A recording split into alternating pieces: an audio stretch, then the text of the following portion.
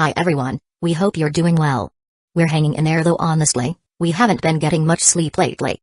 Today, we want to answer a question we get a lot: how do we publish our audiobooks? First, we post most audiobooks on Patreon as paid content. They stay paid for a few months. After that, they become free to listen to on Patreon forever. A few weeks later, we post them on other places like YouTube, Facebook, and Twitter, X. Lately, things have been a bit slow in terms of new members. So we'd love your help. Please share our site with your friends or in places like Facebook groups, Twitter, X, Discord, Reddit, or novel forums. Even one share can really help us grow. Thanks so much for your support. This guy. Mihari pressed her lips together before picking up her own copy of the script. As she read, an expression of confusion appeared on her face. The script. While it seemed fine in every aspect, it felt strangely dull. There was no central plot, just a character named Okabe Rintaru and his friends going about their daily lives. Some of the scenes even seemed a little random. Even though it introduced the concept of a time machine, it mostly just felt like an ordinary slice of life story. Of course, the dialogue and character portrayal were flawless. But it wasn't particularly exciting or groundbreaking. At least, it wasn't the level of genius Akifumi had shown in his past works. Did he rush it so much that the quality dropped? With that thought, Mihari couldn't help but ask, Akifumi-sensei, this story. But before she could finish, Minano cut her off. Mihari. Mihari turned to Madame with a puzzled look. Don't jump to conclusions before finishing a story. She had only read the first few chapters herself, but years of experience told her that there was something more to this script. Those seemingly out-of-place moments couldn't be meaningless. Like in Puella Magi Madoka Magica, where the foreshadowing all tied together in the end. This story must be using a similar method. Of course, she only had this thought because the writer was Akifumi. She had witnessed his genius too many times. If they could see these supposed flaws, then there was no way he hadn't noticed them. Yet, he was still so confident. Which meant, this story wasn't as simple as it seemed. With that realization, Minano spoke. This story is far from ordinary.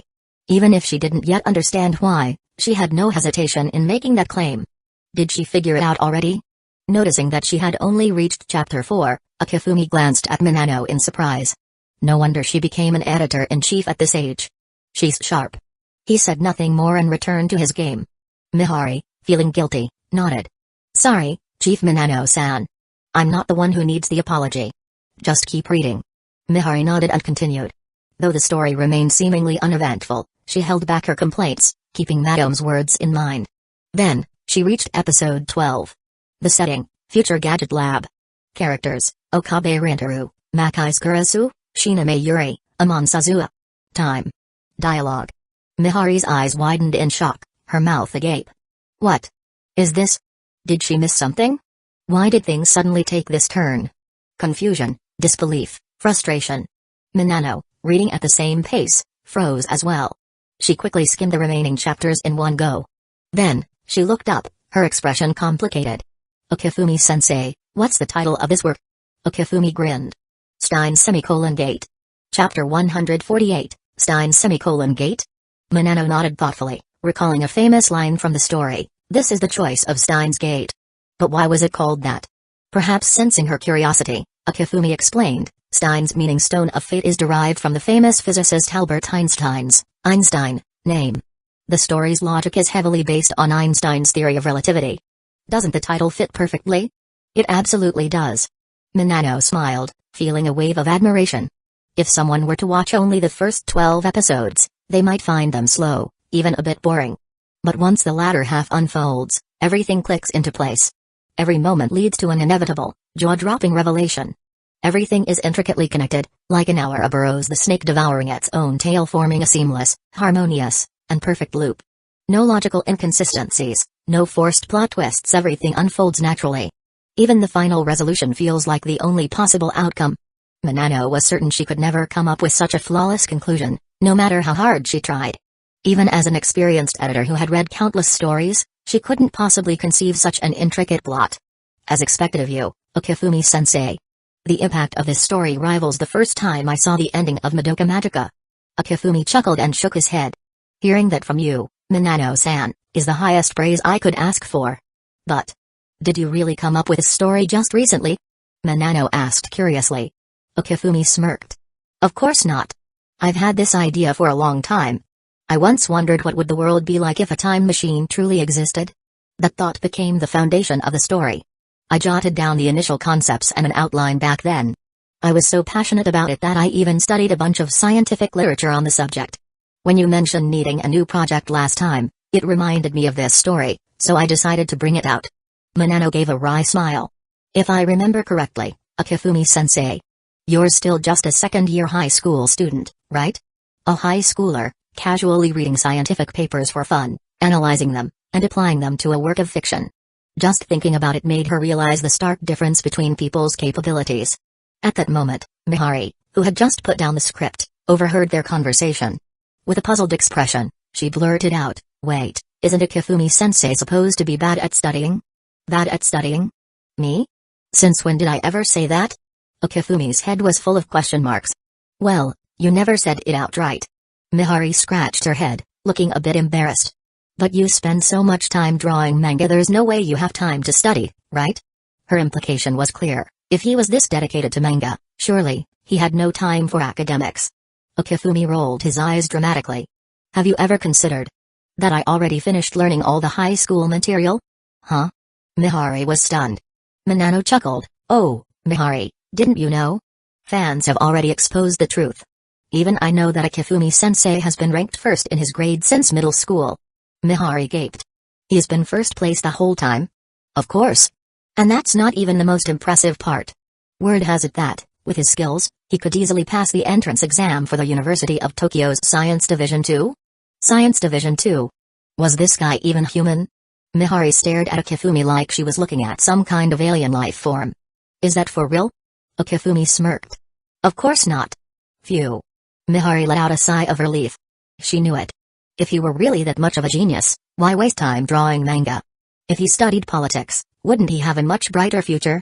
Sure, manga artists could earn good money, but in terms of social status, that was a different story. In front of powerful figures, a manga artist was just a passing entertainment. If they were in a good mood, they'd call you sensei. If not, you were nothing. "Well, don't worry." Mihari patted Akifumi's shoulder encouragingly. "Even if you can't get into Science Division 2, with your track record, you'll definitely make it into Tokyo University." Akifumi sighed, looking exasperated. "Mihari, did you misunderstand something?" "Huh? I meant that Science Division 2 is too easy. Science Division 3 is more my level." Mihari's brain short-circuited. Did I hear that right? Was he saying the fans had actually underestimated him? Even she knew how impossibly difficult Science Division 3 was. Tokyo University's Science Division 3, its medical school, was nicknamed the Aliens Playground because it was so absurdly competitive. The entire university admitted 3,000 students per year, but the medical school took only 100. Because of its insane difficulty, even top-tier students with no interest in medicine would challenge it just for the bragging rights. It was the single hardest academic challenge in the country. No contest. If Science Division 2 was considered hell mode, then Science Division 3 was the kind of difficulty that made 99% of students break down in tears just from glancing at the exam paper. Mihari was still reeling when Akifumi casually dropped another bombshell. "Last year, Science Division 2 had a deviation score of 75.6, right? I only scored 82. Even Akifumi himself felt nostalgic recalling it.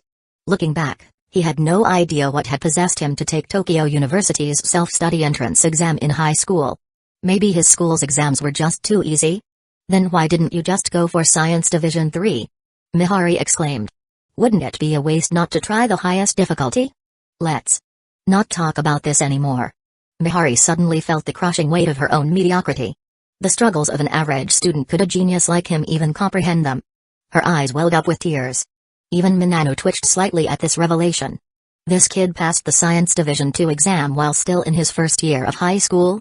If he had taken the Science Division 3 exam instead, did that mean he actually had a chance of passing? Wait. Was pursuing a career in manga actually holding him back? Minano found herself seriously contemplating this. Weren't we supposed to be discussing the script? Akifumi finally brought everyone back to reality. How did we even start talking about my grades? You tell us. Mihari averted her gaze awkwardly, almost whistling in an attempt to play it cool. Anyway, Minano-san, you still haven't given your final verdict on the script. Does it meet the requirements for approval? Minano sighed, shaking her head. If this script doesn't pass, I'd have to assume there's a traitor in the animation department. It's phenomenal. Absolutely incredible. In fact, I'd say it's on the same level as Madoka Magica True Masterpiece. Okifumi smiled. Then I can rest easy. Not that he had ever been worried, but hey, formalities mattered. As for the character designs, I'll bring them in soon. I should have them ready in a few days after New Year's. Minano's eyes lit up. If you're personally handling the designs, Okifumi-sensei, then that's even better. Minano grinned. I was just thinking about how to ask you for help. You bringing it up yourself really saves me a lot of trouble. After all, this anime is on a tight schedule, right? Okifumi chuckled. When I was writing the script, the character designs were already forming in my mind. It's just a matter of putting them down on paper. If someone else handled the designs and they ended up different from what he envisioned, it would completely ruin the experience. Not to mention, as the scriptwriter for Steins Gate, discussing character designs was inevitable. It was just easier to take full responsibility for it himself. Well then, if there's nothing else, I'll take my leave. Thank you for your hard work, Okifumi-sensei. Just as he reached the door, Okifumi paused. By the way, if the goal is to win awards, I don't think we should release this series in the usual way. A weekly episode release wouldn't do Steins Gate any favors. Even if word of mouth could boost its popularity later, too many viewers would drop out in the beginning due to its slow start.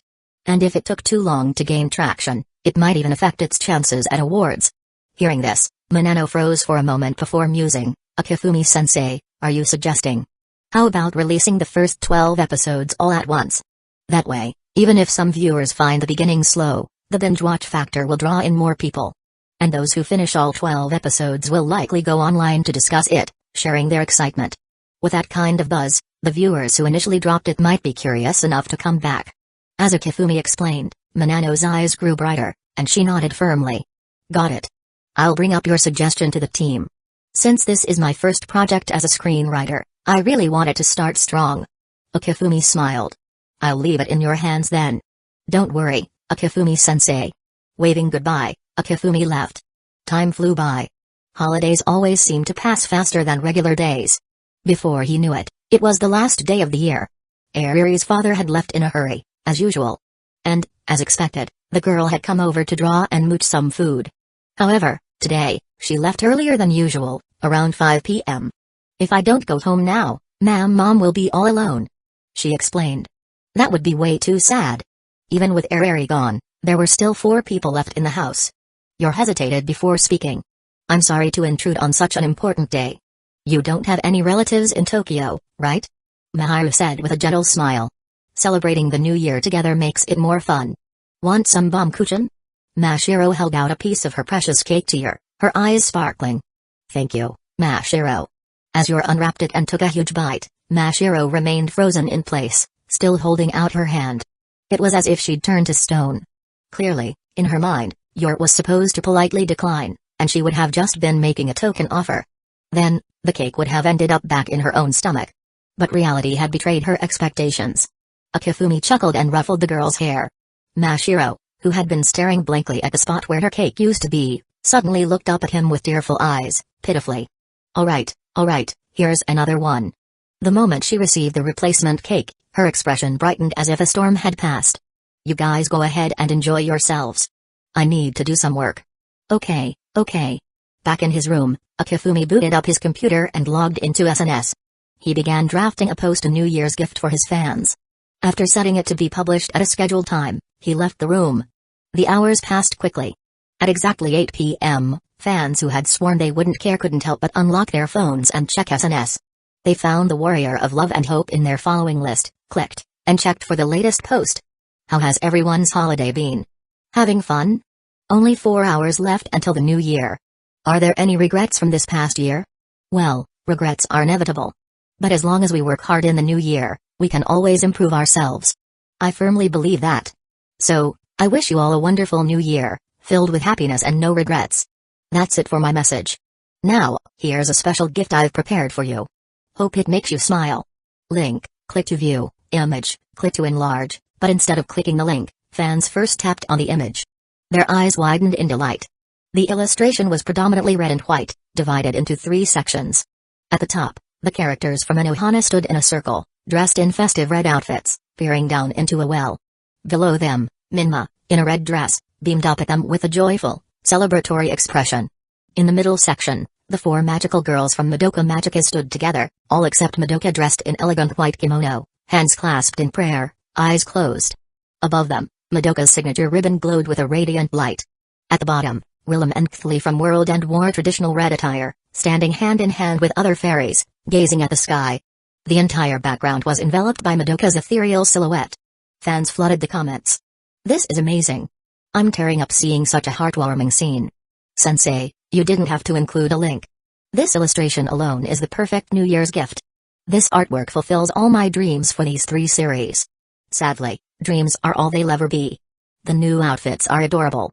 I'm losing my mind over the cuteness. I need figures of them in these outfits next year. Wait. Why only these 3 series? Your lie in April, excuse me, am I a joke to you? Your lie in April, guess I really was the odd one out, huh? Looking at these 3 series, it's obvious they share a theme. The absence of your lie in April speaks volumes. My verdict, Subarashi. Sensei, will this be available as a poster? I need it. Is nobody curious about a link? Curiosity killed the cat. This illustration alone makes my day. Same here. I'll check the link later. I don't want to cry on such a happy day. Chapter 149. In fact, before opening the post, these fans had already prepared themselves for a good cry tonight. Hikari Nohara, for example. Yes, that's the guy who loves World End, and even wrote a long review about it. Just a little over a week ago, he had successfully started dating a girl. But on Christmas Eve, she broke up with him. As for the reason, I thought you'd be a fun person, but I didn't expect your daily life to be so dull and boring. This isn't the life I imagined, so sorry. Those were pretty much her exact words. He couldn't really remember the rest. Although it was pretty obvious she wasn't a great girl, and breaking up should be a blessing in disguise, still. This was my first relationship since starting work. Hikari sighed with a bit of sadness. Because of this, his mood had been pretty low for the past few days. So, when he saw that the Warrior of Love and Hope Sensei was going to release a New Year's gift tonight, he didn't hesitate to tune in and made sure to be at his computer on time. After the identity of Sensei was revealed, not long after, the verified account was cancelled. Instead, there was a new note added below Sensei's name, Fujimi light novel author, author of World End. This was undoubtedly a victory for the fans. Although Hikari initially found Sensei because of World End, after reading those comics, he quickly became a big fan of theirs. He was also very familiar with the recurring gift jokes Sensei used. Though it's a little strange for New Year's, I really feel like crying right now. He thought. It was the perfect time to say goodbye to the old version of himself and welcome a brand new self starting tomorrow. With that thought in mind, at exactly 8:00 p.m., Hikari refreshed the page he had already opened. Just like other fans, he clicked on the illustration first.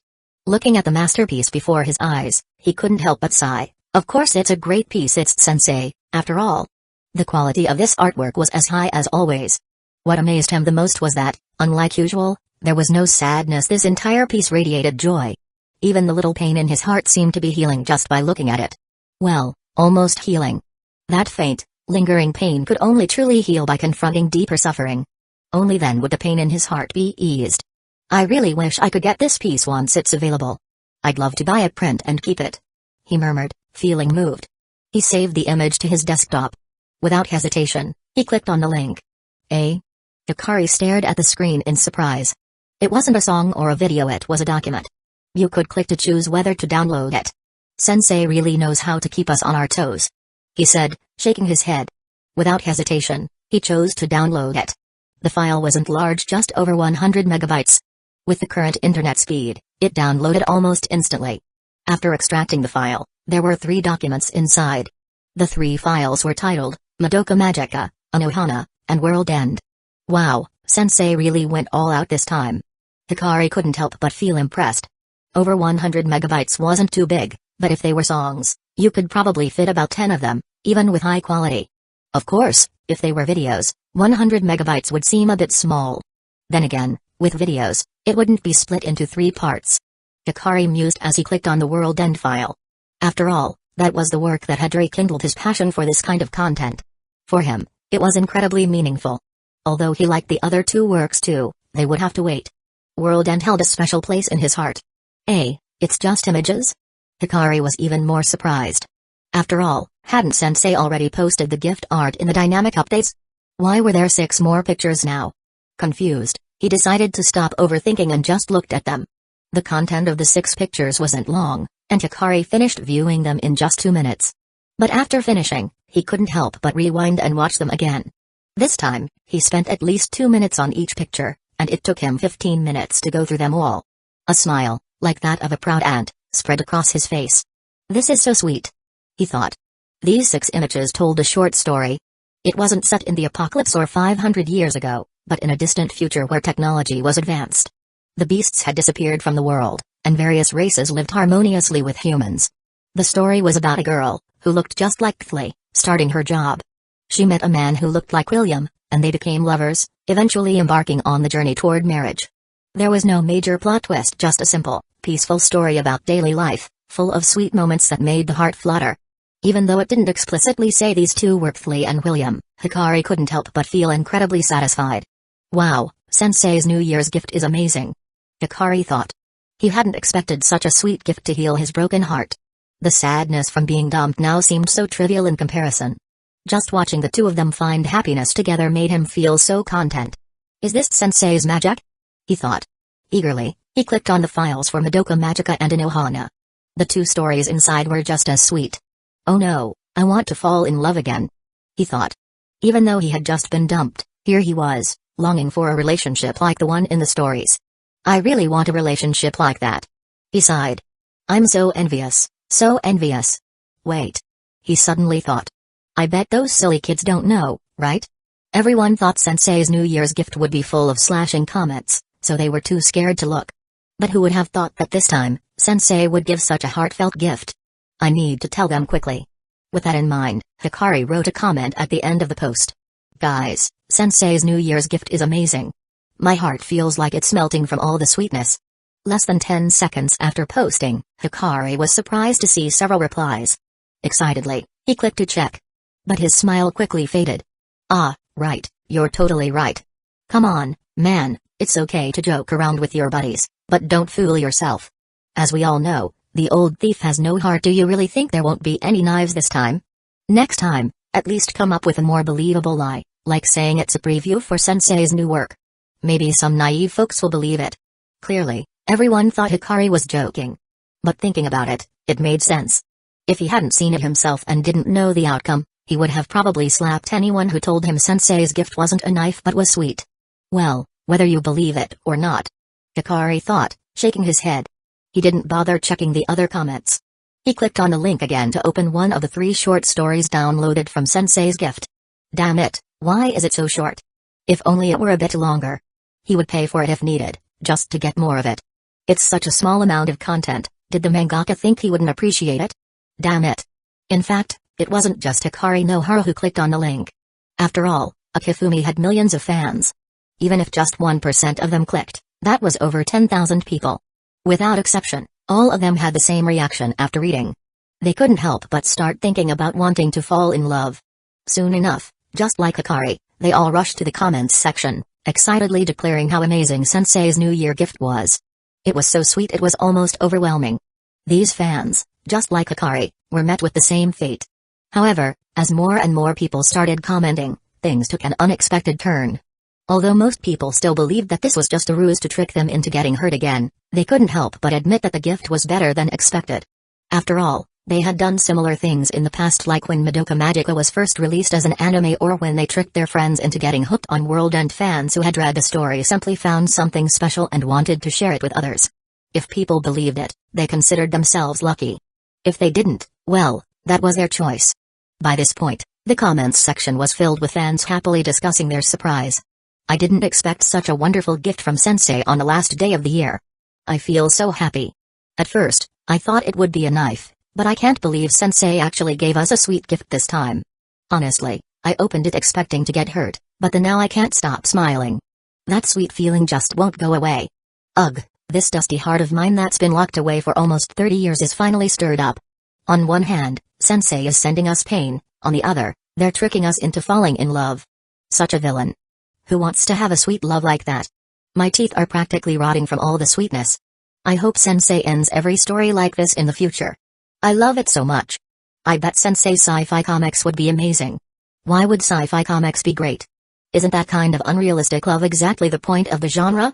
As more and more fans joined in, naturally, more people clicked on the link, downloaded the story package, and began reading. It didn't seem fake at all. The stories felt genuine, and before long, they too found themselves grinning with joy, a lonely heart stirred by the sweetness. By the next day, the trending searches online had changed to # the best New Year gift from the warrior of love and hope # wanting a sweet love story. # how thoughtful was the New Year gift this year? # the most heartwarming gift for New Year. # other senses should take notes. The last one was especially confusing to manga artists who had just woken up that morning. After seeing this trending topic, they were on the verge of breaking down. What the hell? In the past, a simple New Year illustration could make fans happy for a long time. Maybe with a little extra gift, they'd be overjoyed. But now, just a day later, instead of the usual "you're amazing, we'll keep supporting you" cheers, they were getting complaints about how lazy the gift was. Is this all you're giving us? After all the support, this is your New Year gift? Look at the warrior of love and hope sensei gift. Now that's how you treat your fans. The compliments were few and far between. The fans were now demanding more short stories, and they had to have romance? Idiot. They muttered. This is like a week's worth of work. Do you want me to give up on serialization?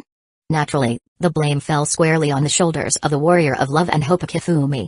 A New Year's gift was supposed to be symbolic, but now it was expected to be a mini-story. If it wasn't, it was seen as neglectful. Damn it. Why are you making this so complicated? Before, a nice illustration would have been enough to satisfy everyone, but now things were out of control. They were forced to deliver something extra, and who was going to bear the consequences of that? Why do we need to work harder just to please everyone? That's when Kifumi didn't realize that, in sending such a sweet gift, he was inadvertently harming his colleagues, the other manga artists. January 1st. On the first day of the new year, Weekly Shonen Jump was still being published, just like every year. After visiting a shrine, Tanaka picked up a copy. Even though he was a high school boy, he preferred stories with a bit more warmth than the usual action-packed ones. So without hesitation, he opened up the latest release from the Warrior of Love and Hope, Your Lie in April. Even though World End was also a new release, he had already read the light novel, so it could wait for a bit. In the manga, the characters were speaking. How do you think I am? How am I? Pretty great, huh? Well, it's okay. As they talked, the girl's arm trembled slightly. I've never seen someone get flowers in the first round of preliminaries before. And those kids, you don't even know them, right? That means those flowers weren't prepared in advance. After hearing your performance, they rushed out to buy flowers for you. They'll never forget today. That's probably what your performance was like. After hearing that, the girl smiled, her face glowing like a scene from a movie. Even though he was just a friend of hers. Tanaka, still reading, sighed in admiration. I'm really feeling it more and more. I'm so excited to see what happens next. Plus, with the gift from yesterday, it looks like Sensei is really thinking about switching things up. Though he did miss Sensei's straightforwardness with the knives, he couldn't help but admit, this new style was also great. And even though music manga is hard to express, Sensei's incredible skills let him convey what should be seen, through just listening. For Tanaka, who didn't understand music at all, it felt like he could sense the difference in the way the character played, just by reading. This feeling was amazing. Staying at home during the new year, reading my favorite manga. This is true happiness. Little did he know, in the near future, he'd regret his hasty judgment from that day. After all, the healing he thought he was experiencing was something he had completely misunderstood from the start. Chapter 150, Akifumi Sensei, when do you plan to start writing Volume 4 of World End? Hearing the voice on the other end of the call, Akifumi sighed helplessly. Machida-san, didn't you say before that if we release too quickly, the exposure might not be enough, which could ultimately impact sales? I did say that. But for someone like you, that logic doesn't apply at all. Machida-sanoko internally screamed. The first volume, the second, the third, each one outselling the last in its debut month. This kind of sales trajectory was unheard of in her years as an editor. Sure, it was nice not having to work overtime during the New Year holidays, but without the explosive sales of World End, it felt like she was missing out on a hefty bonus. More importantly, she had been seeing countless readers bombarding Akifumi's social media, asking about Volume 4. In fact, because this volume was taking longer than usual, one volume per month had been the norm, rumors had even begun spreading that he was experiencing writer's block after finishing Volume 3. As his editor, how could she ignore this? With firm conviction, Machida-sanoko declared, Akifumi-sensei, you're a genius. You can't compare yourself to ordinary people. That might be true for others, but for someone like you, a true genius, sales figures are nothing but a mere formality. Today was January 4th. The corporate workforce was back in action, which was exactly why Machida was making this call in the afternoon. Because calling about work during the holidays? That would make her a slave to the system. Okifumi chuckled, unbothered by her flattery. Don't worry, Machida-san. I've already started writing volume 4. Machida Sanoko's eyes lit up. When can we expect the manuscript? It wasn't that she doubted him. She worked with plenty of authors who confidently assured her, don't worry, I'm writing it. Just give it a little more time, I'll send it over soon. It's all under control, you have nothing to worry about. Only for her to check in right before the deadline and discover they had barely written a few pages. But Okifumi was different. As the best friend of her colleague Minano Madam, Machida knew for a fact that he had never missed a deadline. In fact, every time his new series began serialization, if the publisher requested a compiled volume, he could immediately provide an entire finished work. Considering his insane efficiency, Machida had no concerns about him lying. She was only confirming the timeline to help with scheduling. Mid-month. Okifumi replied without hesitation. Machida's smile grew even wider. Looks like I worried for nothing. If he said mid-month, that meant he had already written a significant portion. Even if she hadn't called, she might have received a manuscript within a few days. I was a little too impatient, she admitted to herself. After some brief small talk, she ended the call. Okifumi turned his gaze toward his half-finished illustration of Your Lie in April and sighed. Alright, let's finish Your Lie in April first today. As for Volume 4 of World End, he could just set aside a day tomorrow to write it. The third volume had provided plenty of material to work from, so he hadn't planned on releasing the fourth one so soon. Sure, Volume 3 had been the peak of the entire series, but the next 2 volumes weren't lacking either. After all, the main character was William. Klee had only become the most popular due to the anime adaptation. The next 2 volumes would elevate William's sorrow to its absolute limit. A man aimlessly drifting through life, encountering Amelia again, the girl who had waited centuries for him, calling out Papa with what little voice she had left. For over 500 years, she had remained in the same place, like a broken music box, singing the same song over and over. Just to hear him say, I'm home. Just to make him the best cream cake he could ever eat. But that dream was never meant to come true. There was no saving her anymore. So, with his blade, William pierced her heart, silencing her song. I'm sorry. Once again, he had failed to protect the one he held most dear. And yet, as she lay dying, she smiled serene, unburdened. A smile that only made the pain cut deeper. And with that, his story finally came to an end. Snapping out of his thoughts, Okifumi sighed. Truthfully, he didn't like writing tragedies either. But the fans love it, don't they? Shaking his head, he muttered to himself. He had given too much in the name of fan service. Well, since Machida-san asked, I'll just take tomorrow to finish Volume 4. Speaking of which, wasn't the holiday break supposed to be for rest? Why did he feel like he was working even harder? Damn it. Grumbling to himself, Okifumi still resigned himself to work. Meanwhile, are you sure you don't want to at least take a look, Kaguya-sama? Hayasaka asked hesitantly. Nope. Shinomiya Kaguya's expression was cold. Last time, he tricked me. He said the gift was wonderful. He said the song was beautiful. And yet, memories of herself sobbing uncontrollably in her room flashed through her mind. Her dull, expressionless eyes flickered with a mix of shame and anger. But World End hadn't hurt her, not exactly. After all, she had only skimmed a few pages before sealing it away. As for the video, she had never watched it. This picture alone is more than enough for me. She gazed at the 1-meter-long full-color illustration hanging in her room, satisfaction blooming on her face. Hayasaka sighed. But this time, Sensei's gift isn't a trap. As Kaguya's personal maid, she knew exactly how much misery her mistress had suffered over the holidays. That was precisely why she wanted to bring her some joy. After a brief hesitation, Kaguya firmly shook her head. No. Maybe the gift was fine this time, but she wasn't going to take any chances. As long as she wasn't curious, she wouldn't get hurt. She never wanted to cry like that again. Hayasaka was silent for a moment before pulling out a sketchbook from somewhere. Would you like to look at this instead, Kaguya-sama? What is it? A fan comic of Madoka Magica, Anohana, and World End. Before Kaguya could respond, Hayasaka added, it has a happy ending. Kaguya's eyes lit up as she snatched the sketchbook from Ai's hands. She cleared her throat, feigning indifference. I suppose I can take a look. 10 pages wasn't a long read. Kaguya finished quickly.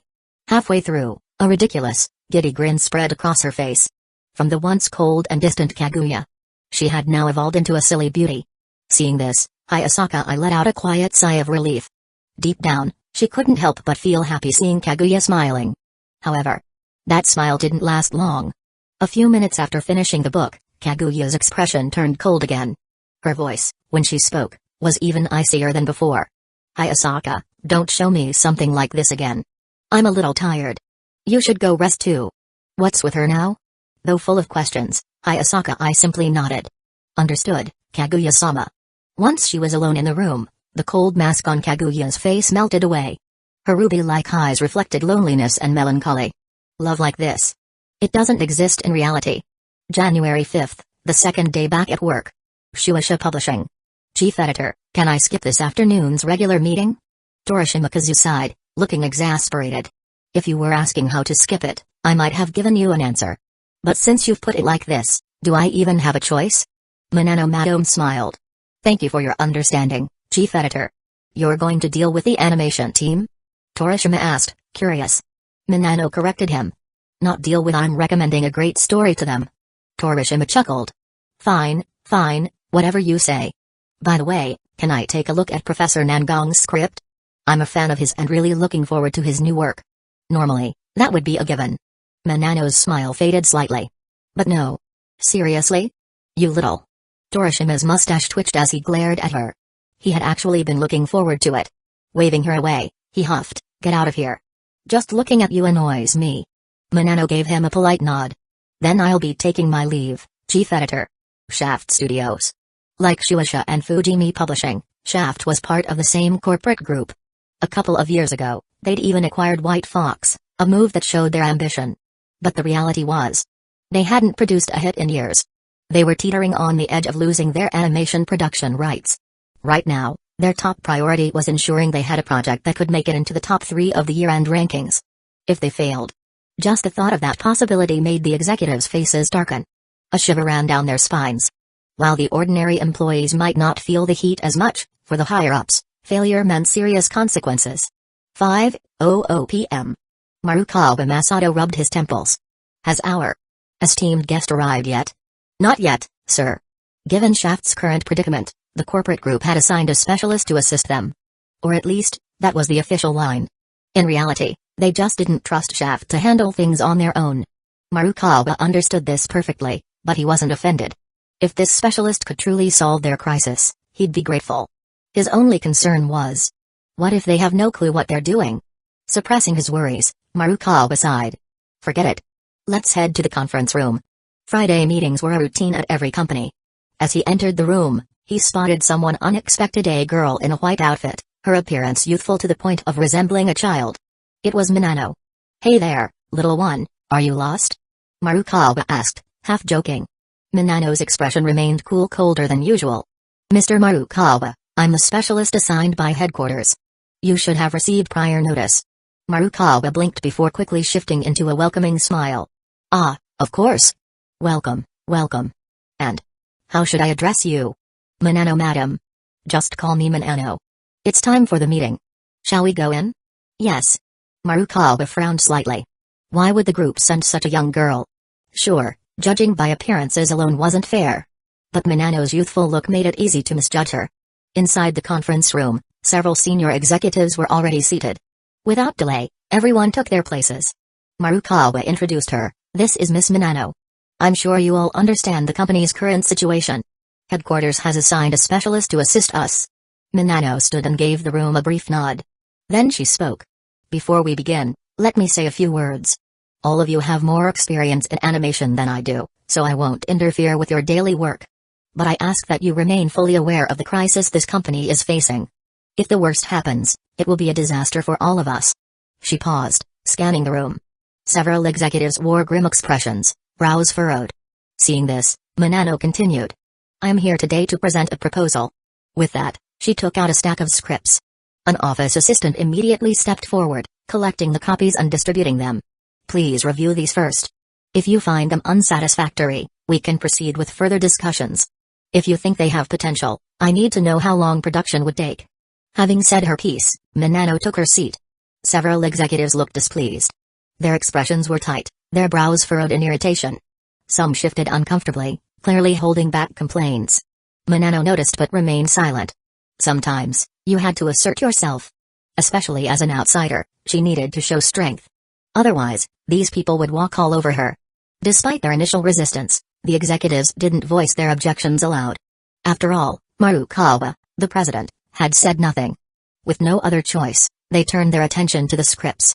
Marukawa, on the other hand, was rather pleased.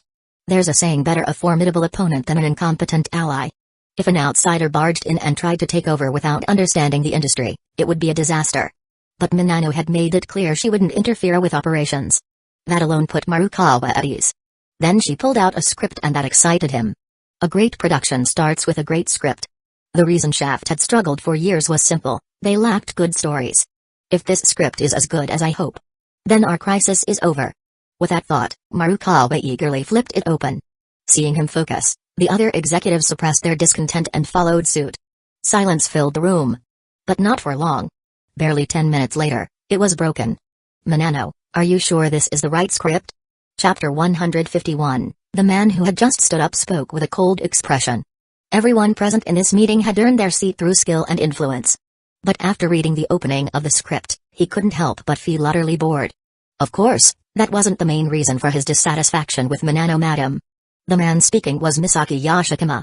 Today's meeting was meant to finalize a few scripts from the dozen or so being considered, determining the key projects for the coming year. These would become the company's primary focus moving forward. Among those scripts, 1/3 were backed by people in Yoshikama's circle. If someone unexpected were to take a spot, it would mean his share of the benefits would shrink. That was his real reason for targeting Minano Madam. As tensions rose, the others in the room stopped reading and instead watched with amused expressions. While they also found the script's quality questionable, they were well aware that Minano had been sent directly by headquarters. Even the company president had to show her some respect, so none of them dared to be openly disrespectful. Still, since someone else was willing to challenge her, they were more than happy to sit back and watch the show. Yet, despite the questioning tone from Yoshikama, Minano Madam's expression remained calm. "What's your name?" she asked evenly. "What is she up to?" Yoshikama frowned slightly. He was wary, given her status, but with so many people watching, refusing to answer would make him look weak. "Misaki Yoshikama."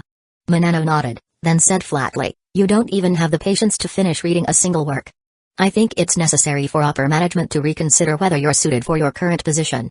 The blatant threat made Yoshikama's face darken instantly. He wanted to retaliate, but considering her connections, he wasn't sure she didn't have the power to actually make good on her words. For the moment, he chose not to press further. Misaki. An older man, Marukawa Masato, who had been silent until now, finally spoke.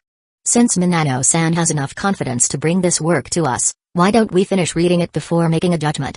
With that, he offered Yoshikama a graceful exit. Humphrey. Still glaring at Minano, Yoshikama returned to his seat, clearly displeased. Seeing the conflict came to such an anticlimactic end, the others in the room looked slightly disappointed, but they soon returned to reading. Interestingly, they now flipped through the pages much faster than before. 20 minutes passed in relative silence. Then, suddenly, a surprised voice broke the quiet. "What's wrong?" "Nothing. I just need to read this again." The man who had spoken awkwardly shook his head, but his face now held a serious expression as he focused back on the script. Strangely enough, over the next few minutes, similar exclamations were heard around the room. Gasps and murmurs of disbelief spread among the executives. Their expressions reflected shock and awe, as if they couldn't believe what they were reading. Minano Madam's lips curled into a faint smile before she quickly masked it. 2 hours passed. Many had now put down their scripts, their expressions complicated. When they looked at Minano again, their gazes held newfound respect and even gratitude. With their industry experience, they could already see it. If this work made it to the screen, it would be nothing short of revolutionary. Saying the entire next year would belong to this series was not an exaggeration. Just the thought of it made them excited. The last to finish reading was the elderly Marukawa Masato. Phew. He exhaled deeply, setting the script down with a complex expression. Then, looking at Minano Madam, he said sincerely, "Minano-san, thank you for bringing us such an incredible piece of work." Minano shook her head. "It's all for the company." Marukawa turned toward Yoshikama, who now sat with his head lowered in silence. "Misaki, do you still think this script is garbage?" Yoshikama clenched his teeth, his face burning with humiliation. Finally, he muttered, "I sincerely apologize, Minano-san. I was wrong to judge before finishing it." Please forgive me. There was no denying the script's excellence. The twist at episode 12 was a masterstroke, taking the series to new heights. The early foreshadowing, once overlooked, now appeared as a work of sheer genius. At this point, denying its brilliance would only make him look like a fool. Worse, it would call his professional judgment into question. He had no choice but to admit his mistake. Marukawa glanced at Minano, leaving the decision to her. She gave Yoshikama a brief look but said nothing about his apology. Instead, she simply stated, "Let's not waste everyone's time on trivial matters." Her meaning was clear. She had no intention of forgiving him so easily. Being kind didn't mean letting people walk all over her. Especially when they had dared to question the work of one of her top writers. Marukawa nodded, showing no further sympathy. They were all adults. Actions had consequences. Marukawa-san, I'd like to hear your thoughts on this project. Marukawa took a deep breath before responding with conviction. Ms. Minano, please entrust this work to us. We will handle it with the utmost care. Minano nodded. Since you've accepted it, I have one condition. The first 12 episodes must be released together. After that, the series can follow a standard weekly release schedule. Marukawa froze. 12 episodes released at once? While multi-episode releases weren't unheard of, an entire cour at once was highly unusual. Marukawa-san. Minano's tone sharpened. I'm not asking if you can do it. I'm saying if you want this script, you will do it. If you can't, then find a way. Marukawa shivered. Without hesitation, he nodded fervently. We can do it. Absolutely. Minano smiled. Then I leave it in your hands. I won't be staying for the rest of the meeting. Please continue without me. With that, she rose to leave. Marukawa immediately stood to see her off. No need. She waved him off, then added, oh, and the character designs will be delivered in a few days. Character designs, too? Marukawa's face lit up. When will the project be ready? She asked. Foreseeing Minano frown, he immediately corrected himself. No, 3 months. Mid-March. As soon as we have the designs, we'll begin production immediately. Mid-March? Minano considered before nodding. Speed is important, but don't compromise quality. Of course. Marukawa assured her. Leave it to us. Satisfied, Minano gave a slight nod before glancing at the silent Yoshikama one last time. Phew. She looked young, but the pressure she exuded was immense. Guess I'm getting old. Marukawa muttered, then turned to the others. You all heard me. Stein's Gate will be completed by mid-March, no matter what it takes. This is our top priority. Understood? Understood. Masato Marukawa nodded and said, then let's begin today's meeting. Considering the excellence of Stein's Gate, making it into the top 3 or even first place isn't impossible, but this is an insurance policy. We also need to demonstrate our strength. Akifumi was unaware of this little side story sparked by Stein's Gate. At the moment, he couldn't help but sigh. It feels like the holidays just started, and now school is already beginning tomorrow. January 8th. The last day of winter break. The next break wouldn't come until the end of February. Having a month off every other month was nice, but the day before school resumed always felt particularly melancholic. I don't want to go back to school. Mashiro, half buried under the kiditsu with her upper body sprawled over the table, nodded her little head in agreement. Even though the room had the heater on, she still instinctively wanted to curl up under the kiditsu. Perhaps it had become an unshakable habit. Want some peeled persimmon? Smiling, Mahiru offered the fruit she had peeled. The two each took half. Thanks. X2 by the way, don't you guys have work today? Mahiru asked, curious. Since the start of the break, these two had been diligently drawing for at least 12 hours a day. Don't mention work while we're resting, Mahiru. And Mashiro nodded in agreement. It's the last day of break. If we spent it all working, wouldn't that be even more miserable than school? Even worse than school. Watching the two echo each other, Mahiru smiled helplessly and suggested, then how about going out for a bit? But we just went out on January 1st. Recalling the overwhelming crowds during their shrine visit, Akifumi, a self-proclaimed introvert, shuddered. Yeah, we just went out on January 1st. Mashiro nodded in agreement but then mumbled softly, but we're almost out of Baumkuchen at home. Akifumi rolled his eyes at this little glutton. It's fine. The new year is over. Mashiro should go back to her normal quota of 3 Baumkuchen per week. The ones we have left should last 2 more weeks. Mashiro froze. She slumped onto the table, utterly defeated. Mahiru gave a helpless smile. Mujio-kun was great in every way, but his reluctance to leave the house was a real headache. She sighed inwardly. Oh, right, isn't Iriri coming over today? Nah, she said she's rushing to meet a deadline. I see. Miharu nodded, then murmured to herself, "What should I make for lunch?" Since it was the last day of break, she decided to make something extra delicious. With a plan in mind, Miharu rested her head on the table, enjoying the peaceful moment. For every student, this day was filled with a special kind of melancholy. Tanaka was no exception. But I can't miss Sensei's new chapter of Your Lie in April on this final day. Since he had plans to hang out with friends in the afternoon, he decided to spend the morning reading manga. Armed with the latest issue of Weekly Shonen Jump, he picked up some snacks and drinks on the way home. The perfect morning was already playing out in his mind, snuggled under the kutsu, surrounded by fruit, snacks, and drinks. Just imagining it was bliss. Most importantly, his parents were at work. He could indulge without fear of being nagged. Double the bliss. Back home, he arranged his fruit and snacks, then eagerly dove under the kutsu and flipped open the magazine. One hand fed him snacks while the other turned the pages. A perfect day. Not even a god could tempt him away. Wataru Ryota, so what? It's normal for the girl you like to have someone she loves. It's precisely because of love that she shines so brightly. That's why people hopelessly fall in love. Aramakousai, but it's impossible for me. Ryota was right. But when I came to my senses, the fiery sunset sky. The black curtain behind my eyelids replayed the same scene. The manga panels depicted a girl passionately performing on stage. Over and over, endlessly. Every time, my heart, the part of me that my mother had left behind, seemed to be swept away like the wind. I wanted to hear it again, but I also didn't. I wanted to see her again, but I also didn't. She stood under the cherry blossom tree, backpack in hand. A breathtaking, dramatic scene. How could one describe this feeling? How could one put this emotion into words? She, radiant among the outstanding. The girl extended her hand, speaking those deceptively simple words, "Friend A." Seeing the exquisitely drawn panel, Tanaka's heart, lonely for over 10 years, stirred slightly. But damn it! How could it end here? Tanaka was furious. Just when the protagonist was about to start playing the piano, the chapter cut off. Sensei's cliffhanger skills are god tier. No matter how frustrated he was, an ending was an ending. He had no choice but to wait for next week. I miss last year's format where they released the volume before serializing. That way, he wouldn't have to suffer through weekly updates. Online, under Akifumi's SNS posts, fans flooded the comments after reading the latest chapter. Your Lie in April is amazing. I love Sensei's style. That scene with Kori under the cherry blossoms felt like a romance moment. Frenda is such an interesting name. Kausai is finally going to play the piano. I can't wait. Sensei, please release the volume first. Weekly updates are torture. Begging for a volume release. Initially, fans discussed the plot, but soon, the entire comment section was filled with demands for a volume release. Had Akifumi seen this, he would have been speechless. Unexpectedly, that evening.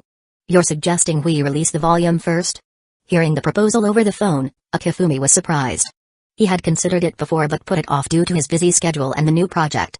Now that the publisher was suggesting it, he was tempted. Actually, the editor explained, we received many requests for this, but we didn't bring it up before since we knew you were busy. But now, with fans' demand rising, we wanted to see if you'd be interested. Looking at Akifumi's past works, he have Madoka Magica, which was adapted into a manga from the original anime, Anohana, which was exclusively an anime in the original to a manga. But Your Lie in April? It stands out as the most makeover of them all. Your Lie in April manga consists of 44 chapters, each spanning over 40 pages. If we publish them as volumes with around 180 pages each, that means the full series will be completed in 11 volumes. In Weekly Shonen Jump, manga chapters are serialized in 20-page increments, and as of now, the series is only up to chapter 5, halfway through what would be the third chapter of the original story. That leaves just 4 more chapters before volume 1 is complete. So, I'm more than happy to have the series published as a collected volume. Akifumi said with a smile. Editor Mihari let out a small sigh of relief until Akifumi continued, but just releasing volume 1 alone feels a little underwhelming, don't you think? Akifumi may have only had one completed chapter in reserve, but it wasn't for finishing volume 1. Many might forget, but serialized manga artists usually keep a 3-chapter buffer to account for unexpected delays. What Mihari was suggesting, publishing the first volume, actually meant dipping into that reserve. However, for Akifumi, that buffer didn't count as a real stockpile. What he had in mind was volume 2. Huh? Mihari froze for a moment before her brain caught up. Her voice involuntarily rose. Wait.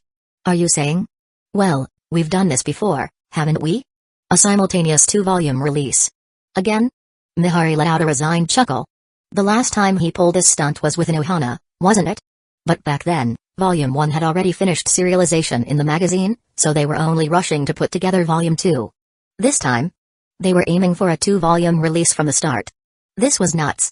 Shaking her head, Mihari muttered, "I'll have to run this by Chief Editor Minano. After all, I'm just a lowly editor, I can't make this call."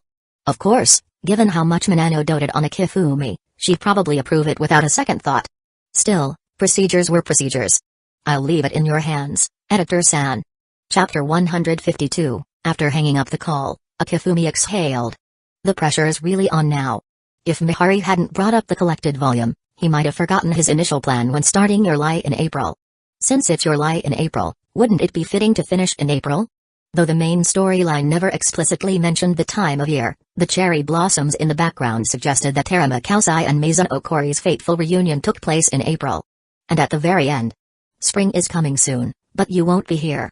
Kori passed away on February 28 of the following year. Releasing the final volume in April just makes too much sense. Of course, this was just a rough idea for now. With only 2 volumes completed so far, the remaining 9 still felt like a distant goal. Right now, it was January 8. 3 volumes per month. Is that even possible? Just thinking about it was enough to send his stress levels through the roof. And it wasn't just his stress, this would be a massive strain on the publishing house too. But if he focused solely on this project for the next few months, maybe. Besides, it'd make for a perfect New Year's gift for the fans. With that thought in mind, Akifumi's expression turned serious. He picked up his pen and continued drawing. Sure, today was supposed to be a rest day. But after lazing around all morning, pushing a little harder at night wouldn't hurt, right? January 9th, back to school yo, Kato. Happy New Year. Kato-san, Happy New Year. Happy New Year, Akifumi, Sheena.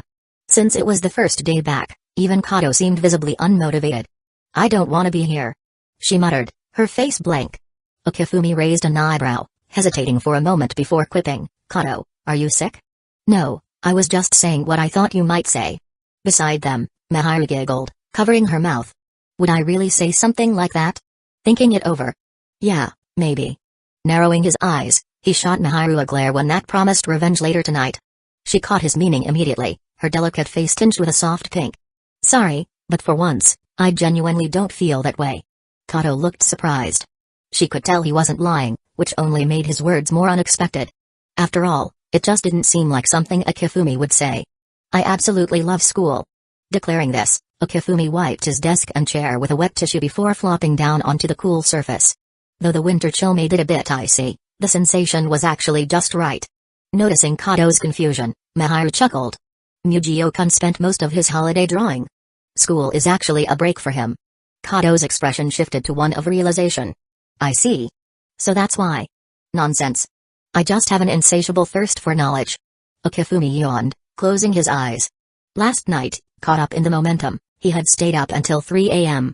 Despite getting barely 4 hours of sleep, he didn't feel tired at all. At this point, he didn't even understand his own stamina anymore. Not that he had any complaints. If he could lie down, why bother sitting up? The school day was as uneventful as ever.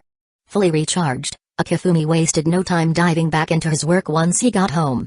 Having pressure meant having motivation. If he wanted to meet his goal, slacking off wasn't an option. Before long, his phone rang. It was Mihari. As expected, the proposal had been approved. The release date was set for January 20th. Volumes 1 and 2 would be published first, followed by a 3-volume per month schedule starting in February, wrapping up the series in time for April. Which means I need to finish 3 volumes by mid-month. Since publishing required time for printing, marketing, and distribution, the actual deadline was well before the official release date. Delays weren't an option. If they pushed back even a little, the April finale plan would fall apart. I'll post an update about this over dinner. For now, though, back to drawing. Tanaka was about to casually scroll past, but then he noticed something. His favorite mangaka, the Warrior of Love and Hope, had just posted an update. Instantly, his drowsiness vanished as excitement took over. He tapped the notification, waited for the page to load, and then, there it was, the familiar writing style of his favorite sensei. How was everyone's winter break? A brand new year, a fresh start at school. First day back. Hope you're all having a great time. Okay, that was a dumb question. Let's be real, nobody's enjoying it, right? Who would, after such a relaxing break? But hey, I'm actually kind of happy. I spent my entire vacation working hard. Well, it's my choice, so I can't really complain. Oh, right, did you all like your New Year's gift? If you did, then all my hard work was worth it. Now, on to the real news. I've been reading your comments, and I see so many people asking for a physical release of Your Lie in April. Great news! After discussing with my editor, Volume 1 of Your Lie in April will be released on January 20th. Excited? You should be. But wait, there's more. We're also releasing Volume 2 on the same day. That's right, 2 volumes at once. I know you guys hate cliffhangers, so just releasing Volume 1 wouldn't feel very satisfying. That's why we're giving you both at the same time. Hope you're all happy with this decision. And now you believe me when I say I wasn't slacking off during the break, right? I'll need everyone's support when the time comes. Also, between us, the editorial team only agreed to this because of the series' past success. If the sales don't do well, I might not get away with this kind of thing next time. Let's hope no one from the editorial team is reading this. At first, Tanaka reread the post several times to make sure he wasn't hallucinating. Then yes. This is amazing. He practically shouted in excitement. Just yesterday, he had left a comment asking for an update, and now here it was not just 1, but 2 volumes at once. Overjoyed, he quickly typed out a reply. Praise Sensei. I'll definitely buy them. Your Lie in April Volumes 1 and 2, I can't wait. After a moment of euphoria, reality hit him. Wait. I spent way too much money over the holidays. I might not have enough left to buy both volumes. Tanaka's face immediately fell. Do I need to get a part-time job? Before he could fully commit to that thought, the door suddenly swung open. His mom walked in, holding a plate of fruit. Tanaka, studying hard? I brought you some snacks. She paused mid-sentence. Because what she actually saw was Tanaka lying on his bed, staring at his phone. Tanaka. Her expression darkened. Her voice was calm, but there was an unmistakable storm brewing beneath the surface. Tanaka laughed nervously and raised both hands in surrender. Mom. Listen, I can explain, this isn't what it looks like. Mom. Mom. And thus, the tragedy of Tanaka unfolded. Meanwhile, in the comments under Sensei's post, the reactions kept pouring in. Sensei posted. Doesn't matter what it says, I'm here for it. Sensei, I feel bad for you. Everyone else was out having fun, and you were stuck indoors drawing. PFFT sorry, I couldn't keep a straight face. I'm actually laughing. Please forgive me. The New Year's gift was amazing. Thank you, Sensei. Also, my condolences on your suffering. School actually feels like a break after what Sensei went through. But wait, I'm a full-time worker. Why do I even have the time to feel bad for someone else? No way, the volumes are coming out so soon? This is amazing. 2 volumes at once? Sensei, you work way too hard. Please take care of yourself. I bow before your speed. No one can match you. So happy. But my wallet is already crying. Same here. Spent way too much money over the holidays. I might have to get a job just so I can buy these volumes. We have to support the sales, or Sensei won't be able to pull this off again. Of course, some commenters had other concerns. Wait. January 20th is a weekend. What if I wake up late and it's already sold out? I still remember the horror of trying to buy Madoka Magica Volume 2 on release day. IT was sold out in an hour. A sense of dread spread through the community. Many had initially hesitated about working a part-time job, but after seeing the other comments, now they were determined. You think we won't work just because you told us not to? Now I want to do it even more. And so, as the days passed, while still attending school, Akifumi poured all his energy into drawing. He even posted another update, this time about World and Volume 4's release date, February 1st. By mid-January, Akifumi had submitted the final manuscript for Volume 4, giving the publishers just enough time for final revisions and printing. As for the character designs for Stein's Gate, they had already been delivered to the editorial team back on January 10th. Thanks to the intense effort he put in during winter break, the manga adaptation of World End had enough material to last until late March. This meant for the time being Akifumi could focus entirely on Your Lie in April. Everything was progressing smoothly. And then January 20th arrived. The first major book release of the new year. Bookstores were flooded with eager fans. 3 copies of Your Lie in April Volumes 1 and 2, please. What? That's too greedy. Sir, here's your order, 6 copies of each. That'll be. Everyone turned to glare at the guy buying in bulk. Their eyes all conveyed one message: how dare you call someone else greedy? Chapter 153, The booming popularity at the bookstore was a testament to the success of Your Lie in April. Although this novel didn't follow the usual style that readers were accustomed to, they were more than willing to embrace it after all. As long as it was a good work, they would consume it eagerly. And considering that each of Your Lie in April's works were classics, readers had complete faith in the author. They believed in each new release unless there was a significant failure. But before that happens, their confidence was unwavering. By just after 11 a.m., Your Lie in April had already sold out in major bookstores. The excitement during the store openings was so intense it could have easily been mistaken for middle-aged women fighting over discounted products. Some of the newer bookstore staff were shocked by the overwhelming scene. Was this really the kind of consumer power the 2D world possessed? The bookstore owner was thrilled, but after a quick glance, he rushed to the back to make an urgent call. "Hello, is this the marketing department at Shueisha? Your Lie in April. I need more copies of Your Lie in April. Send me another 2,000 copies. Will they sell out? That's not for you to worry about, just get the books here." "What? You don't have that many? You need 3 days to print more? For a book this hot, can't you print more copies?" For these bookstores placing orders for thousands of copies, the staff at Shueisha's marketing department could only sigh. Your Lie in April was doing well, but no one anticipated it would become this popular, especially with both volumes being released at the same time. Even the die-hard fans of the 2D culture might not have the resources to afford that many copies. After all, the month was almost over, and they'd just gotten through the new year. How much pocket money could they still have left? Moreover, with both volumes released at once, and the short time frame for printing more, even if the factory worked at full capacity, it wouldn't be enough to meet the bookstore's demands. But no matter how many reasons there were, customers were always right. The best they could do was manage the complaints from the bookstores and explain the situation. Tanaka, holding the first and second volumes of Your Lie in April, looked happily back at the packed bookstore. "Good thing I got up early today. If the disaster from Madoka Magica happened again, he might actually cry." He hadn't been hanging out with his good friends recently, he'd been working hard. The reason? To make sure he could bring home these 2 volumes as soon as they were released. But instead of heading straight home with his precious books, Tanaka decided to go to a nearby family restaurant. Why, you ask? Well, since his mom caught him pretending to study but actually goofing off at home last time, his position in the house had plummeted. Imagine going home on a weekend with 2 manga volumes in hand. It sent shivers down Tanaka's spine just thinking about it.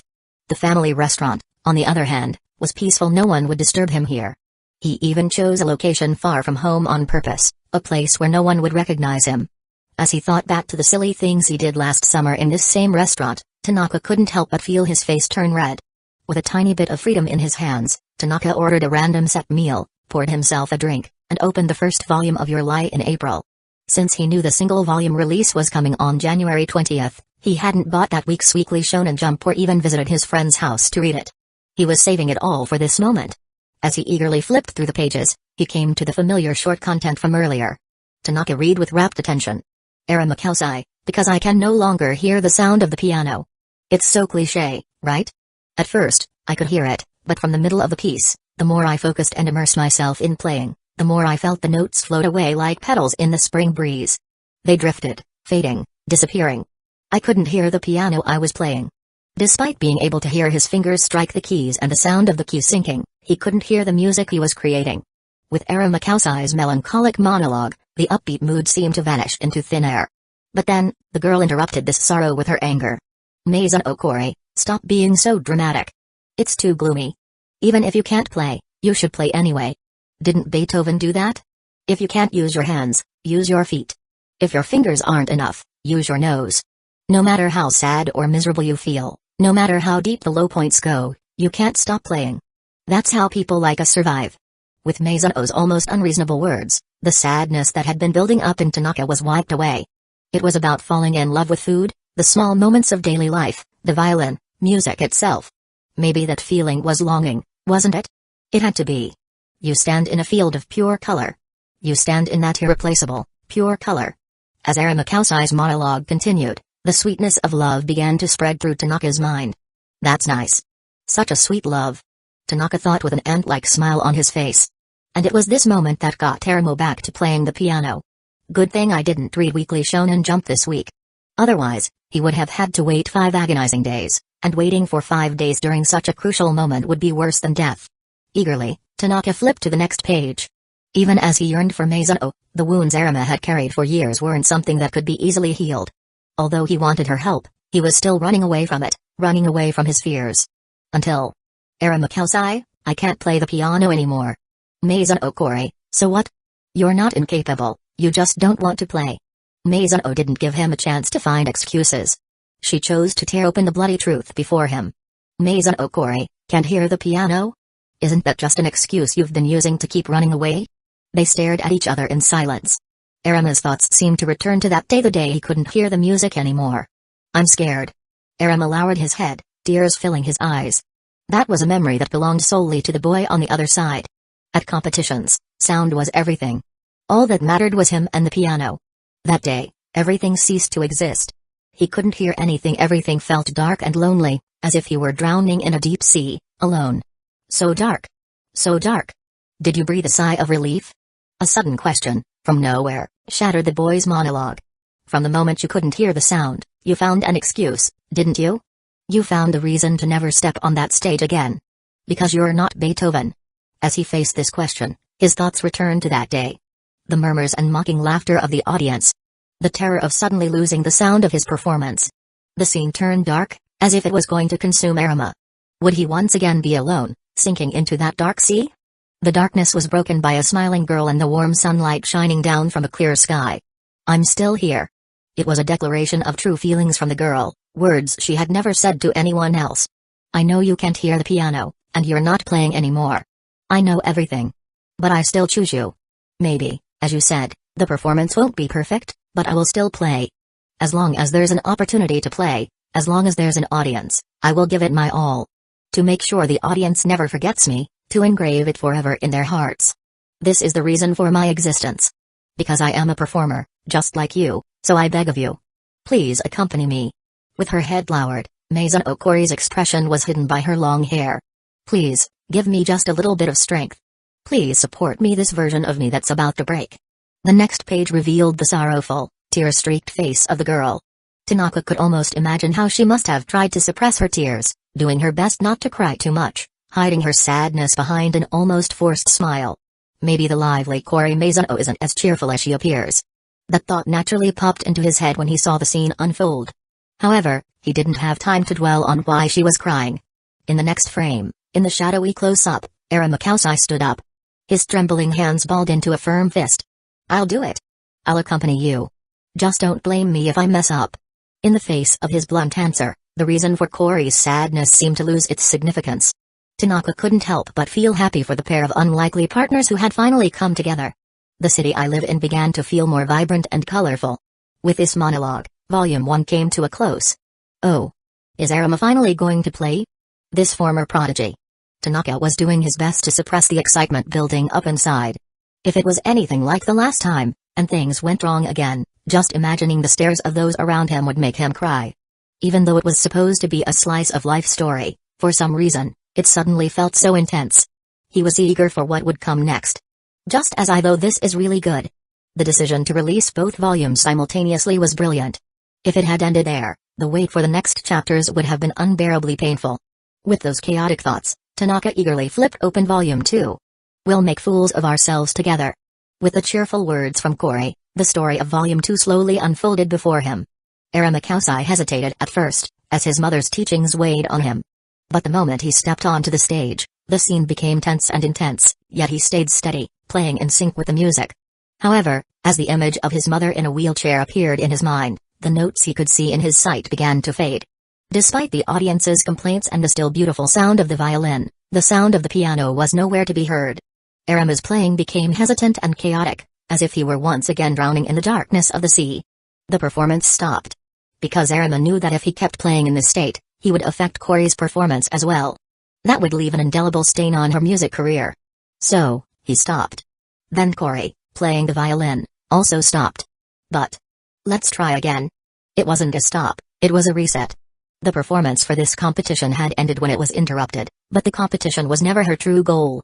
She just wanted to play, to let people hear her music, that was enough. So, until the allotted time had passed, the performance wasn't over. She and he would begin again.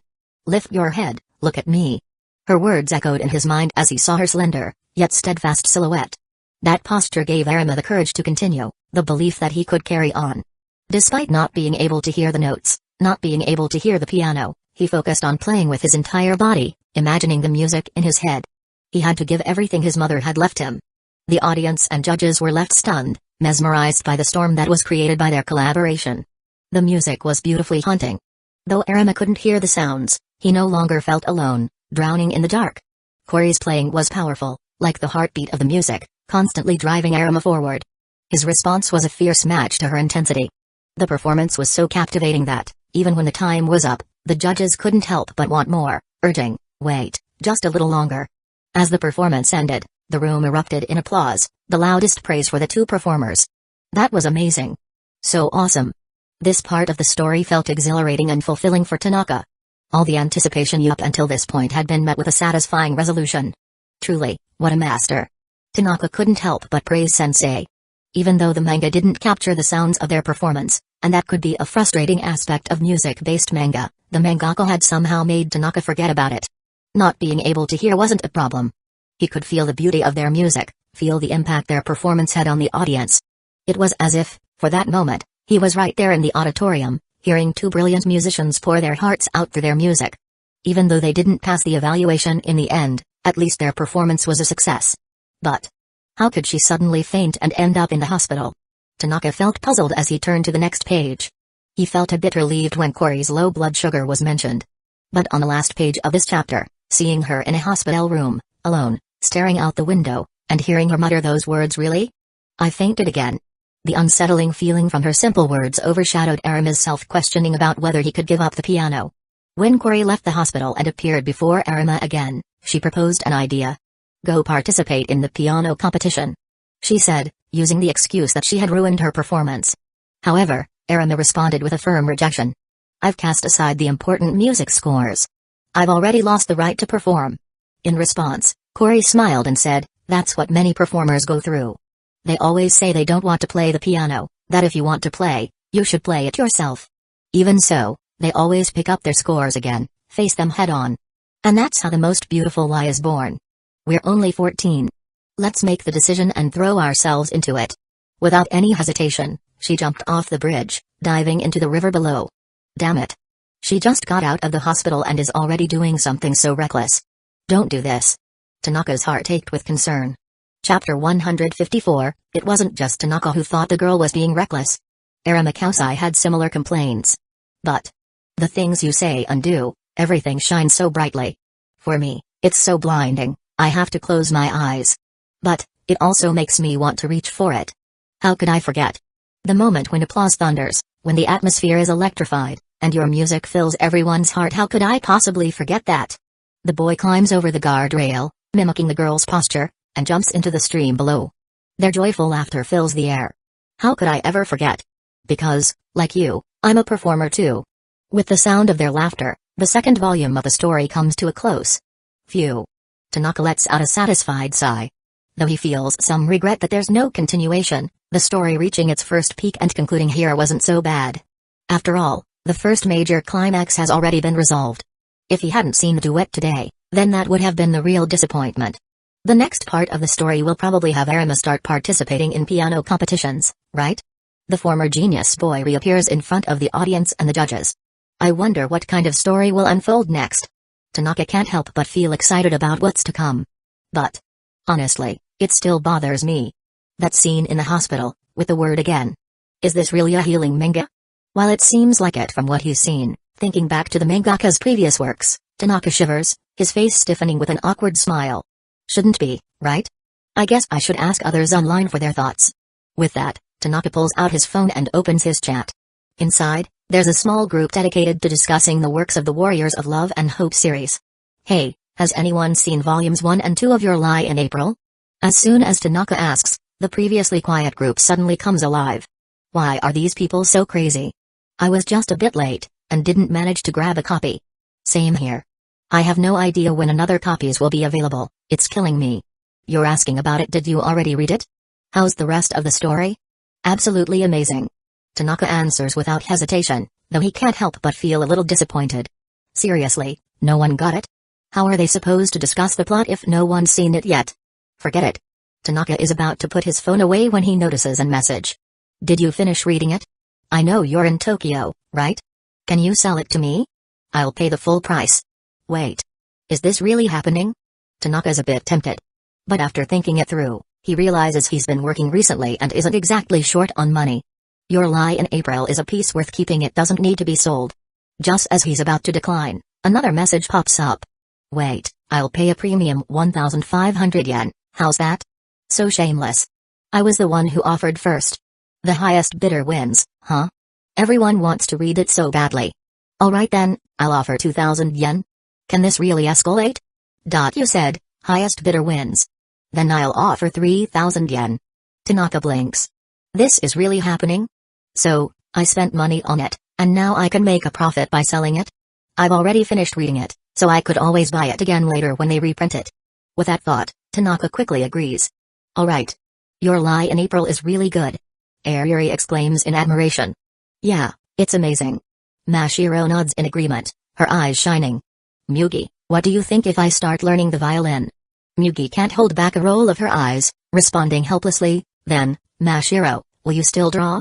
Mashiro hesitates, then her face falls in disappointment. Still, she struggles to speak, can't I do both? Do you really think you can? Mashiro sighs, falling silent. Okifumi turns to Ayuri. You promised to support me, but you're not buying a copy. You're just freeloading? Well, your fans are too many, and a crowd had already gathered in front of the bookstore early in the morning. I couldn't get a copy. Ayuri grumbles, but then flashes a smile, patting Okifumi on the shoulder. Don't worry, I'll buy a copy when they reprint it. You're so smart. Teasing Ayuri, Okifumi walks towards the room, ready to begin his work. Now that there are more people at home, 2 people are drawing instead of just 1. There's not enough room inside, so Okifumi has started working in the room while the 3 girls are outside. Just as Okifumi takes a few steps, Ayuri calls out to him. By the way, what's the deal with that hospital scene? Wasn't it mentioned earlier that performers like Meiza Okori never had any past performance cases? Ayuri nods thoughtfully. I see.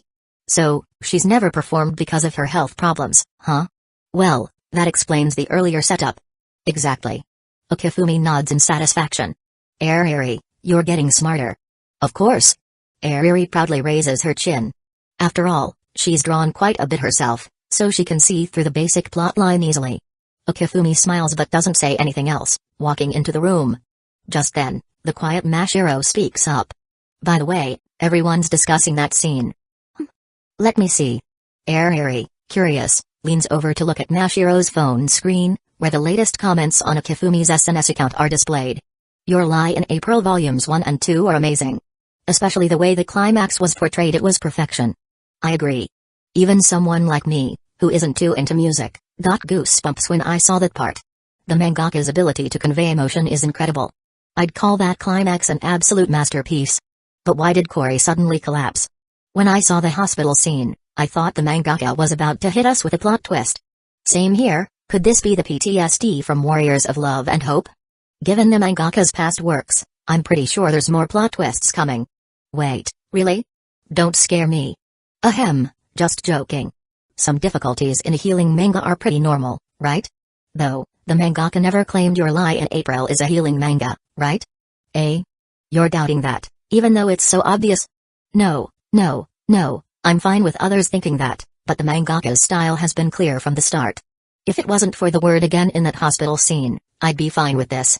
Now I have to stay cautious. I think you're all overthinking it. The mangaka already gave us a clear answer with the New Year's gift.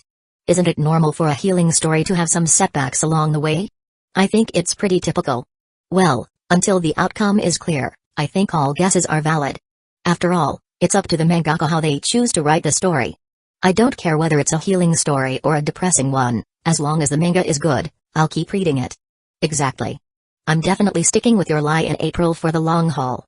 I didn't manage to buy the book, so I'm just here, reading your discussions, and shedding tears of envy. Tears of envy +1.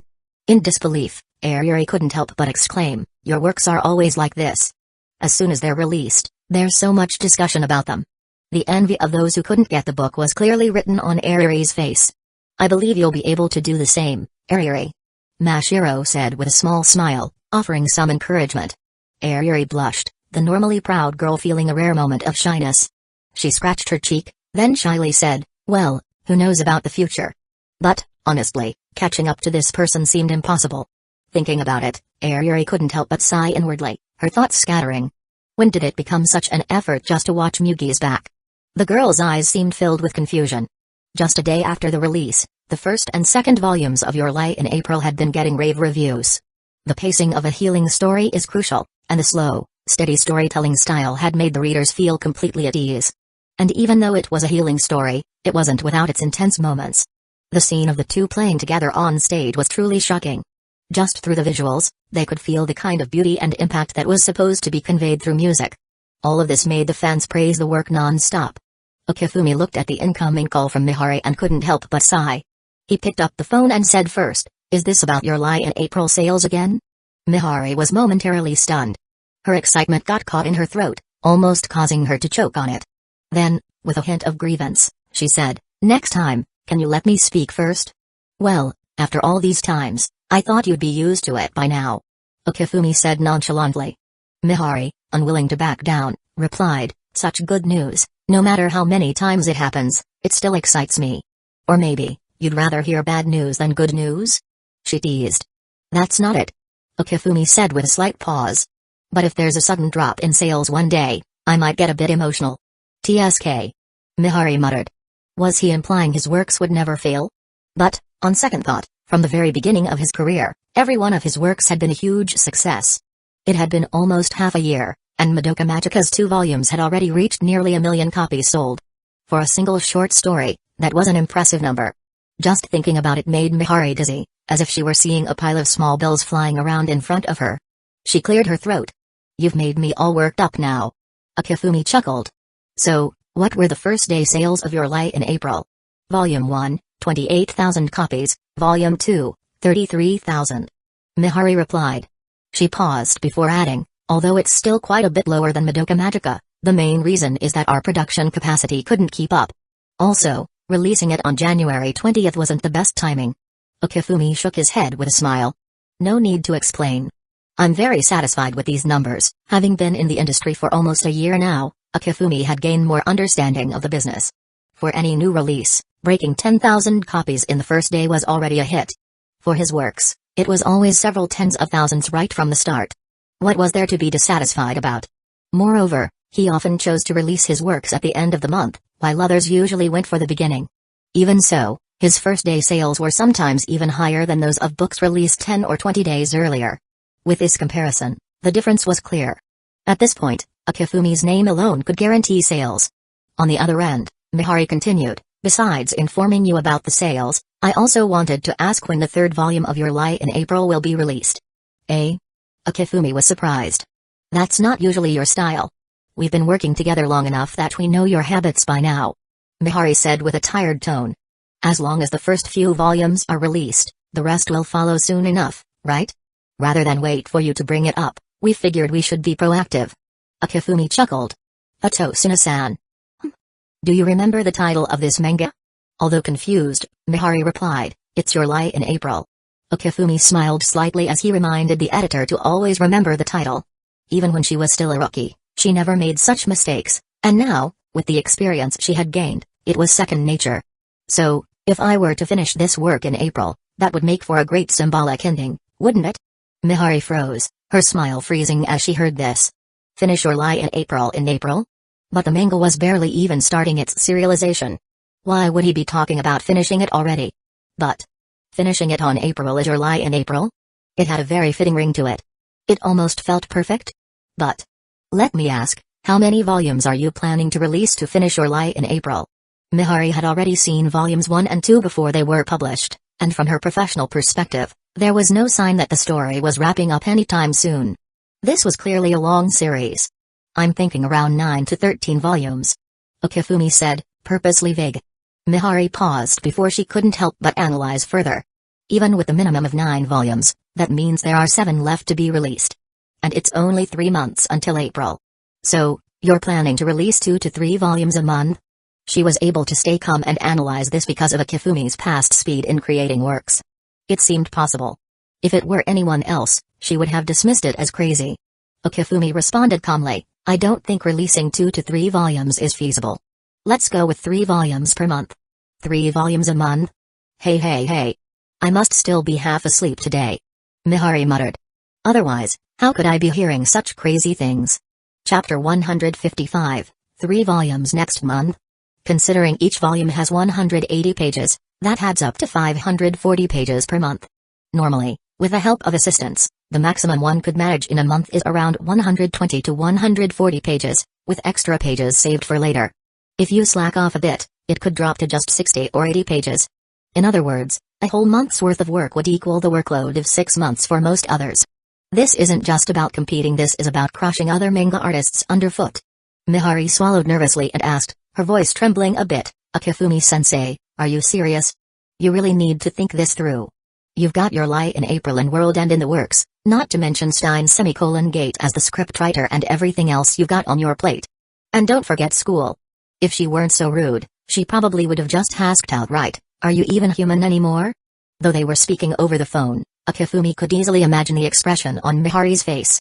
Of course, I'm serious. Akifumi said, his voice no longer light-hearted but rather stern. I know this sounds insane. But I want your Lie in April to have a perfect ending in April. A perfect ending in April? Mihari couldn't help but smile, then sighed helplessly. Sensei, you've really never changed. But I can feel your determination. She said. I'll talk to Editor-in-Chief Minano about this. If she senses your determination, I'm sure she'll help you out. Thank you. Akifumi said seriously. Don't thank me yet. Mihari replied, let's wait until things are confirmed. Then we'll talk. Well, if it doesn't work out, it's not the end of the world. Akifumi said. He knew that much. He was simply going after the goal with everything he had. At least I'll know I tried my best. Even if I fail, I won't regret it. He thought to himself. Mihari shook her head and, half joking, replied, you've made so much money over the past half year, so why not just take it easy like everyone else? She meant, why push yourself this hard? Even if he slowed down, the fans wouldn't complain. It's like when the New Year's greetings come, a simple illustration, and no one says anything. Or like the never-ending serialization early releases and finished works, then taking a break. That's the usual cycle. But that's not how it works for Akifumi. He is always pushing forward, never stopping, always producing great work. I need money. Akifumi said, half-jokingly. Mihari rolled her eyes. If you're really that broke, there are easier ways to make money, you know. Why not just work on the sequel to Madoka Magica instead? Yeah, I know. You're really broke. She replied. I'll talk to Minano-san first thing when I get to the office tomorrow and let you know how it goes. Thanks you. After hanging up, Akifumi sighed. Well, I've said my piece. Now it's up to the company. Releasing 3 volumes in 1 month? That's a huge amount of pressure, and the company faces the same issues. With so little preparation time, if one thing goes wrong, it could cause major losses. The company would have to handle it flawlessly, but that's no easy task. There's significant risk involved. Whatever. Akifumi shook his head, pushing those thoughts aside. I've done what I can. Now, I just need to be prepared for the opportunity, just in case. If the company gives the green light and then I can't deliver all 3 volumes on time, that would be a disaster. Monday, even though Mihari had worked over the weekend and hadn't slept well the night before because of the surprise from Akifumi, she still managed to show up at the office on time. With dark circles under her eyes, she greeted her coworkers and sat at her desk. She sighed, feeling anxious. I'm such an idiot. Why did I agree to this on the spot? Even after thinking it over all night, Mihari still hadn't figured out how to bring it up with Editor-in-Chief Minano. She had been working at the publisher for nearly a year, and she knew the process for releasing a book inside and out. The usual procedure is to bring up a single volume in meetings well in advance. But Akifumi's situation is unique, and with Minano's influence, everyone's used to things being done out of order. Still, this time it's not just 1 volume, it's 3. Mihari sighed heavily. She could already imagine the printing department's resentful glares. After all, they'd be stuck with overtime because of this last-minute task. On top of that, releasing 3 volumes could also affect sales. Students have limited spending money each month, and even though the previous volume had great sales, next month would be a different story. It's January 22nd now, and even if the 3 volumes are released next month, they'd have to be in the second half of the month. With New Year's behind us, there wouldn't be any more lucky money to help with purchases. 3 volumes? It's a headache. She sighed again, already half an hour into her workday. I really shouldn't have agreed to this. Even if Minano-san is going to yell at me, I have to tell her. With that thought, Mihari walked over to Minano's office and knocked on the door. Come in. Minano's voice called from inside.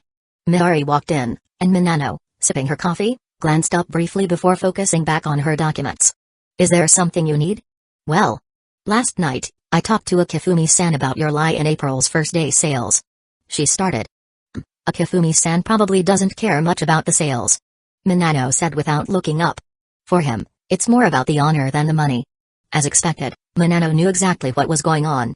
So, did Akifumi-san come up with another challenge for you? She asked. Like releasing the third volume of your lie in April next month? Mihari froze. A bitter smile appeared on her face. Minano-san really understands Akifumi-sensei, not so much understanding, just a small guess based on Akifumi-sensei personality, and seeing you, Mihari-chan? Coming here early in the morning looking like you want to say something but can't quite bring yourself to do it, said Minano, standing up and gesturing for Mihari to sit on the couch. She handed 2 cups of coffee to Mihari. I didn't have time to boil water, so it's just coffee for now. Hope you don't mind. Mihari, a little flustered, hurriedly took the cup while muttering, you're making me do these small things. It's no big deal, what's the problem? Minano chuckled, sitting on the other side of the couch. She glanced at Mihari, and then asked, looks like I was wrong about this. What's going on with Akifumi-sensei? You look so troubled. Exactly what you just mentioned. Mihari sighed. Akifumi-sensei wants to continue releasing your lie in April volumes next month. Minano looked at Mihari without speaking, patiently waiting for her to finish. She had already inferred this wasn't a simple matter from the way Mihari was acting. But he doesn't just want to release the third volume, he wants to release the next 3 volumes at once. Even Minano, always calm, was taken aback. How many? She asked instinctively. Mihari gulped, bracing herself. The next 3 volumes of your lie in April. Minano stayed silent, finishing her coffee in one gulp, then calmly spoke after settling her emotions. Well, what else can I say? Just the thought of it is enough to blow our minds. Mihari gave a dry smile at Minano's self-deprecating tone. I get it now. After the meeting this afternoon, I'll give you an answer. Minano said, setting her coffee aside. Mihari felt a pang of guilt. Sorry, Editor-in-Chief. Minano waved her hand dismissively.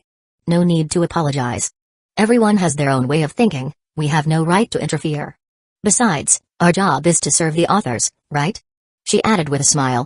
Honestly, I'm surprised you didn't just reject Akifumi-sensei's unreasonable request outright, but came to me to discuss it. That already exceeds my expectations. Trusting you with this shows I made the right choice. Mihari blushed, scratching her head awkwardly. If it had been the younger version of me, I wouldn't have been able to handle this at all. I'd probably be panicking and crying by now, not knowing what to do. Minano-san. Mihari's face flushed with embarrassment at Minano's teasing. Ha ha ha, go ahead and get back to work. This is in my hands now. Thank you so much. Mihari nodded, finishing her coffee. She headed out, still reflecting on the conversation. Minano may not be much older than me, but I always feel like a kid around her.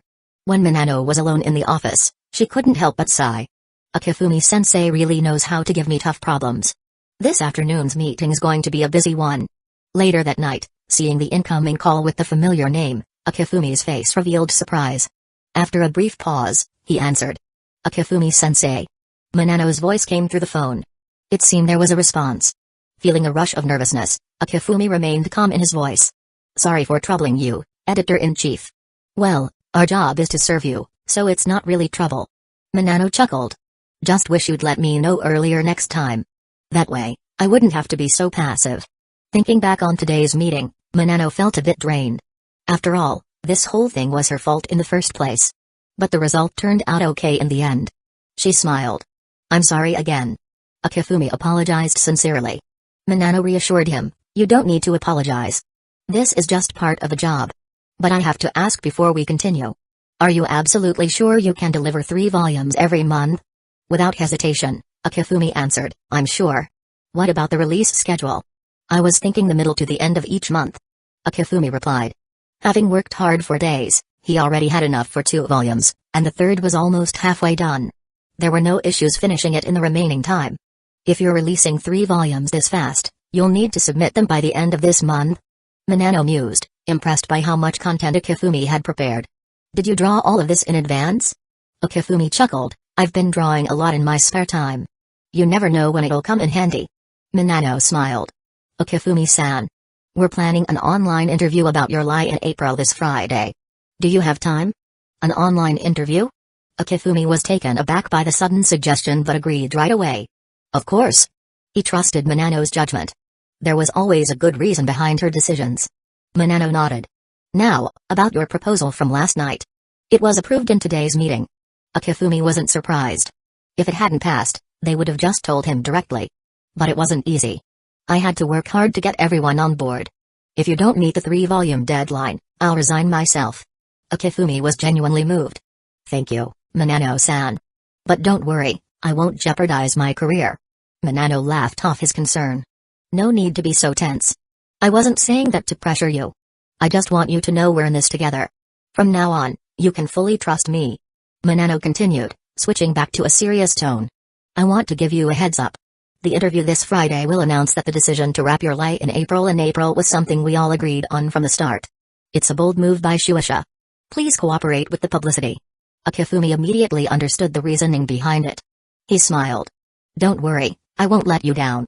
Chapter 156. After hanging up the phone, Akifumi let out a deep breath, then a look of excitement flashed across his face. The toughest hurdle was finally behind him. Now, all that remained was to complete 3 volumes of Your Lie in April by the end of each month. It was a significant workload, but as long as he maintained his current pace, finishing 3 volumes a month wouldn't be a problem at all. Did the company decide early on to incorporate promotional strategies? Akifumi chuckled. It made perfect sense. The concern over whether rapid production would compromise quality was an unavoidable issue in any era. While he had proven he could handle 2 simultaneous serializations, that didn't mean readers would automatically believe he could deliver 3 full volumes in a single month without sacrificing quality. The workload between the two was on completely different levels. Even if he were simultaneously serializing 3 different works, at most, he'd need to produce about 300 pages per month.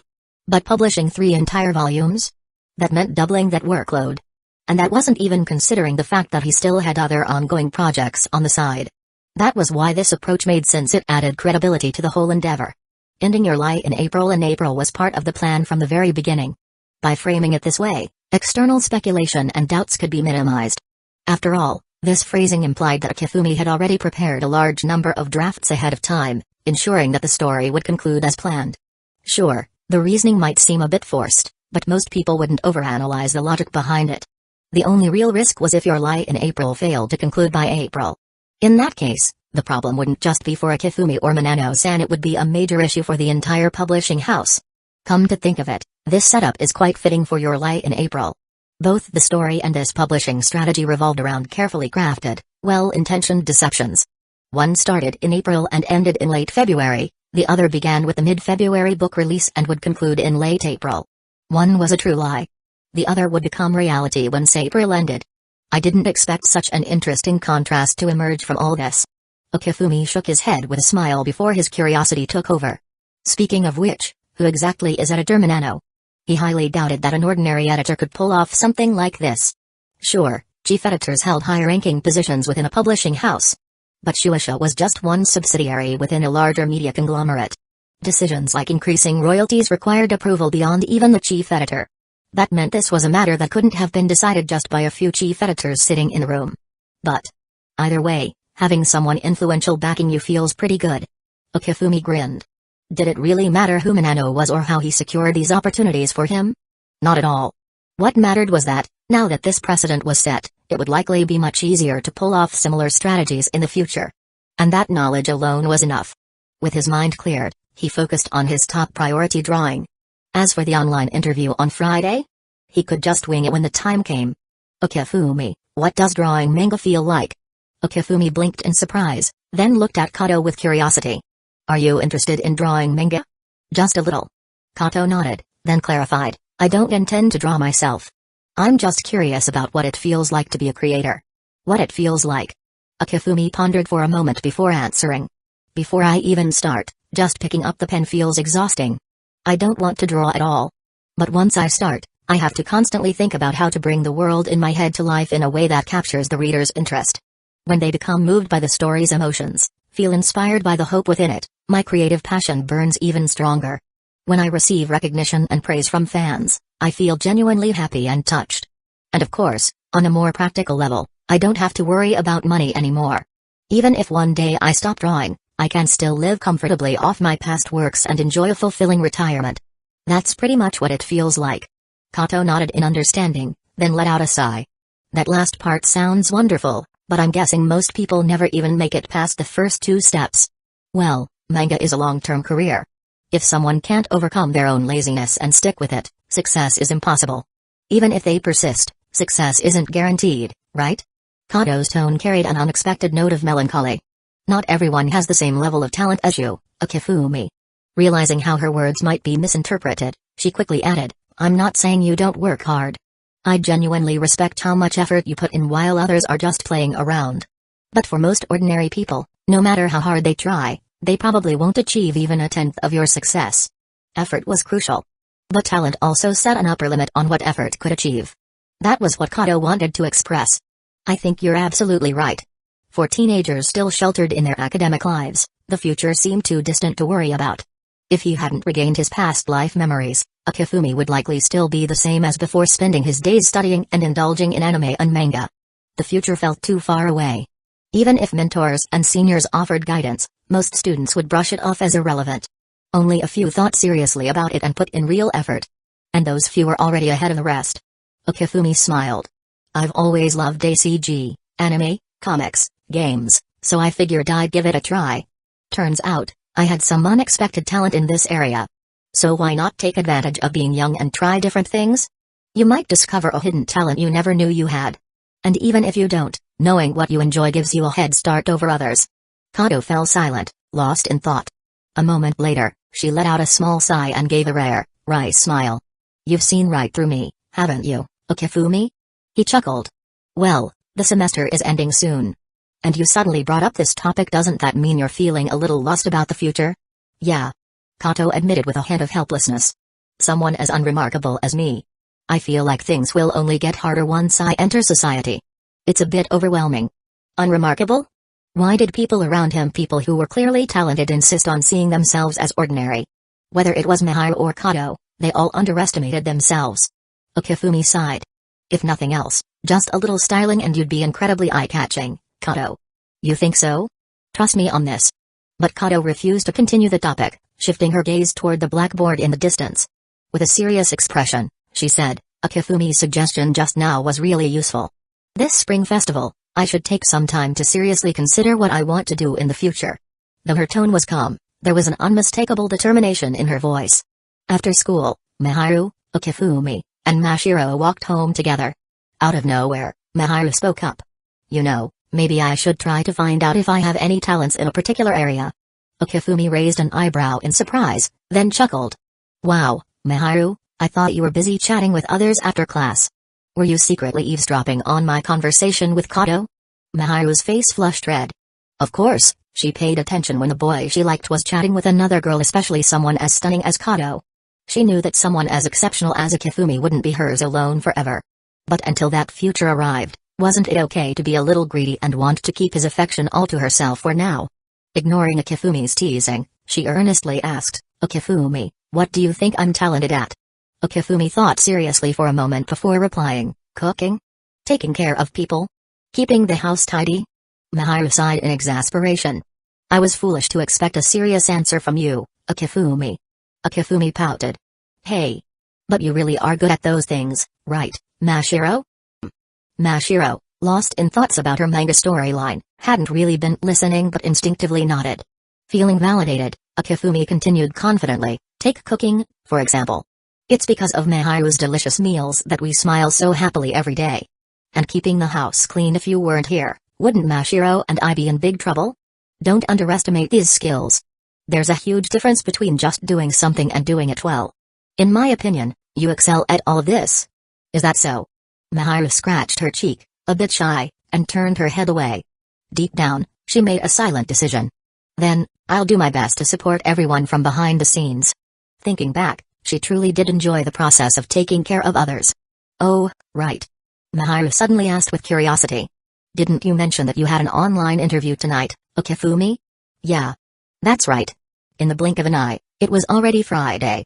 This online interview would be conducted live, with images synced to Shueisha's official SNS account. To promote it, Akifumi had even posted an announcement. The interview was scheduled for 8 8:00 p.m. tonight. How does an online interview work? Mahiru's eyes sparkled with interest. She understood the concept of interviews but wasn't familiar with this new format. It's simple, we just chat online. It's a back and forth Q&A, and the conversation and photos get posted on the SNS account in real time. Since Minano had mentioned it last time, Akifumi had looked it up, so he was able to explain it smoothly. I see. I'm really looking forward to this interview. What's there to look forward to? Akifumi sighed. If you have any questions, you can just ask me directly, you know. That's different. Mahiru said. I'm watching this as a fan. It's not the same as our everyday conversations. Was this what people called a girl's sense of ritual? Akifumi could only shake his head with a wry smile. 8:00 p.m. arrived in the blink of an eye. Mahiru, Mashiro, and Ariri huddled together, eagerly staring at the tablet screen. Only Mashiro maintained her usual indifferent expression. It's starting, it's starting. On Shueisha's SNS, the interview began updating in real time. Host, good evening, Warrior of Love and Hope Sensei. I'm your host tonight, Hashioru Akika. It's an honor to interview you this evening. Akifumi, good evening, Hashioru-san. And good evening, everyone. I'm today's guest, Warrior of Love and Hope. Host, just as everyone says, Sensei is as kind as expected. I've also heard you're quite the handsome guy, but it's a shame I don't have a picture to confirm it. Akifumi, thank you for the kind words, Hashioru-san, but that's just flattery. Everyone has been waiting for this, so let's get right to the main topic, shall we? Host, you're right. So here's the first question, how did you come up with the idea for your lie in April? Oh, and just to clarify, since today's session is dedicated to your lie in April, even though we're curious about Madoka Magica and Anohana, unfortunately, I can't ask about them otherwise, my paycheck will take a hit. That said, fans are free to ask anything later. Akifumi, so you're planning to sneak in those questions during the fan Q&A session later, huh? Host, cough, cough. Even if that were true, I wouldn't admit it. Akifumi, well, to answer your question, since I was young, I've studied various kinds of music. In fact, the theme song for Anohana was written and composed by me. I've always loved music, but unfortunately, I sing so badly that I could probably shatter light bulbs. It's a bit of a regret of mine. So, instead, I channel that passion into something I'm actually good at, drawing. Host, I see. So your lie in April was born from your love of music and your desire to fill that gap in your life. Akifumi, exactly. The cherry blossoms in April are particularly beautiful, and spring is a season that naturally makes people yearn for love. That's how the idea for this manga came to be. Host, next question, how long did it take you to create this work? Since you released 2 volumes back to back last time, do you have more drafts ready? Akifumi, whoa, that's quite the aggressive second question. Host, if you don't want to answer, you can skip it. But wouldn't that disappoint your fans? Akifumi, ugh, using my fans to pressure me? Fine, it's not a secret anyway. I have plenty of drafts ready. Host, whoa, really? Akifumi, in fact, I started working on this manga last April. Although I chose to submit Madoka Magica for the Tezuka Award instead, that doesn't mean I ever stopped working on this project. Host, amazing. Sensei's passion for drawing is beyond our imagination. But wait. What's going on? Host, everyone, sorry for the sudden interruption, but I have breaking news from Shueisha. Host, I've just received confirmation that your lie in April, written by Warrior of Love and Hope, will officially end this April. Host, wait, what? But the story just started. How could it be ending so soon? Akifumi, this isn't an April Fool's joke. It's true. Ending your lie in April, it just fits too perfectly, don't you think? Chapter 157, Friday night, 8 p.m. Since Akifumi Mujio had already posted about it in advance, a lot of fans had tuned in on time to watch the interview. Tanaka was no exception. This time, he didn't even bother pretending to study. Instead, he openly declared that after dinner, he needed a break. Given his recent good behavior, and the fact that it was a Friday, he was granted permission to relax. As he scrolled through the constantly updating SNS feed, a wide smile spread across his face. Every now and then, his expression would shift to one of surprise. Huh? I didn't know Sensei could do music too. Wait, what? That song was written by Sensei as well? With revelation after revelation dropping like bombs, Tanaka couldn't help but gasp in amazement. Now that I think about it, if Sensei had no understanding of music, there's no way your lie in April could have been drawn so convincingly. From an outsider's perspective, A story like that must have been extremely challenging to create, expressing emotions through music, designing storyboards. These were all tricky aspects to tackle. Wait, Sensei has been working on your lie in April since last year? Then why didn't they submit it for the Tezuka Award back then? As this thought crossed his mind, Tanaka instinctively compared your lie in April and Madoka Magica in his heart. In the end, the scales tipped in favor of Madoka Magica. Well, one is a completed short story, and the other is an ongoing long-form series. Of course, even if your lie in April were completed, Madoka Magica would still hold a special place in his heart. It paved the way for an entirely new genre. As he eagerly awaited more updates from the live broadcast, a shocking piece of news suddenly appeared before his eyes. Your lie in April, final chapter in April? Is this for real? Anyone who had read your lie in April would immediately notice how different it was from Sensei's previous short stories. This was clearly meant to be their first long-form series. After all, the first 2 volumes had merely set up the premise. There was definitely a lot more story left to be told. There was no way it could end so soon.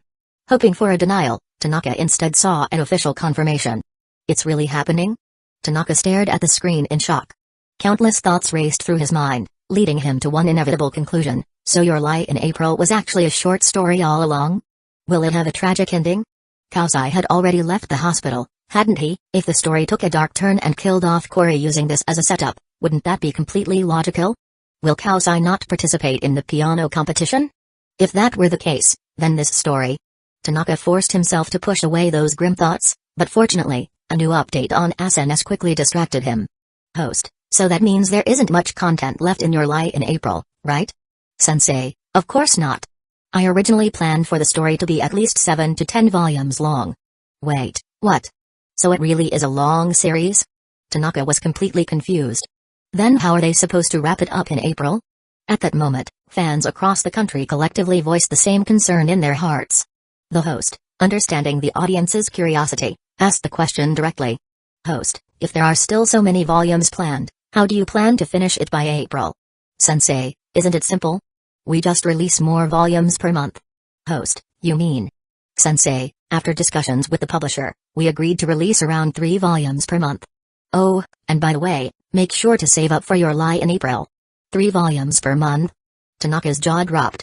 His brain struggled to process the sheer amount of work that entailed. How many pages would Sensei have to draw per month to pull that off? It was simple math, yet Tanaka was too stunned to do the calculations. Wait, no, Sensei did say they had been working on it since last year and had a huge backlog. That meant it was possible. Tanaka's eyes lit up with excitement. 3 volumes a month, huh? If you dare to release them, I'll buy them all. The rest of the fan base seemed to share Tanaka's sentiment, and the interview continued. Host, this is incredible. It seems you weren't joking when you said you had a lot of material prepared. Sensei, of course. When it comes to serious matters like this, I never joke. Host, was this a last-minute decision, or had you planned it all along? Sensei, as everyone knows, I had 2 simultaneous serializations in Weekly Shonen Jump, but both wrapped up early. Since magazine space is limited, even if I could draw more, I didn't want to monopolize every slot and risk getting ambushed by another mangaka on a dark street one night. So, reluctantly, I had to wait for my serializations to end before publishing my next work. This gave me plenty of time to work on Your Lie in April and World End. And while people thought I was just lazing around, I secretly wrote a few light novels too. When the publisher analyzed sales trends, they realized that early volume releases performed surprisingly well. As fans completed the magazine versions, they would rush to collect the physical copies, boosting overall sales. Seeing this, my editor-in-chief at Shueisha suggested extending this approach. However, I was hesitant. What if fans didn't like Your Lie in April? What if its sales flopped? I hesitated until last week's simultaneous release of 2 volumes received overwhelming support. That gave me the confidence to move forward. Host, you're referring to last week's 2-volume release? Sensei, exactly. The response was fantastic, both in reviews and sales figures. So, after further discussion with Shueisha, we decided if the content is ready, why not release it as quickly as possible? Let's see how a story named after April performs when it actually concludes in April. Host, both you and Shueisha have a lot of confidence in this. Has the industry ever seen such a rapid release schedule before? Sensei, not really, which is why I say I'm just being shameless, dragging the publisher along for the ride. Host, it's clear that Shueisha holds you in high regard. Sensei, that just makes me feel guilty, so let me shamelessly remind my fans one more time: when Your Lie in April releases, please buy it. Host, I'm sure everyone will rush to buy it. At least, I know I will get it as soon as it comes out. I absolutely love the story between Arima Kausai and Mizuno Kori. By the way, speaking of this, I have to complain on behalf of the many fans. Why can't you print a little more when your new work is released? It's ridiculously hard to get. It's like a battlefield, no exaggeration. Sensei, is it really that extreme? But I remember the company said they print quite a lot each time. Host, but everyone says it's still not enough. Cat shrugging. Image Sensei, I don't think we should blame anyone for that. It's just that no one expected the demand to be so high. I didn't have that much confidence myself, and the initial print run from the company is actually pretty large, about 100,000 copies. The bookstore owners probably didn't think my work would be this popular either, so they might have been a little too conservative in their estimates. Host, wait, the first print run is actually 100,000 copies? Sensei, yes, my royalties for the first batch were based on 100,000 copies, so I'm sure of it. Host, well, I guess we can't blame anyone now. It looks like the company's faith in you actually exceeded even your own. Sensei, maybe that's true. Host, by the way, this little ad break has shortened the flow a bit. Let's get back on track, shall we? Sensei, sure. Host, in your lie in April. Kausai and Kori have actually met before, right? Sensei, oh, did I not make it obvious enough? Frenda is clearly the lie woven by the girl. Host, so, Kori was initially trying to get close to Kausai, right? Sensei, I can't say too much about that, but if everyone just keeps reading, the answer will come. Host, well. An hour has passed, and the interview is nearly over. Since this is a written interview, we're communicating through typing, which is why it took this long. Host, thank you so much, Sensei, for coming and sharing all these stories with us. Sensei, I'm really happy to have been invited and to be a part of this interview. Host, now, it's time for the usual fan Q&A session. Our staff has picked 3 of the most popular questions, and we hope Sensei can answer some fan questions for us.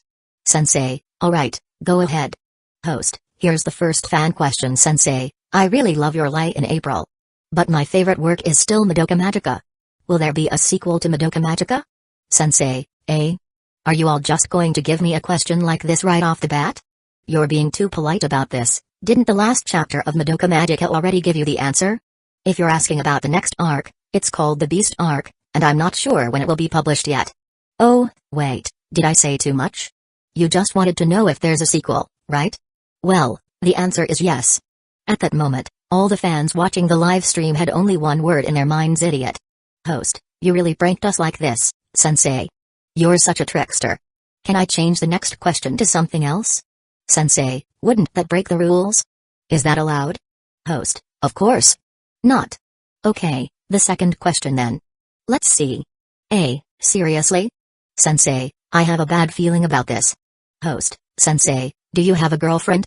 What's your standard for choosing one? Cat's lie grin. Image Sensei, can I really talk about this kind of private stuff? Host, if you don't want to answer, we can move to another question. Sensei, well, it's not like I can't answer it. I definitely have a girlfriend. As for the standards for choosing one, of course, she has to be like my girlfriend. Host, so you do have one? I'm really curious, how amazing must she be to catch Sensei's attention? But all the female fans must be heartbroken now. Sensei, why heartbroken? Don't you all like my works more than anything else? Host, you know exactly what I meant, Sensei. You're so sly. Host, alright, last question. Is your lie in April a healing story or a depressing one? There's been a lot of discussion about this online lately. Sensei, isn't your lie in April wrapping up in April? The final answer, I think, is something you'll all have to experience for yourselves to truly enjoy. What do you think? Host, if we still had a lot more time, I'd love to hear the answer directly from you, Sensei. But I can wait until April. That's fine with me. Sensei, I think most fans probably agree with you. Host, well then, thanks for your hard work, Sensei. Sensei, you've worked hard too. Host, that's it for today's exclusive interview with the Warrior of Love and Hope. Thank you to all the fans for watching. Sensei, thank you so much, everyone. By the way, volumes 3, 4, and 5 of Your Lie in April will be released in mid-February, so don't forget to grab your copies. Host, Sensei, I think you owe us some advertising fees now. Sensei, shouldn't I be getting an appearance fee instead? Host, well, that wraps up today's interview. If you want us to interview anyone next time, make sure to leave a comment. Phew. Tanaka sighed contentedly, a look of excitement on his face. It's true. Having watched the entire live stream, he had no more doubts about your lie in April ending in April. The boy eagerly picked up his phone and went to comment on Akifumi's SNS page. On the other side, Akifumi stretched and walked out of the room. Honestly, this online interview method was quite new and interesting. He glanced around. Did Ariri leave already? Miharu lowered her head, her expression unreadable. Miharu, are you okay? Mashiro asked worriedly. Miharu shook her head. I'm fine. Mashiro, can you go grab me my pajama from the room? Pajama? Mashiro blinked, confused about why she needed it now. But she obediently nodded. Okay. She quickly headed for the entrance. With the sound of the door closing, she stepped outside. Mugio-kun. Why did you have to say that? Miharu looked up, her face already streaked with tears. Now Akifumi understood everything. He sat down beside the girl, gently wiping away her tears. Softly, he spoke, this kind of thing. You can't hide it forever, right? Chapter 158, but. At least you could have prepared me a little. Miharu spoke up with a pout. In her mind, the image of Ariri forcing a smile before leaving flashed. Akifumi, feeling helpless, sighed. I didn't expect something like this to happen. Are you saying that at times like this, I should lie and say I don't have a girlfriend? In truth, when Akifumi first saw the question, he had thought about how to answer. If he had chosen to hide the truth, Miharu probably wouldn't have said anything, but she'd definitely feel upset inside. He knew that in the future, he would end up doing something to hurt the girl, so he couldn't let her feel hurt in any other way. That's why, when faced with a question, he had decided to speak the truth without hesitation. Click, bang. The sound of a door opening and closing echoed. Miharu panicked, pressing her small hands against Akifumi's chest to push him away, but found it had no effect. Flustered, she asked, what are you doing? Mashiro's back. What's there to be afraid of?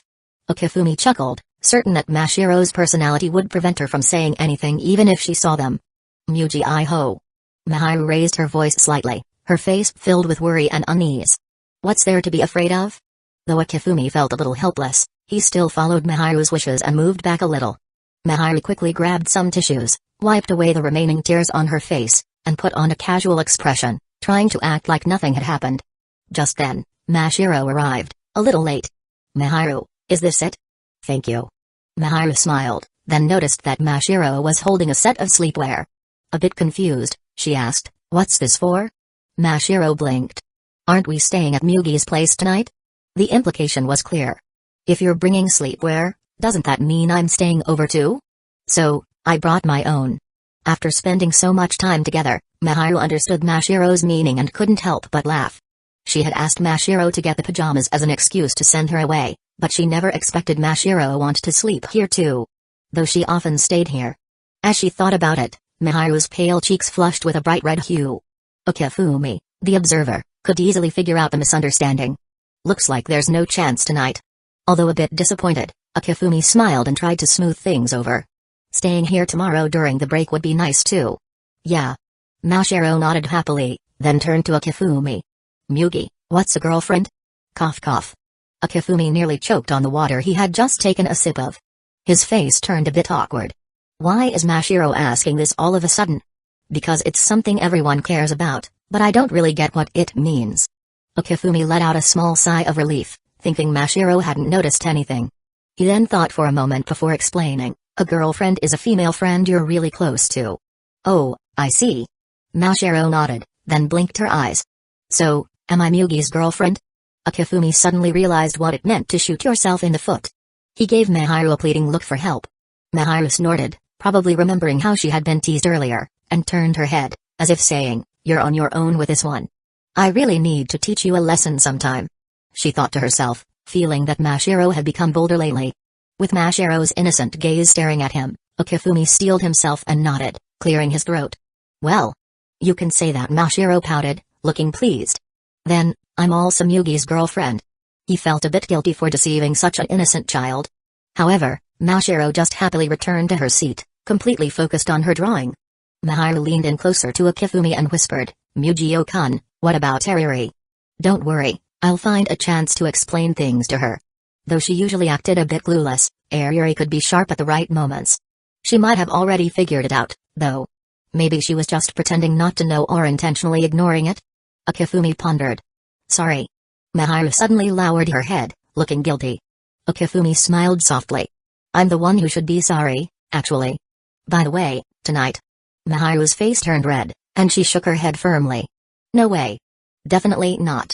She shot a glance at Mashiro, as if saying, Mashiro is here, so why are you still being so dumb? Mashiro sleeps deeply. As long as we're careful, we definitely won't get caught sneaking in some extra fun. No. No way. Even as she said this, Miharu's expression clearly showed she was wavering. In fact, tonight's livestream had a lot of people watching. Hiratsuka Shizuka's play suck. Hiratsuka Shizuka sighed, looking a bit downcast. Shaking the empty beer can in her hand, she stood up unsteadily and grabbed 2 more cans from the fridge, still cold from being recently taken out. Sitting back down, she took a large gulp. The already pink tint of her cheeks deepened with a touch of drunkenness. Ugh, kids these days already have girlfriends. She muttered, glancing down at the can in her hand. Here I am, way past my prime, and I've never met someone right for me. Her voice carried a sense of bitter helplessness only she could feel. Having reached her age, she longed for a sweet romance more than ever. Speaking of which, there's not a single decent guy around. She paused, and for some reason, the image of Okifumi floated into her mind. Her already flushed face grew even redder. There's no one better than that kid. Wait. Hiratsuka Shizuka caught herself. What are you thinking? That kid is your student. Even though she was well aware of that, her thoughts didn't fade away. In fact, they only grew stronger. The forbidden nature of their relationship made her feel both guilty and strangely excited. Hiratsuka Shizuka muttered to herself, did I drink too much tonight? Girlfriend. Kato's place. Kato had just pulled her gaze away from her phone and sighed. In truth, she'd had a vague feeling for a while that something was off between those two. But it had just been a hunch, a guess without real evidence. Now that it was confirmed, her emotions became more complicated. Her normally emotionless face was full of uncertainty. After a long silence, Kato sighed again and muttered, after all, it's that Shina-san. It made sense for him to like someone she's perfect in every way. But even though she knew that, Kato couldn't help but feel a wave of loneliness. Who is it, though? Eri? Mashiro? Or Miharu? After all, those two have been childhood friends, right? When they got together, wasn't that the most natural outcome? Wait, not necessarily. Maybe it isn't one of those 3 at all? After all, that guy is pretty popular at school. Atosuna Mihari placed someone so outstanding, how could they not be popular? Mihari couldn't help but sigh. Not just girls around their age who are curious and excited about love, even she, when faced with someone so amazing, would be a little moved. No. Mihari, think about all the times that guy bullied you. Thinking back, her once restless heart started to beat a little faster. Shinomiya household Hayasaka. Yes, miss.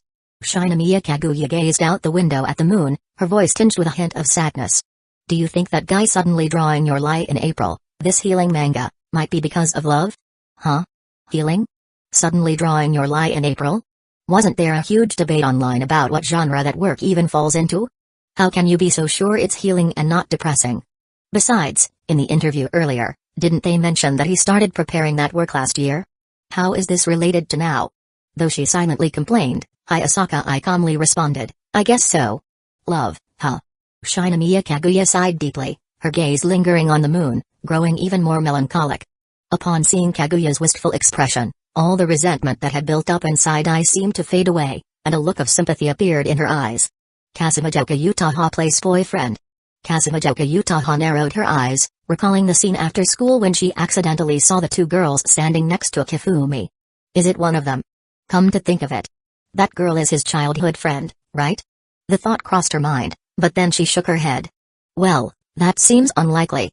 No matter how you look at it, it just doesn't fit. A tsundere like her confessing? No way could she picture that scene. Maybe she's feeling a bit hurt now.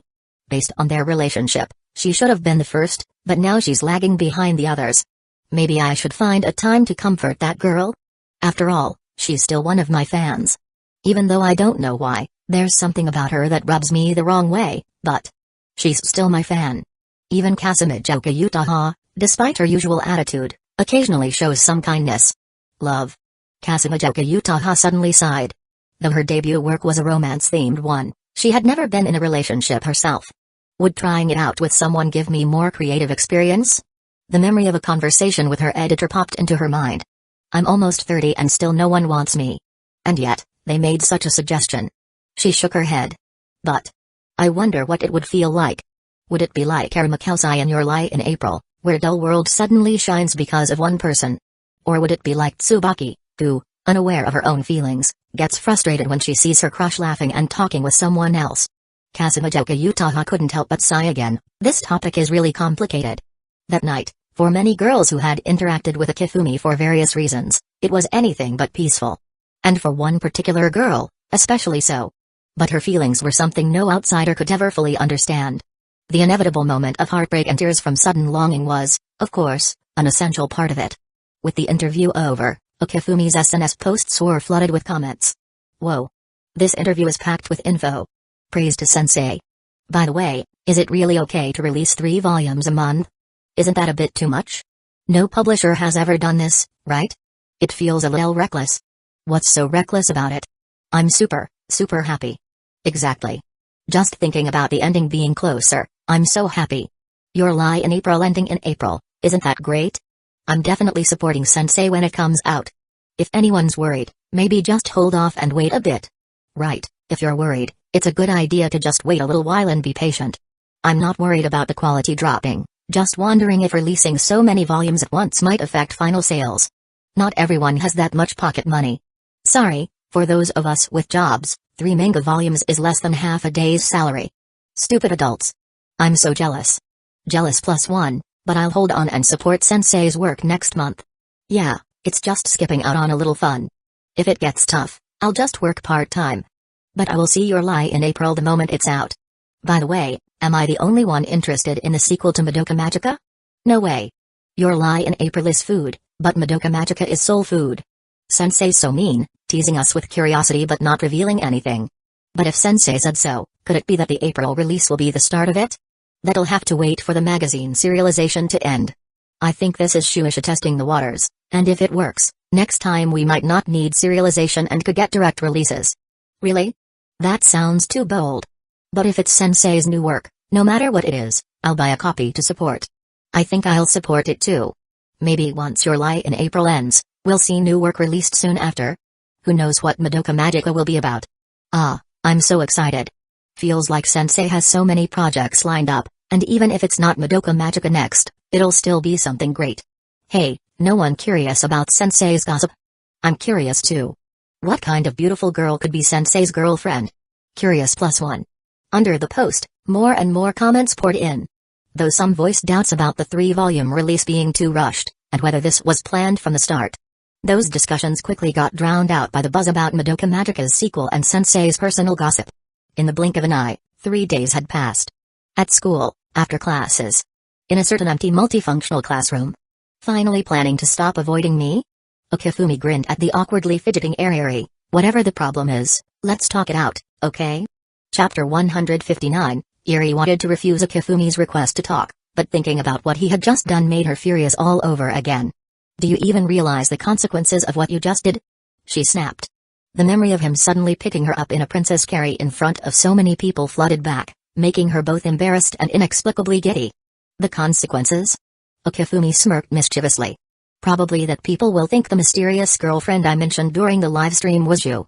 Eri froze for a second before glaring at him. Your girlfriend is Miharu, isn't she? What does this have to do with me?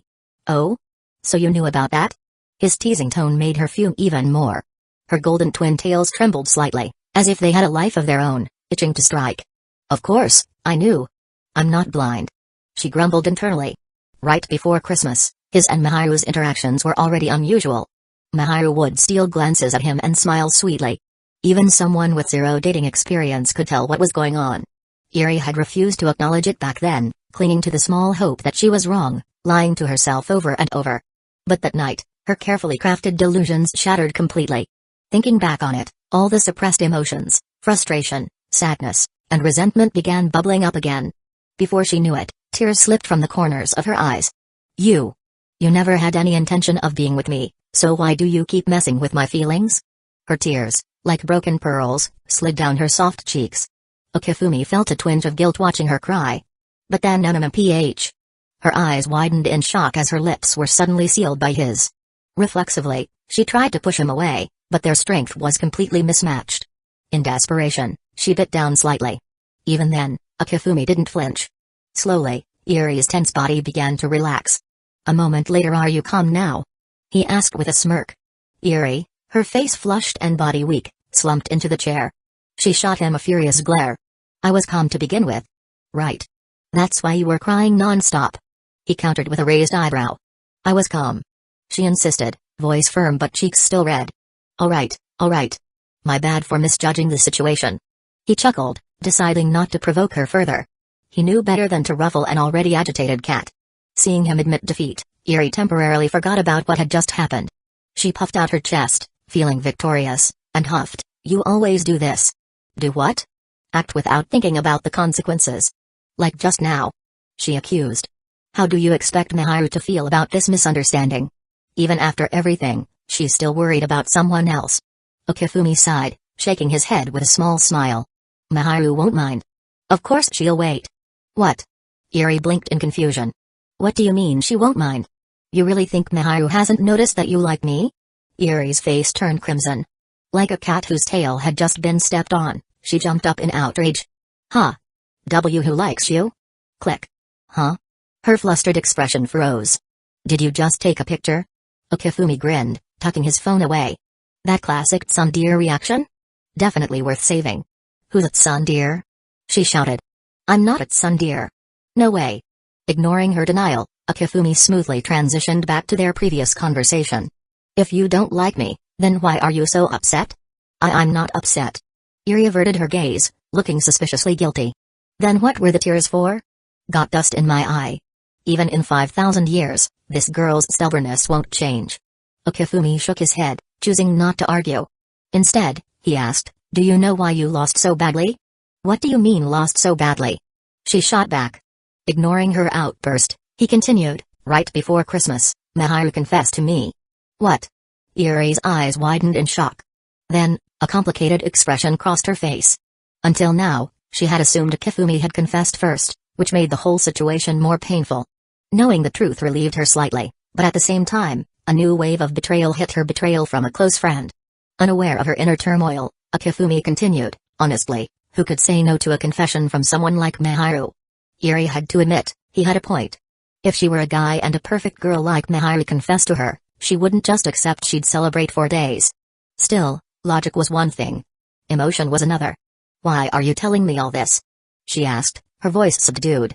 "Just listen." Okifumi gently patted her head. "Miharu's family situation is complicated. Her parents didn't marry out of love but for business interests. After marriage, they accidentally had her." Yuri frowned, already sensing where this was going. "Both of them have lovers outside their marriage. Miharu wasn't raised by them but by a nanny. She spent her whole life trying to be the perfect daughter, hoping to earn their affection. But no matter how hard she tried, they never cared. They never even gave her a smile. That's awful." Yuri clenched her fists, momentarily forgetting her own heartbreak. "Yeah." Okifumi agreed, his expression softening.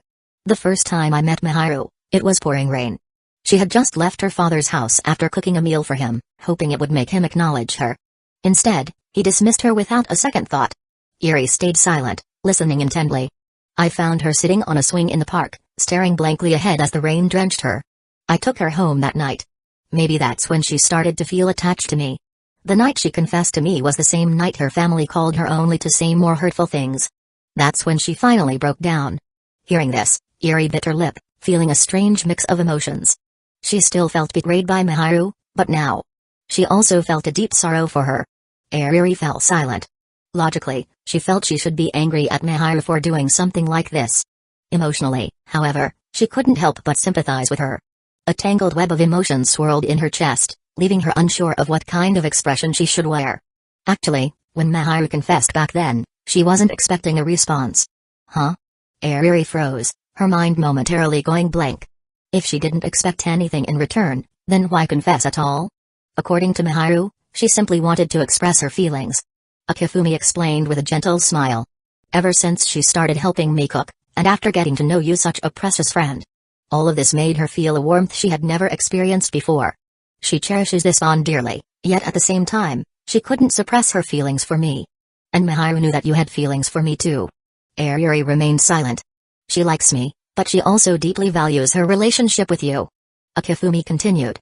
Her confession wasn't about expecting an answer, it was simply about letting me know how she felt and expressing her gratitude. Then why? You want to ask why we ended up together after that, right? Okifumi saw through her doubts instantly. Well, she had the courage to confess to me, so as a man, I had to give her an answer, didn't I? Even if Miharu hadn't agreed or had outright rejected me, I wouldn't have accepted that outcome. He was being so blunt that there was no way Ariri wouldn't understand. She shot him an angry glare. If she rejected you, then how could you still push forward like that? Going against a girl's will, you scumbag. Okifumi, however, wasn't fazed by her accusations. Instead, without another word, he leaned in and silenced her in the most direct way possible. A moment later, pulling away, Okifumi grinned. Like that? Even if you say no, I won't accept it.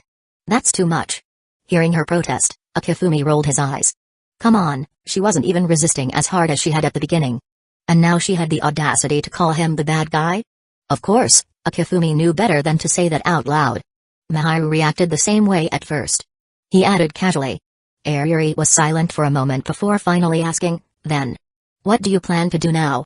I told Miharu this back then, whether it's her or you, I don't intend to let go of either of you. And now, I'm telling you the same thing.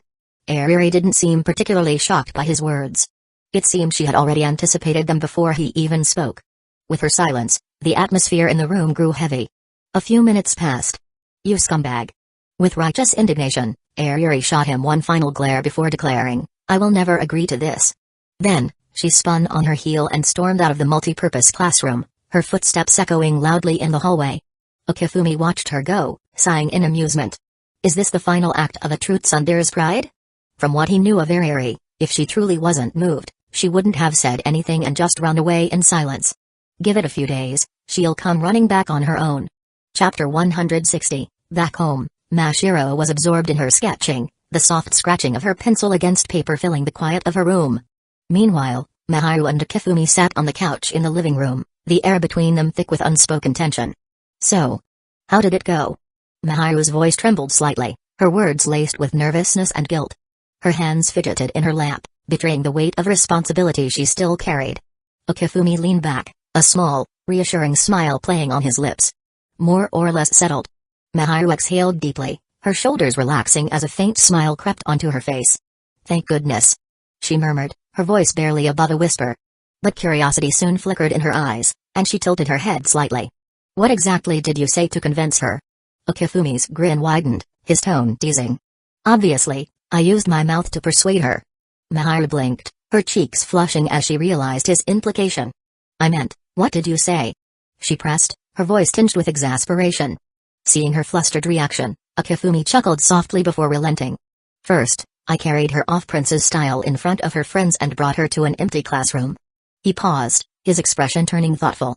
Speaking of which, since I did that in public, everyone probably thinks Ariri is my girlfriend now. His gaze shifted to Miharu, searching her face. You're not mad about that, are you? Of course not. Miharu replied quickly, shaking her head. If anything, it's a bit of a relief. Her voice was steady, but a faint flicker of something jealousy, perhaps passed through her eyes. Okifumi nodded, unsurprised by her response. Then, I told her about your past and why you confessed in the first place. He hesitated for a moment before adding, and finally, I shared my own thoughts. Miharu sighed, her lips curving into a small, knowing smile. Couldn't you have been a little gentler about it? That wouldn't suit Ariri's personality. Okifumi replied matter-of-factly. Miharu pouted slightly, her tone playful but tinged with a hint of jealousy. You sure know her well, huh? Okifumi's eyes softened, and he reached out, pulling her into his lap. His fingers gently combed through her silky hair, tracing soothing circles on her back. Come on, you do know she's my childhood friend. If I claimed not to understand her at all, would you believe me? I get it. Now let me go. Miharu protested, her voice rising in pitch as her face turned crimson. Mashiro is right in her room. Her heart raced, the tiny spark of jealousy completely overshadowed by sheer embarrassment. Her body stiffened, and she glanced nervously toward Mashiro's door. Okifumi smirked, his voice low and teasing. Don't worry. When she's drawing, nothing can distract her. His words did little to ease Miharu's nerves, but before she could protest further, Okifumi leaned in, capturing her lips in a soft, lingering kiss. Her eyes widened in surprise, but soon she relaxed, and closes her eyes. MMPH, moi, nha. HFF, ha. Maharu blinks at Akifumi in surprise, but then closes her eyes and relaxes, intertwining her tongue with him. Heh. Akifumi slowly pull away, but stay close to her that their foreheads almost touching. Then, he tentatively reach out for her and touch her chest over her uniform. No. Don't. Maharu slightly startled, she tried to push his hand away. Akifumi then lean in to kiss her once more. MMH. Miles per hour, moi, MMH. MMH. Moi. MMPH, MMH. NNH, wah. When they pull away again, a silvery thread connects their lips. Akifumi start moving his hand up and down her chest, gently massaging her breasts. Mashiro might come out from her room. Maharu questioningly looks up at Akifumi, but she doesn't outright refuse or push him away. Would you mind? No. But. Her gaze shifts between Akifumi and Mashiro door for a moment. Don't worry. Mashiro will not notice anything. And we can just need to be fast, and I will keep looking at her door. Reassured by his words, Maharu gives him a small nod. Akifumi brush his hand across her cheek and lean in to kiss her again. Fwa. MMH. Akifumi gently massaging her breasts with one hand, he fondle her mound through her panties with the other. NNN, NNH, HFF. NNNGH. This feels so weird. Maharu glances around the living room. There's nobody here, but she feeling guilty having sex in the place where they always hang out. Isn't it exciting? I'm not sure. But my heart is racing. Eek. Akifumi trace a line between her folds and push down on her clit, and her HPS twitch in response. That's. You like it here? Noticing her reaction, Akifumi gently rub little circles over the small bud with his thumb. NNH, Fwa, You keep touching me there. MMH exclamation mark it feels good, right? Yeah. It almost feels too good. HFFF. Akifumi give it a light squeeze, and her hips buck again. He see her knees trembling too. NNGH exclamation mark Fwa. Akifumi feeling some moisture on his fingertips, he realized that she's already getting wet. NNH, HFF. Maybe the excitement of doing it here making her more sensitive? Akifumi though as he run his fingers along the hem of her panties, and whisper in her ear. Maharu. Can I take them off? What? Well. You're already wet, so they're going to get soaked if you keep them on. NNNNNNG exclamation mark with a gasp, she realized that he was tight. A deep blush spreads across her cheeks. After pondering over it for a moment, Maharu quietly nods. Alright, here goes. Wait. But Akifumi have already given her panties a firm tug, and they slip down her thighs before Akifumi hear her plea. I can't believe you're exposing yourself in here. Hey, you're the one who exposed me, Mujio-kun. But you said it was okay. Well. Yeah. While Akifumi whisper in her ear, he slowly slide his fingers into her moist opening. Eek. Fwa. Are those your fingers? I just wanted to feel how wet you really are. It sure didn't take you long. Akifumi temporarily retract his fingers and find them covered in clear, shimmering threads of nectar. Can you really blame me?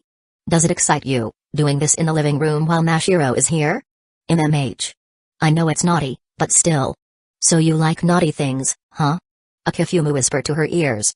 And no. I'm not rowing, am I? Akifumi hook his fingers and press the tips to her wall, gauging her reaction. NNH, why your finger? Eek. Exclamation mark Nhu when Akifumi start rubbing harder inside her, she starts rocking her hips against his hand.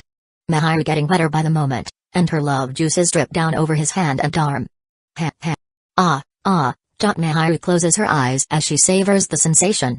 Then she turns to look at Akifumi, as if she's not sure what to do or say next. MMH. Are you ready? Maharu softly nods, and tentatively reaches out for the bulge in Akifumi pants. You look like more than ready, too. That's because you're so sexy, Maharu. But you're the one who started it. Maharu caresses the bulge through the fabric. Her gentle touch make Akifumi dick twitch in anticipation. Say. Are you really gonna put it in me? I wanna be connected with you, Maharu. Mujio-kun. Akifumi set his member free, and cover it in Maharu's slick juices that had dripped down. Here goes. Okay. I'm ready. After familiarizing Akifumi top with the sensation of her folds again, he slowly burrow it inside her. NNH, Fwa exclamation mark Maharu lets out a long, breathy moan when Akifumi length invades her most private parts.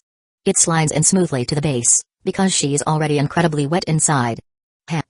I can't believe we're doing this. While Mashiro is in her room. Akifumi can feel her heart pounding in her chest, and her pussy trembles with the same rhythm. Akifumi cock immediately responds to the tremors by pulsing even harder. Ah. I can feel it getting bigger. MMH. Ah. Akifumi not even moving yet, his dick is merely resting inside her, but she keeps trembling and twitching. NNH, MMPH, MMH. Miharu. Akifumi bury his face in the nape of her neck, taking in the scent of her hair, planting tiny kisses. Can I start moving? Yeah. When Akifumi feel her nod, he slowly draw away his dick and then push back in. Miharu throws her head back and swoons with the sensation. When Akifumi pull back again, she presses her ass against his hips to prevent his dick from slipping out. Just as Akifumi tip appears from her opening, she flexes against him, pulling it back in again. It slowly slides all the way inside, pushing her walls apart bit by bit. Exclamation mark, I can feel it deep inside me. Exclamation mark, Akifumi tip finally arrives at the entrance of her womb, gently prodding against it. Exclamation mark, your dick is all the way in. MMH. How does it feel? MMH. I feel so full, like I'm being molded to fit your shape. Akifumi dick twitches wildly in response to her words. MMH. It's tumbling inside me. That's because you're saying such dirty things. Why you keep blaming it on me? NNG, fwa, exclamation mark, okay, I'm gonna thrust again. Akifumi pull out and push back in again, just as slowly as before. He didn't need to go crazy. The excitement of the situation is already arousing her enough. MMPH, NNGH. HFF. MMH. It's in so deep again. It feels amazing inside of you, Miharu. Why yeah. You're still moving so slowly, but. Exclamation mark, it's making me so sensitive, exclamation mark, fwa, Her breathy moans are incredibly seductive, and it's taking Akifumi all he have to read in his sanity. Suddenly, a hit of mischievous spark hit Akifumi, and he opened up her uniform, exposing her tits. Nuu. Miharu yelps in surprise when he swiftly lift up her bra and her boobs pop out. Mugio-kun? This is a bit. Don't worry, I doubt Mashiro hear anything. That's not the problem, exclamation mark, Akifumi interrupt her sentence by lightly rocking his hips, pushing into her once more. No, wait. That's not fair. Give me some warning before. Fwa, Akifumi continue probing her pussy, noticing how a certain spot seems to intensify her reactions. The pleasure makes her weak at the knees, and she slumps down a little. Chapter 161, Hey, don't pass out on me. MMGH, exclamation mark, I'm fine, but. What if she hears us? Relax. Look, her door is still closed. Miharu glanced nervously at Mashiro's door down the hallway. There was no sign of movement, no creak of the handle, no footsteps. Just silence. See? Told you. Phew. Question mark. Just as Miharu began to relax, Akifumi intensified his rhythm, catching her off guard. Exclamation mark. NNGH, GG, HFF. MMH, exclamation mark. As their connection deepened, Akifumi carefully guided them away from the living room and toward the kitchen. The farther they moved from Mashiro's room, the more Miharu's inhibitions melted away. Exclamation mark, NNH, NNGH, exclamation mark, fwa. Starting to enjoy yourself? Akifumi teased, his voice low and husky. MMH. Do you really need to ask? NNH, exclamation mark, exclamation mark. With every thrust, Miharu's body responded in kind, her inner walls tightening around him. Akifumi nuzzled her neck, planting a trail of kisses that sent shivers down her spine. Your skin. It's so smooth, so soft. Like velvet. MMH, stop squeezing my butt. Eek, exclamation mark. Akifumi's hands wandered lower, gripping her hips before gently spreading her cheeks apart. Your body's reacting to everything. Even here. Fwag. Don't stare at it like that. Miharu squirmed, her movements only adding to the pressure around him. Oh. Fwag. Mugio-kun, you're such a meanie. I said don't look. Sorry. Akifumi murmured, though his actions betrayed his words. He deepened his strokes, each one sending ripples of pleasure through her. The sound of their bodies colliding echoed through the kitchen, a rhythmic symphony of desire. Exclamation mark. Yes, harder. NNH, MMPH, exclamation mark, exclamation mark. My knees are giving out. Fwa. Akifumi tightened his grip on her hips, holding her steady as he drove into her with increasing urgency. Mahiru's back arched, her breath hitching every time he brushed against her most sensitive spot. MMHH, exclamation mark I if you keep that up, I'm gonna. I'm close too. Exclamation mark just as Mahiru's moans grew louder, Akifumi froze. A faint sound reached his ears, the scrape of a chair against the floor. Mashiro was moving. In a flash, he clamped a hand over Mahiru's mouth and pulled her toward the bathroom. MMGH. SHH. I think Mashiro's coming out. Huh? Mahiru's eyes widened in panic, her body trembling as she held her breath. They stood frozen, straining to hear any movement from Mashiro's room. The tension was palpable, their hearts pounding in unison. She hasn't noticed us, has she? Not yet. She's still in her room. The fear of being caught only heightened their arousal. Mahiru's walls clenched around him, and Akifumi's pulse quickened in response. Eek. SSSH. Quiet. MMH. It's because you're moving. It's a reflex, I can't help it. They waited, every second stretching into an eternity. Finally, the sound of running water reached their ears. Did she just go out to get a drink? Akifumi wondered. MMH. Mahiru's body trembled, her muscles tightening around him as she struggled to stay quiet. Just hold on a little longer, okay? That's easier said than done. Her knees buckled, the tension only fueling her desire. Akifumi pressed his hand tighter against her mouth, his ears straining for any sound. The footsteps grew fainter, and soon the soft click of a door signaled Mashiro's return to her room. I didn't think she'd come out again. NNNH exclamation mark Mahiru's body convulsed as the tension finally released, her moans muffled against his hand. Itoguuth. The sound that escaped her lips was raw and unrestrained, a mix of pleasure and desperation that sent a shiver down Akifumi's spine. Her body trembled violently, her walls clamping down on him with an intensity that left him breathless. Whoa. Mahiru? The sudden release pushed her over the edge.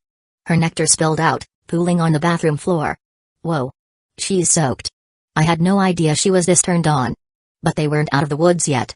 Mashiro could still come out again. Mahiru? What do you want to do? Should we stop? Akifumi asked, his voice gentle. Mahiru hesitated, then shook her head firmly. Huh? So? You want to keep going? She nodded, her eyes filled with determination. All right. Here we go. Akifumi gripped her hips and thrust into her again, this time with even more urgency. Question mark in no warning? NNHH, HFF, fwa, and exclamation mark eek. Exclamation mark again. You're grinding against me so hard. Eep, exclamation mark KHH. I can't hold back much longer. Akifumi's pace quickened, each thrust drawing more of her essence. NNNGH, MMH exclamation mark whoa, ahhhh exclamation mark are you sure you wanna be that loud? What if Mashiro hears? MMH, B but I can't help it. It's too much. Exclamation mark Mahiru's voice rose despite her efforts to stay quiet, her body writhing against the bathroom wall. Fwa, exclamation mark MMH, NNNGH exclamation mark EKK. Exclamation mark come on, stand up. Akifumi lifted her, his hands gripping her hips as he thrust upward. Exclamation mark why you're lifting me like this? Exclamation mark MMGH. The new angle sent Mahiru over the edge once more, her body shaking with pleasure. NMGH. Exclamation mark Mahiru, how many times have you come already? NMGH. I don't know. But it feels so good. Exclamation mark exclamation mark Akifumi's thrusts grew frantic, his own release nearing. Exclamation mark Mugi, I. You want to finish together? Yes. Please. She begged, her voice trembling. All right. Akifumi tightened his grip, his movements becoming more deliberate. Exclamation mark NNGH, yes, harder exclamation mark deeper exclamation mark exclamation mark MMH, you're so wet. I can reach every part of you.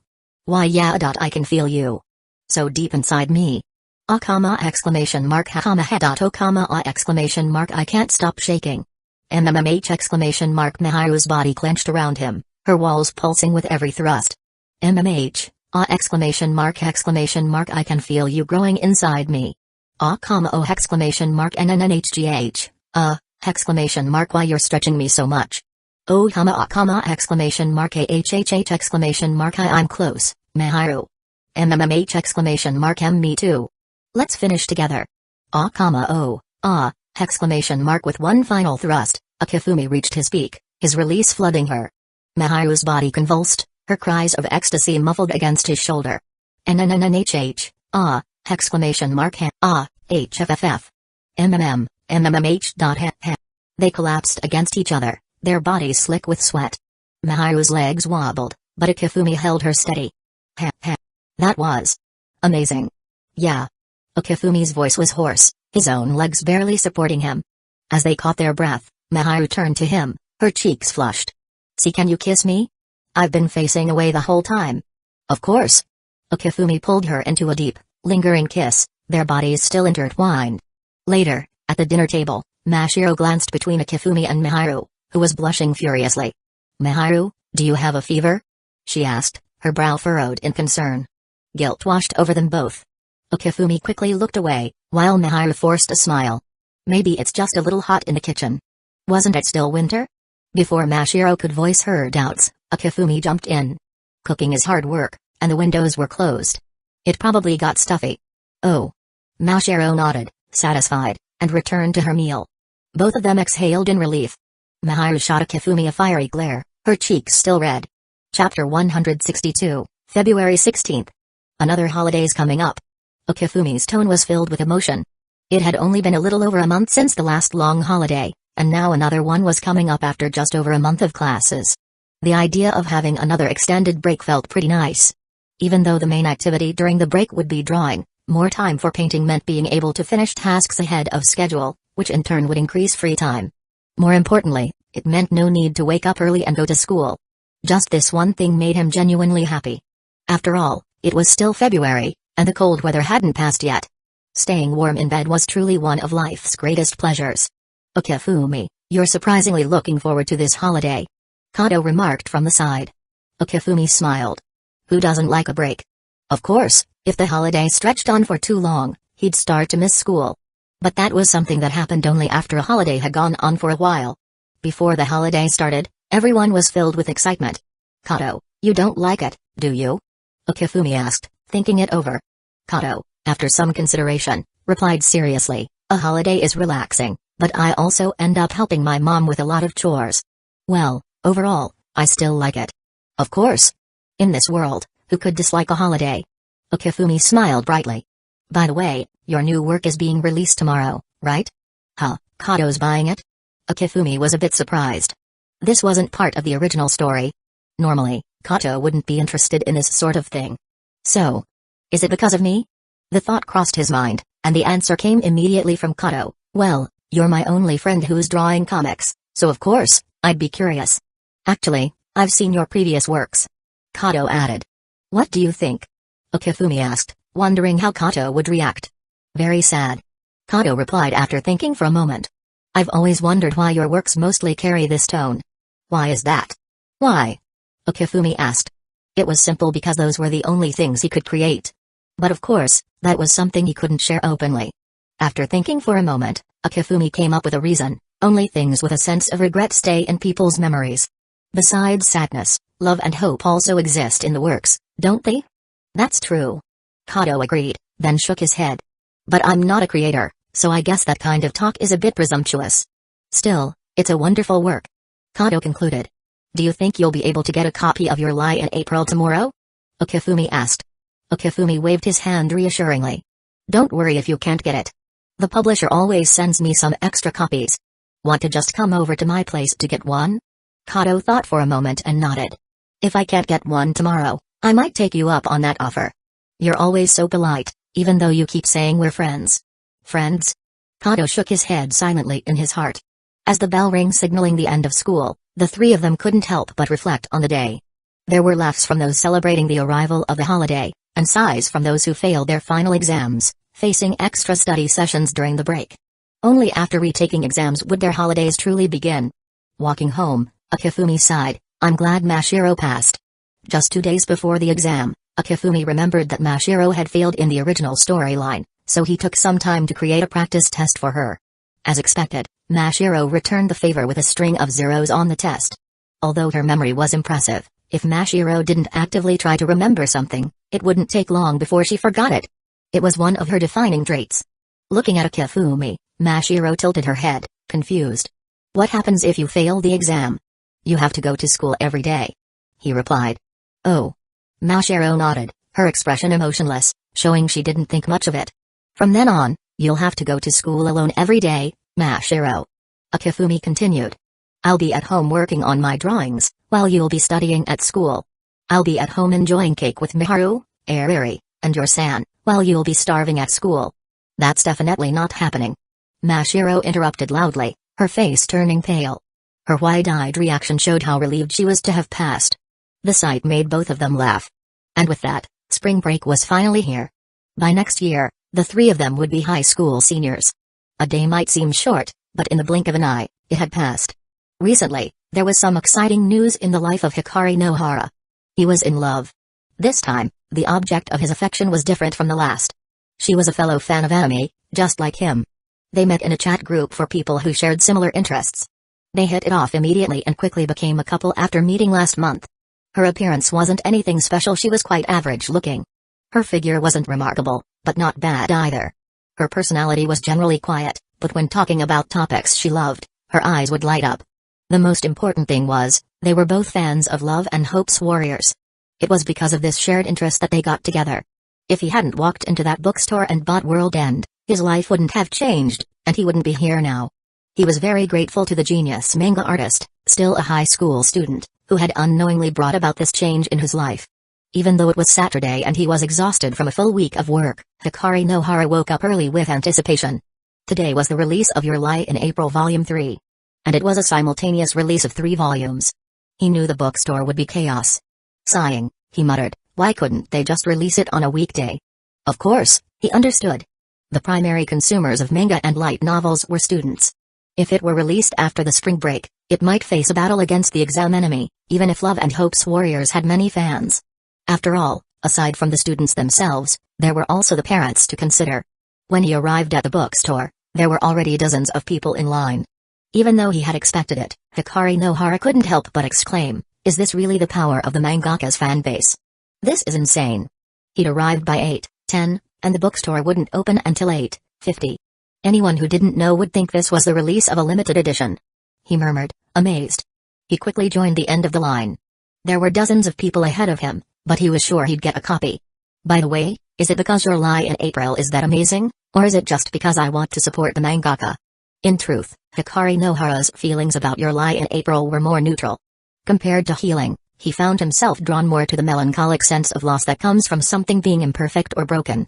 But Your Lie in April was a work by his favorite teacher, and on top of that, it was the piece his girlfriend admired the most. As a boyfriend who wanted to indulge his girlfriend, of course, he had to keep up with her interests.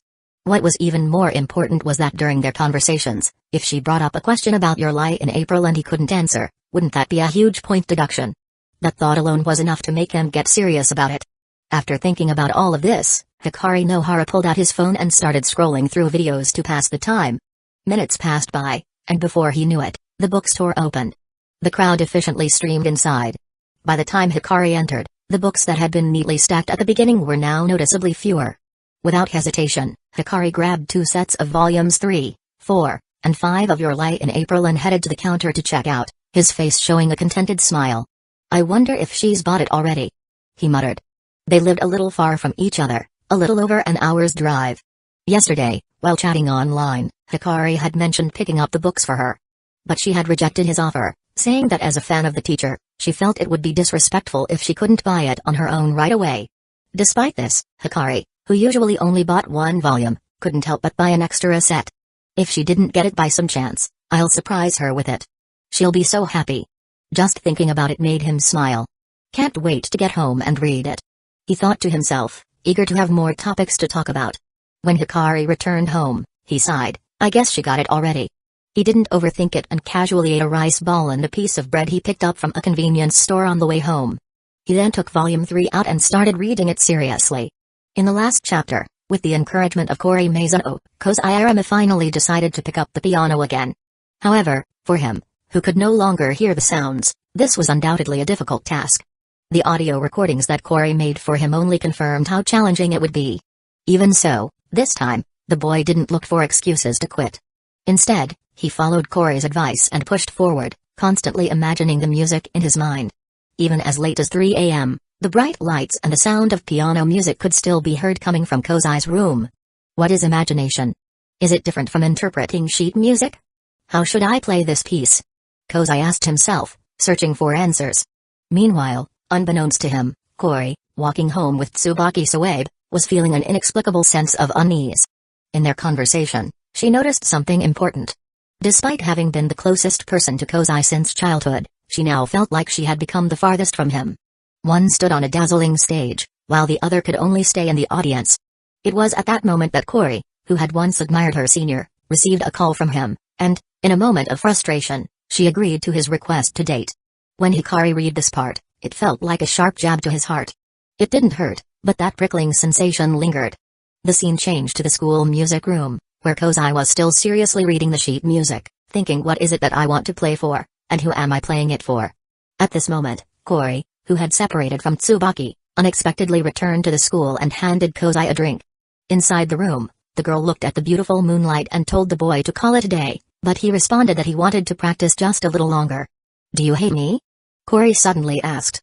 Huh? Kozai looked confused. Kori continued, Tsubaki said you were in pain. I can tell you're hurting. When I saw your room, I understood. You can't hear the sound, so you tried to give up on the piano. But you also took refuge in your feelings. You can't let go of the piano, but you don't want to face what you truly desire, so you hide the piano with dust and books. Love, but unable to reach it, longing, but unable to touch it. You're sad, you're in pain, and I've been blind to it. I only told you to keep playing, to cheer you on. Those irresponsible words. It's all my fault you're suffering. I'm sorry. I'm so sorry. Tears flowed down Kori's back as she apologized. In that moment, Kozai understood what had been troubling him all along. He smiled as he looked at the sheet music. You're the one who wiped the dust off for me. It was as if he was saying she was the one who pulled him out of the dark, deep sea. Do I look like I'm suffering? Kozai laughed. It's a pain. He answered. Pain is inevitable. Because I'm sailing on a sea without a map. Challenges and creation are painful, but fulfilling. So, thank you. Thank you for wiping away the thick dust from me. Under the bright colors, the boy's monologue unfolded slowly. My world changed long ago, I just didn't notice it. She appeared in my life, and from that day on, even the piano keys in my world became colorful. In the night, it felt like it was just the two of them. The fragrance called sweetness filled the entire screen. A smile appeared on Hikari Nohara's face as he watched the scene. The next scenes, where Kozai and Tsubaki awaited the boys' return to the competition, also made this nearly 30-year-old man feel inspired. Isn't this a healing story? He thought. But how come it has such a classic, heroic development? The teacher's works really are complex. But the sense of expectation they stirred was truly masterful. In the following chapter, Hikari couldn't help but marvel at the way Kozai and Tsubaki's story was handled. Especially in the final scene, where Kozai, carrying Tsubaki on his back under a sky full of stars. Hikari found it absolutely stunning. The struggles of the boy and girl chasing their youth, while facing the cruel failures along the way, deeply moved Hikari. Although he had been completely a homebody in middle and high school, that didn't mean he didn't envy the boys and girls who participated in school activities. Now, whether it was Tsubaki's failure, his heart was full of emotions. Failure is also a part of youth. Hikari thought. Compared to someone like me, who never experienced it, I can't help but feel envious. As the piano competition grew closer, Kozai couldn't help but feel lost, wondering if the piece he played would carry his own unique touch. That night, on his way home, he encountered a black cat, which triggered memories of his past. Where is your soul? Living under the shadow of his mother, the boy sank into despair again. But with Kori's encouragement, after all the confusion, pain, and struggles he had faced, the answer he arrived at was surprisingly simple, almost laughable. And so, the day of the competition arrived. Chapter 163, just as expected, they were eliminated from the competition. Looking at the manga in his hands, Hikari Nohara couldn't help but sigh. If it had been any other sensei, at a time like this, there probably would have been a miraculous turnaround. But with Warrior of Love and Hope sensei, everything had a perfectly reasonable explanation. An interrupted performance is just that, interrupted. No surprises here. Being eliminated was the inevitable result. However, at least Hiramakosai has already taken that first step. In a moment where time had otherwise stalled, he took that decisive step forward. Though the girl he liked was one who had feelings for her friend, and he never expected much progress from it, he simply liked her as she was, without thinking about whether anything would develop afterward. Such a nice feeling. Yet, Hikari Nohara didn't feel all that envious now. He set aside his thoughts and focused back on the manga. It's as fragile as if it's about to disappear, yet it still shines desperately. He could picture the calm expression on the girl's face as she looked at the fireflies in her palm. Twinkling, twinkling, like the beat of a heart. This is the light of life. For some reason, Hikari Nohara felt a foreshadowing in this part of the manga. But he didn't dwell on it. Then the dialogue between the two characters caught his attention. In an interview with Maison Okori, Arima Kausai expressed his thoughts. Everyone has their own belief to rely on. Maison Okori, and what about you? What belief lies within you? What is supporting you? Arima Kausai, because of you. Under the night sky, the fireflies' symbols of life's light flickered, casting their final glow before fading. The scene froze in that moment. Hikari Nohara's heartbeat quickened slightly, involuntarily wondering how the girl would respond. Then, he saw it. I can't always be there to help you. Charlie Brown. It felt like a quote, or perhaps like she was saying she didn't love him back, so such things were impossible. It could also be hinting at something deeper. At the end, the fireflies in the dark night remained frozen. Phew.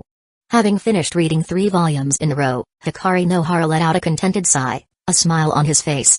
Really great. Although Your Lie in April wasn't his favorite genre, he didn't dislike it either. Plus, the satisfaction of reading 3 volumes at once made him feel incredibly content. Though it was a bold experiment, based on the experience, it seems like a successful one. He concluded, shaking his head. But this model only works for mangaka with fame. If a completely unknown newcomer released a work like this, it would most likely go unnoticed. Maybe a few hundred yen wasn't much, but no one would casually toss that money away. Come to think of it, the only real beneficiary of this approach is probably Warrior of Love and Hope. Hikari Nohara didn't think any other sensei could have such an exaggerated production speed. 10 volumes, roughly 1800 pages. Other sensei barely managed that in a year. Such a talented young person. He couldn't help but feel a bit envious of sensei's talent. Shaking off his scattered thoughts, Hikari Nohara checked the time on his phone. It's already 1 p.m.? Oh no. He might be late for his afternoon date. Because it was the weekend, and the first day of spring break, many people had already rushed home with their copies of the manga and quickly finished the 3 volumes. Soon, Akifumi's SNS account was flooded with comments. As expected of sensei, it's amazing. The quality of the work is as great as always. There's passion, heartache, and inspiration. Your Lie in April is exactly what I imagined a healing work to be. Thank goodness sensei released 3 volumes at once, or I'd have been waiting forever for the results of this competition. The final outcome was totally unexpected, and I give it a thumbs up. Why is an unexpected outcome getting a thumbs up? Idiot. You know, at times like this, it usually means getting promoted for various reasons. I've had enough of those cheesy endings. And doesn't this totally fit sensei's realistic style? Didn't you notice? Even though he was eliminated, Arima actually grew during this competition. That's right. Maybe he hasn't completely overcome the shadows of his past, but this genius, once he starts moving forward, will definitely shine in the future. Because Arima has found his direction. Playing for just one person, how romantic. By the way, I think Kori likes Kausai, right? Why doesn't she respond to his feelings? Maybe she used the excuse of liking Wataru to get close to Arima? The story began in April, with a lie about liking Wataru to help Kausai start playing the piano again. The plot probably follows their continuous performances, where they keep confirming each other's feelings, and eventually end up together. That's the trajectory, right? I see. Is this the meaning behind the title Your Lie in April? Damn. Even though I'm totally satisfied with the 3 volumes, just thinking about the next parts makes me itch for more. Be patient. Sensei's pace is ridiculously fast compared to how long we usually have to wait for 20 pages. My review is, even pigs don't produce as much as sensei. Just thinking about getting to read 3 volumes next month, what a treat. Wait, didn't they say 3 volumes? Maybe there'll be 4? Could it be only 2 volumes? Shut up. It definitely won't just be 2 volumes. That's right. This spring break, with sensei's effort, don't expect him to just casually sketch a few hundred pages. There's no way it'll only be 2 volumes. You guys are really devils. Can sensei get a break? My review, please keep it up, sensei. More effort. Exactly, my wallet is already thirsty for more. You guys. We already know it's wrapping up in April. What's the difference if it's a little longer or shorter in between? The fan comments were endless. But you could understand their excitement.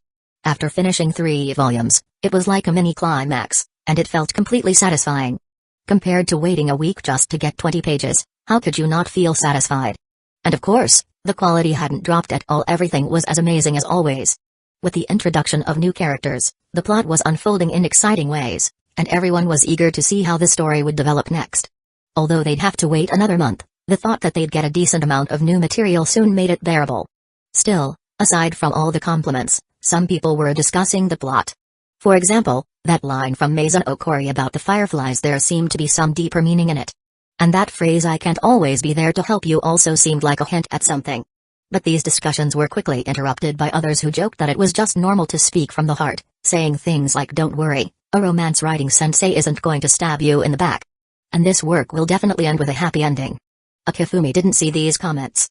Otherwise, he would surely nod and say, "Yes, yes, you're absolutely right." Thanks to all the praise from the fans, some of the initial skeptics who had decided to wait and see, also decided to make their purchase. But, on the day Your Lie in April was released, almost every bookstore had sold out. The ones who had waited couldn't buy any more copies, so they had no choice but to wait anxiously for reprints and new stock. And of course, they regretted their initial hesitation and secretly vowed to buy the next one as soon as it came out. 1 week after the release of Your Lie in April, in a luxury hotel, Mihari sat opposite Akifumi. "Akifumi-sensei's influence is really incredible," Mihari exclaimed, her face filled with admiration. Akifumi smiled, teasing, "It's been so long, I thought you'd already fully believed this by now." "This time it's different," Mihari said seriously. "If the volumes were being released one by one normally, I wouldn't be surprised by these sales. But this time, 3 volumes released all at once. It's unprecedented, and the sales are still this impressive. It's unbelievable. It's a simple concept really. It's like when a novel is first released and the sales are high, but with the second or third volume, the sales typically drop. It's common because readers initially find the author's style fresh, but as the story progresses, repetition inevitably sets in, causing the novelty to fade and sales to drop. Whether it's a manga artist or a light novel writer, if they can maintain their sales, they are already among the top tier. Releasing 3 volumes at once is like opening a mystery box without knowing what's inside. If it's something good, everyone is happy. But if it's garbage, the consequences are severe. After all, it's not actually a mystery box. Because of the previous reputation, people trust the creator. If the work doesn't live up to expectations, it's a huge disappointment. Just thinking about the online backlash makes me shudder. Don't underestimate the fighting power of Japanese netizens. Their level of savagery is not to be taken lightly. Akifumi, of course, knows all the ins and outs of this. Smiling at Mihari's astonishment, he simply said, "As long as we ensure quality, it'll be fine. Besides, you all are involved in the review process. If it wasn't up to par, there's no way it would have been handed to the fans like this, right?" Mihari nodded, though her astonishment hadn't really faded. On the release day, the sales of the 3 volumes were 48,000, 46,000, and 45,000. As the week went on, the sales had already doubled from the first day. For an average manga artist, if nothing out of the ordinary happens, their first day sales typically triple over time, and that's about their final total. But Akifumi's work had doubled its sales within just a week. By the time 30 days pass, it could even match the total sales of a normal artist's entire volume. In summary, this person is rolling in money now. I wonder how much he has saved up by now. Mihari couldn't help but think. Has it reached 10 digits already? Just thinking about that number made her tongue-tied. A sum like that would take her a lifetime to accumulate. Akifumi had no idea what the editor was thinking. He took out some drafts from behind him and handed them over. "These are the drafts for next month," he said. "Got it." Mihari snapped back to attention and took the drafts, only to be surprised. "What's wrong?" "It feels thinner than the last one," Mihari said, glancing at the thickness of the drafts. The difference was noticeable even with a quick touch. "Well, that's because this is just 2 volumes worth," Akifumi said. 2 volumes? Mihari blinked in confusion. "I thought you said we'd be releasing 3 volumes every month for the next 3 months." Akifumi understood the confusion and smiled. "Well, after reviewing everything, I know the final page count will wrap up in the 11th volume." "The 11th volume?" Mihari was taken aback. "So, why?" Akifumi explained, "Right now we're at the 5th volume, and with the next month having 3 volumes, that'll work out perfectly." The editor was wondering if that's what you meant, right? However, 2 volumes a month, or even 4, would work too, right? Mihari was left speechless. "Well, I suppose that does make sense," she admitted. "It was just mentioned that the next volumes would likely be released in batches of 3, But it seems 2 or 4 works too. Was this a sudden decision? She asked. Not exactly. Okifumi shook his head seriously. I just don't want the fans to suffer too much. Suffer too much? If we release 3 volumes next month, the fans will be heartbroken waiting for the conclusion. In the penultimate chapter of Volume 7, Aramakausai and the others visit the hospitalized Maison Okori. That was when your lie in April began to truly unfold. Aramakausai, the sadness of love. This piece reminds me of my mom. The scent of laundry detergent, the piano sounds I could hear in my dream, the gentle lullaby hum. The smell of disinfectant, footsteps echoing down the hall, the linen floor tainted white, and your figure overlapping with it. You're not going to be okay, right? You said it was just a checkup, didn't you? You won't tell me you're never coming back to school, will you? Can we see each other again? You're not. You're not going to disappear like Mom did, right? Fans may have held on to some hope when they saw this scene, but by the time they read Volume 8, all illusions would be shattered. Rather than cruelly forcing them to wait for April's final conclusion, it's better to leave them with a little hope before then. Okifumi said, sighing inwardly. I'm too soft-hearted, really. If the fans had to witness Cory lying in a hospital room, blood spilling on the floor, and the final line reading, "Will you die with me?" they would probably burst into tears. A little hope, huh? Mihari muttered, sighing. Speaking of which, why does your work always have so many knives? As an editor, Mihari had already heard enough to know that the ending wouldn't be a happy one. From that line, it's as fragile as if it's about to disappear, but still struggling to shine. One could already imagine the kind of emotional blow that would land on the characters. Well, Okifumi didn't explain but responded seriously, just because there are knives doesn't mean it's all tragic. At least in the fans' comments from his previous life, the debate between whether his works were more healing or heart-wrenching had ultimately tilted in favor of the former. So, does this mean 4 volumes will be released next? Mihari sighed. Even before it starts, I can already imagine how brutal the next 4 will be. Chapter 164, after all, the manga artists Mihari's handling aren't just limited to Okifumi Mujio. Including him, there are 3 other mangakas whose works are being serialized in magazines under her watch. The workload has increased significantly compared to when she first started. Speaking of which, the Tezuka Award will be starting in April. Mihari couldn't help but sigh again. I feel like I need to ask Minano-san for a raise. The lightheartedness and joy she had when she first joined the company seemed like a distant memory. Do you want me to talk to her for you? In response, Okifumi received an eye roll from the young editor. She was just joking, but was he planning on taking her seriously? By the way, Minano-san asked me to tell you that the first 3 episodes of Steins Gate are ready. Oh? Okifumi's eyes lit up, a little excited. Are there copies from the completed episodes? He had put in quite a bit of effort for this project, after all. As the screenwriter, coordinating with the director was an essential part of the process. Thankfully, the 2 directors working on this were among the most capable in the company. They quickly understood his ideas with just a few words, so he didn't have to worry too much about the final result. But still, he wanted to see it for himself. Mihari smiled and handed him a neatly wrapped CD. The screenwriter also asked if you could take a look and see if there's anything that needs adjusting. After all, no one knows the script better than you, and only you can tell if the presentation matches the story you envisioned. Okifumi waved his hand. Well, my ideas aren't necessarily the best. Both directors are professionals. What can I possibly suggest? I'll just watch for fun, he said, taking the CD and carefully putting it away. By the way, the company's speed is really impressive. The last time we spoke was at the beginning of the month, and now, just a little over 2 weeks later, they've completed 3 episodes. Mihari didn't know much about the specifics of the project, but Minano had mentioned a few things. They said they're really focused on this script, so they've put a lot of manpower and resources into it. Actually, they already finish up to episode 5 is almost finished too. Does that mean we'll be seeing it on screen soon? Okifumi felt a rush of excitement. I'm not sure, Mihari said, shaking her head. For the specifics, you'll have to ask Minano-san. I understand. After that, the 2 of them moved on from work and began chatting casually. Later that evening, Okifumi returned home. On the way back, he learned from Minano that, if there is no unexpected issues, Steins Gate would likely air in early to mid-March.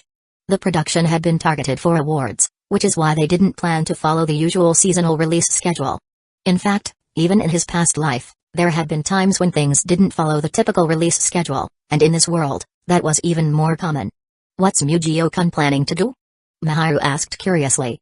You should know that in their house, the TV was more of a decoration, collecting dust most of the time. Turning it on today was a first. Well, I'm going to watch an anime. Want to join? Sure. Maharu smiled and sat next to Kifumi. By the way, where's Mashiro? Mashiro went out with Ariri. Eh?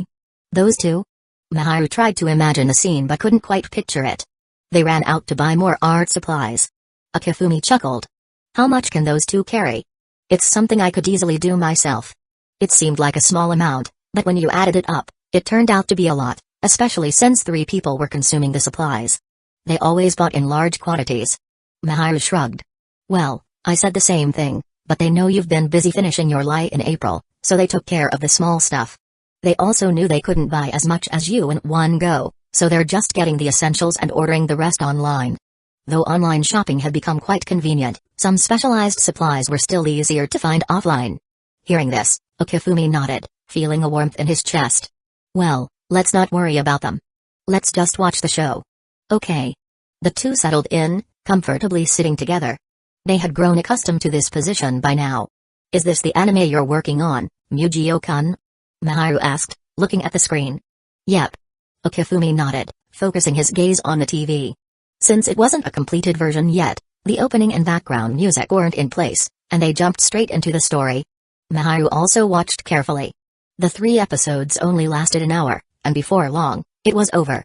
With the screen going black, Kifumi nodded in satisfaction. The performance was excellent in all aspects, even better than the original.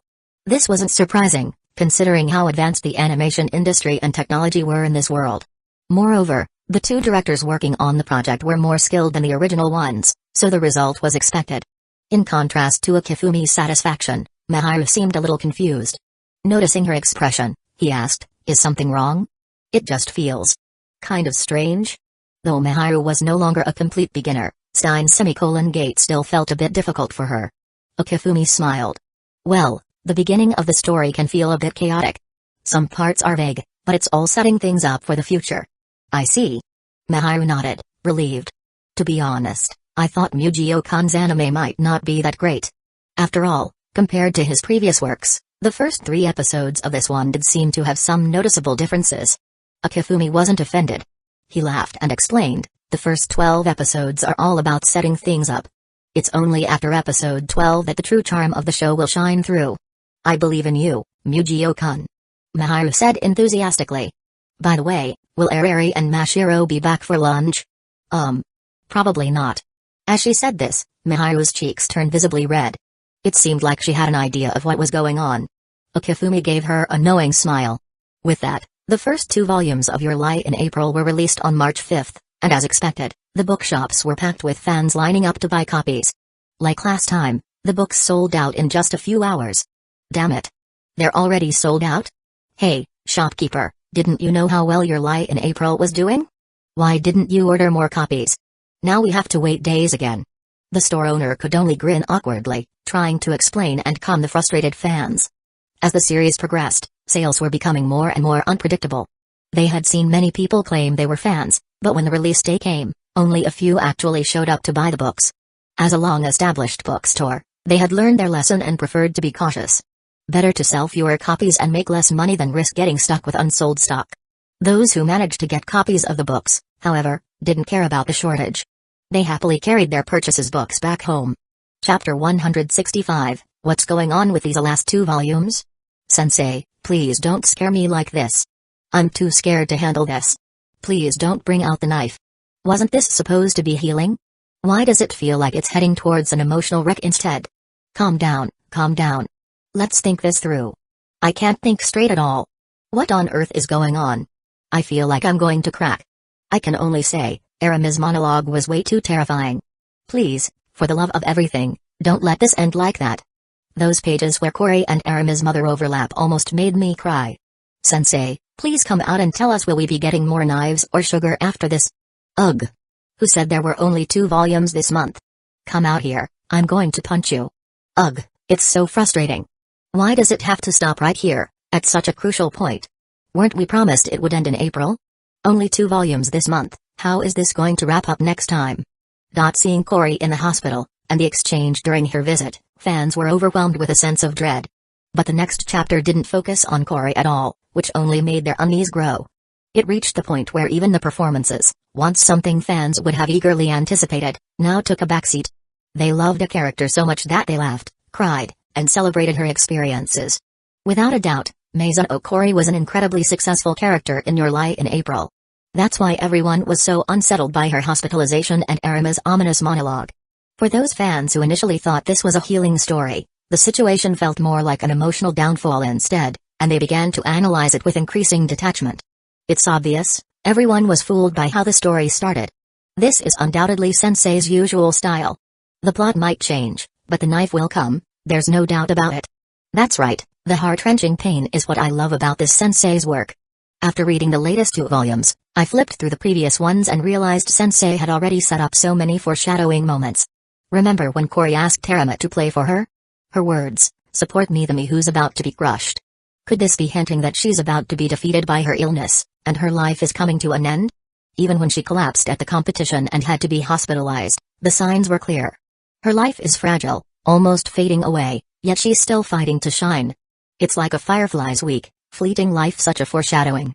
And, Your Lie in April, is this really just a girl hiding her feelings for a boy? Could every word in Arima's monologue be another reason for the lies? Looking back, these analyses seemed so obvious, and they were incredibly persuasive. But stop analyzing it. I won't believe anything unless Sensei says so. These explanations could explain Kori's strange symptoms, but there's more than one possibility. I'm sure this is just a process before healing begins. No way, it's already so obvious, and some people still refuse to believe it? Think about Sensei's past works.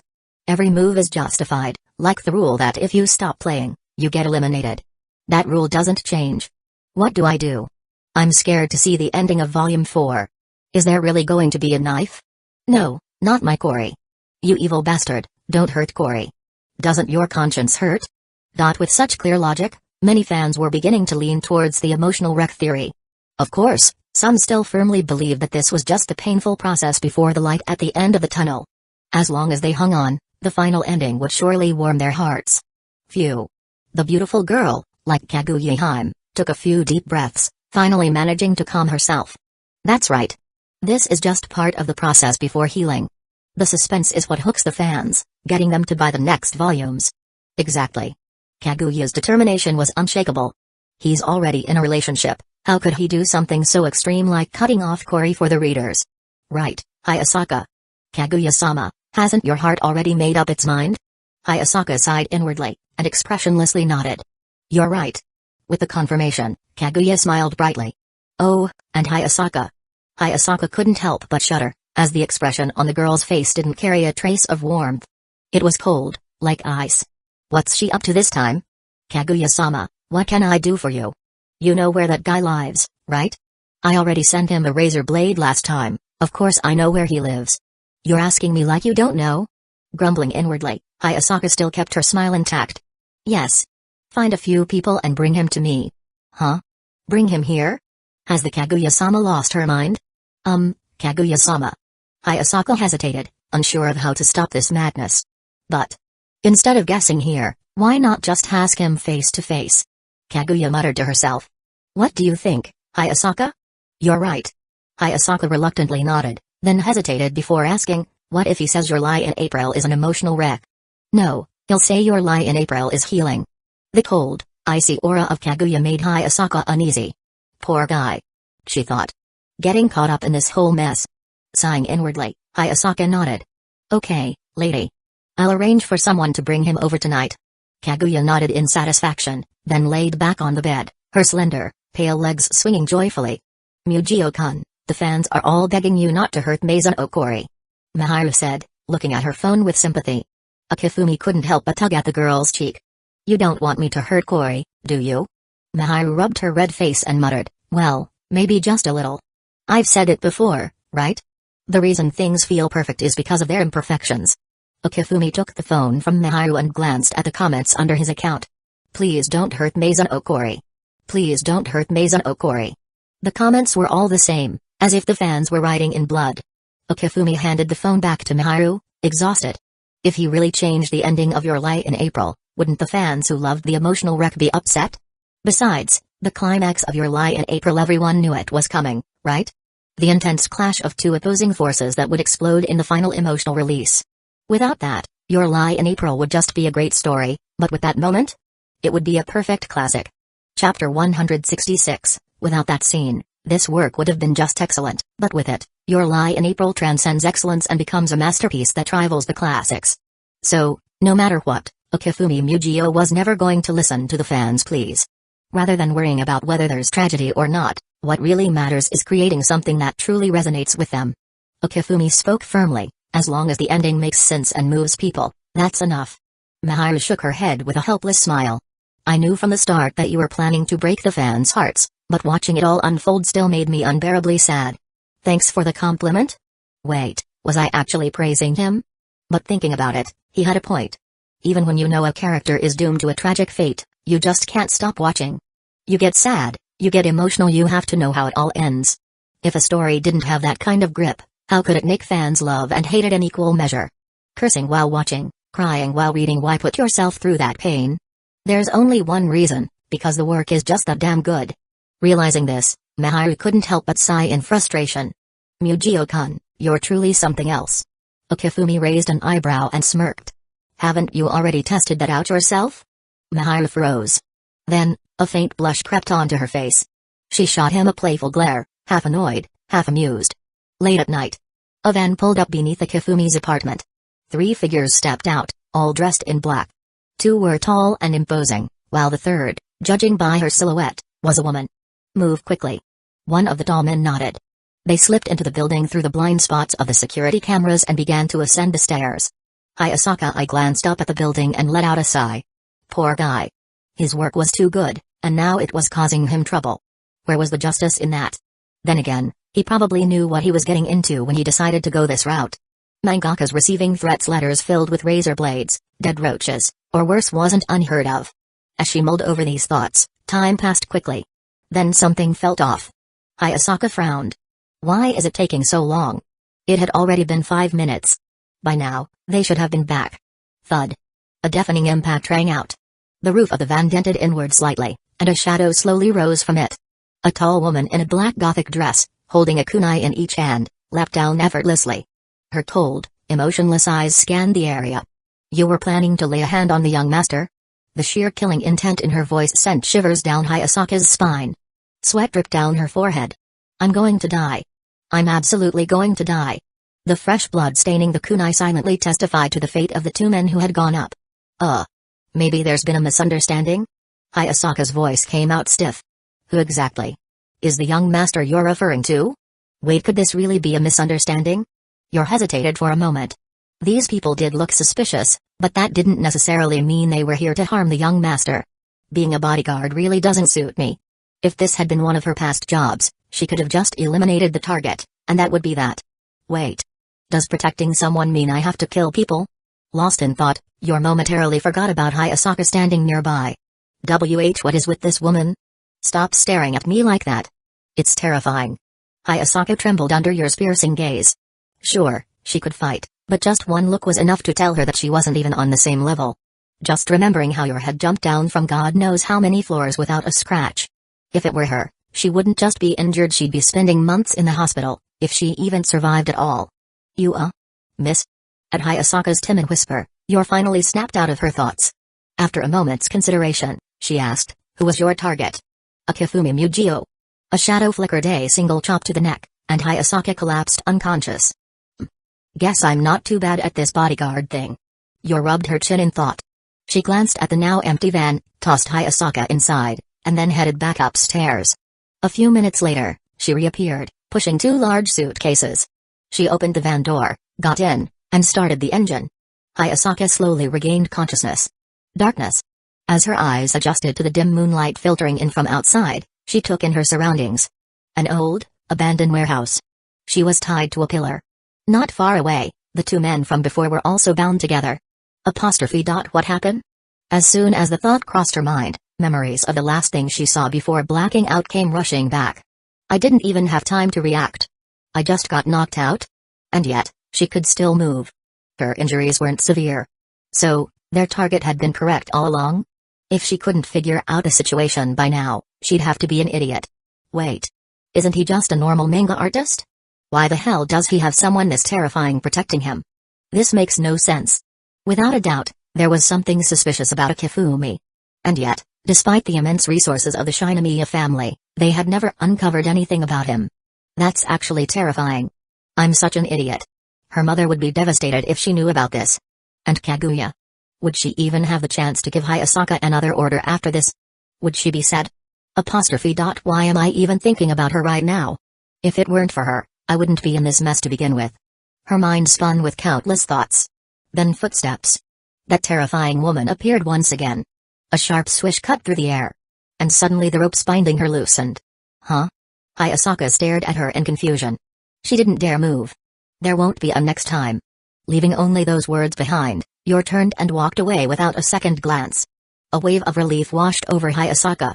Only then did she realize that, in just a few seconds, her back had been drenched in sweat. As the adrenaline faded, logic returned. Why? She had attacked their target. Even if they let her live, she should have at least been punished. Her gaze shifted to the object that had cut her bindings, a black card with silver edges. Without thinking, she reached out and took it. And the moment she saw the text on it, her eyes widened in shock. Her heart pounded. Relief flooded her. She took a deep breath. I'm still alive. On the phone, Yor asked, that's it? Just letting her go? A resigned voice on the other end replied, come on, Yor. You're protecting him in secret. If you start eliminating people, the Shinomiya family will investigate. If they dig too deep, you'll be exposed. You getting caught is one thing, but do you want us to have to replace you? We don't have anyone nearly as strong as you. But deep down, Yor thought to herself, maybe the young master doesn't even need my protection anymore. Yor couldn't help but think back to the recent sparring session she had with Akifumi in the private training room. In the end, it was herself who had been knocked out. Sighing, she muttered, I get it now. But are you sure the Shinomiya family won't come after the young master again after this? Well, don't worry, they don't have the guts to do that. After hanging up the phone, Yor couldn't resist sighing again. Ugh. I really don't think I'm cut out for these kinds of jobs. But living like this wasn't so bad either. She could stop by the young master's place now and then and check out the manga he was working on. Come to think of it, the young master's manga really knows how to pull at your heartstrings. Thinking to herself, she glanced at the time. It's almost 4? If she headed back now, she could catch a bit more sleep. After all, it was the holiday season, and the young master was probably at home. A few days passed, and time flew by. It was now March 10th. Akifumi Mujio was still completely unaware of the small incident from a few days ago.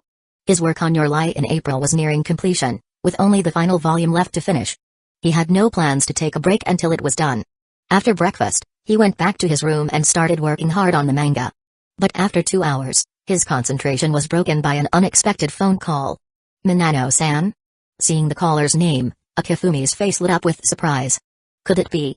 A smile formed on his face. Is this about the anime? Just like Akifumi-sensei, you guessed it before I even said anything. Well, the last time he had gotten a call from her, it was for this very same thing.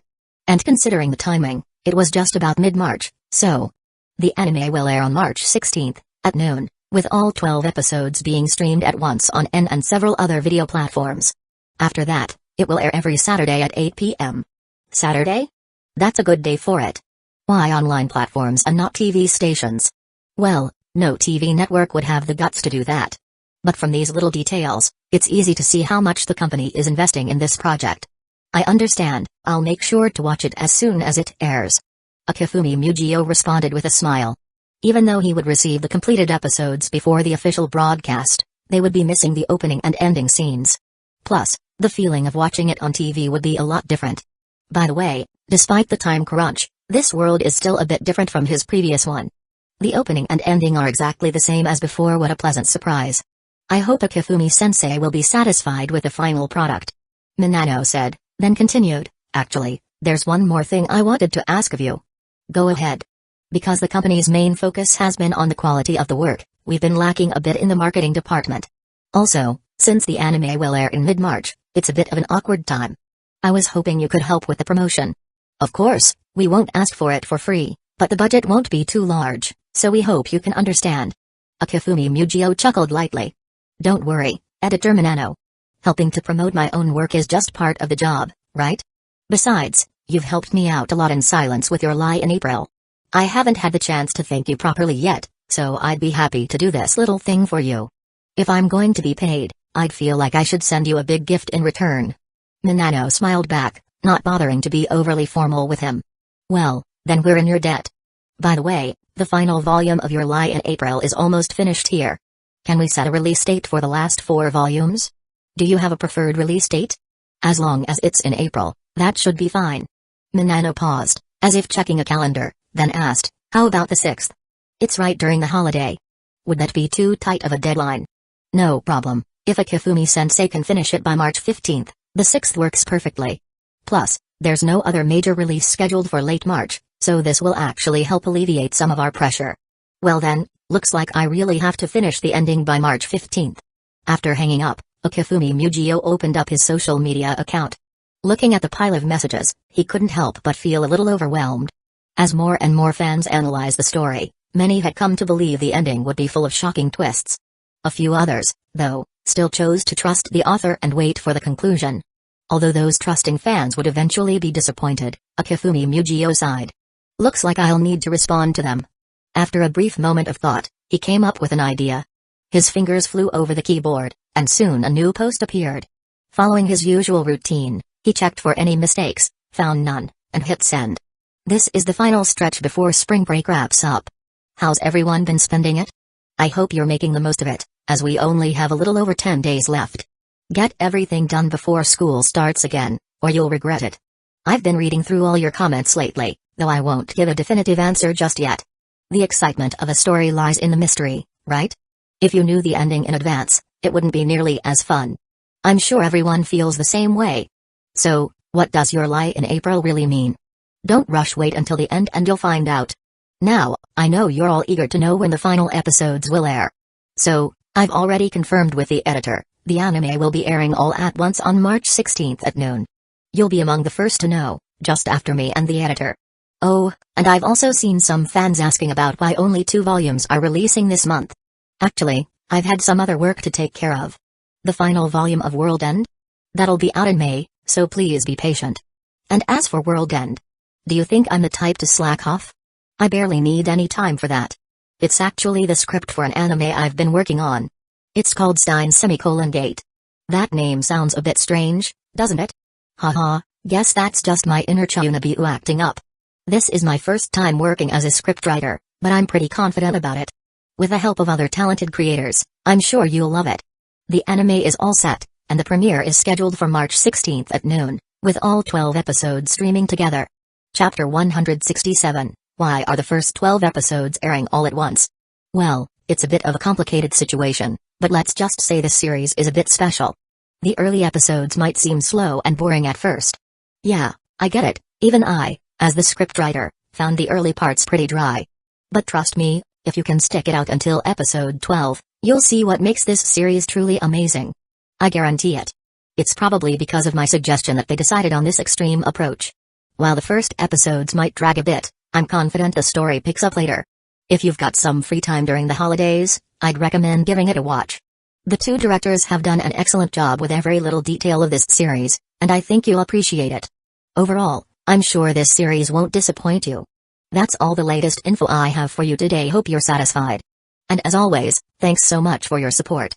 The post went live, and fans immediately received the update. Soon, the comments section was flooded with reactions. Good news, Sensei has responded. Bad news, there's not much info about Your Lie in April. I know waiting is part of the fun, but waiting for the knife to drop? Who's excited for that? Damn. Hey, Sensei didn't say for sure there will be a knife ending, did they? Are there still people who seriously think Your Lie in April will be a healing story? Either way, the next volume is coming out in 46 days, so we'll know everything then. True, but I'm not sure I can handle what's coming next. I'm waiting for the big names to comment before deciding whether to continue with the series. So, does that mean I won't have trouble getting the new volume? You all wait. I'm definitely getting it first. Whether it's healing or heart-wrenching, I'm in. I'm really curious how Sensei will wrap up Your Lie in April. Even if I'm not reading it, I'll still grab it first thing. Ugh, how can people buy it knowing the knife is coming? I hope I don't miss out on buying it this time. Wait, are we all focused on Your Lie in April? Didn't Sensei also mention an anime script? Yeah, we saw that. I guess light novels and manga aren't enough for Sensei anymore. Seriously, how does Sensei have time for all this with so many projects? It's crazy. Is writing scripts the focus? The crossover is wild. Sensei is involved in almost every ACG field except games. Maybe this is what genius looks like? I'm not sure anyone can do this much, though. Sensei is just beyond wild. If Sensei had told me they were going to write scripts before World End Trilogy came out, I would have probably said, what does a comic artist know about writing scripts? And now? Now I'm just kind of numb to it. At this point, if Sensei said they were going to make a game, I wouldn't be that surprised. Could you at least be surprised a little? By the way, Sensei's explanation about Your Lie in April feels a bit forced.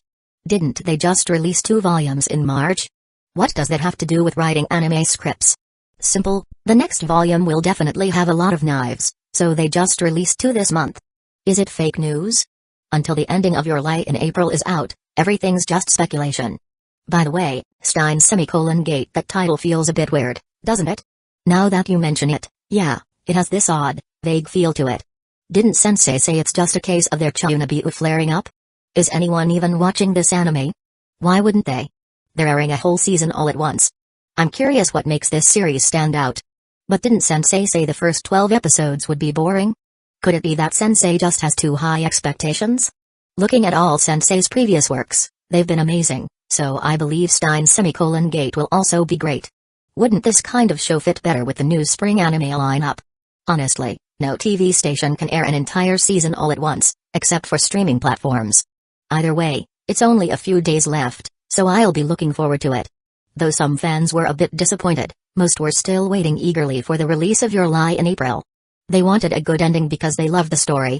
Would they stop watching? They were just venting for now. When the release date came, everyone would rush to get their hands on it. As for the anime that Akifumi Mugio mentioned, fans were understandably excited. After all, Warrior of Love and Hope had already become a big-name franchise. Before any potential flop, anything associated with that name would attract significant anticipation. With that anticipation building, March 16th arrived as scheduled. Hey, Tanaka, we're here. Got the snacks ready? Tadakuni and Tabata walked in together. Tanaka opened the door, glaring at them with an angry look. You two idiots. Didn't I say I'd provide the space, and you were supposed to bring snacks and drinks? Tadakuni scratched his head, looking confused. Did you say that? Tabata, did you hear that? Tabata also looked lost. I don't think so. Didn't I say that? Tanaka began questioning his own life choices. Do we still have food at home? If not, we can go buy some. Tanaka glanced at the time and sighed. Forget it, it's almost time, there's a little left in the house. Come on in. He turned and walked inside, and Tadakuni and Tabata exchanged a knowing look, giving each other a thumbs up and smiling, feeling like they had accomplished their plan. Sorry for the interruption, they said, entering. They sat down on the tatami mat. It was already mid-March, and the weather had started warming up. The katsu seemed unnecessary now.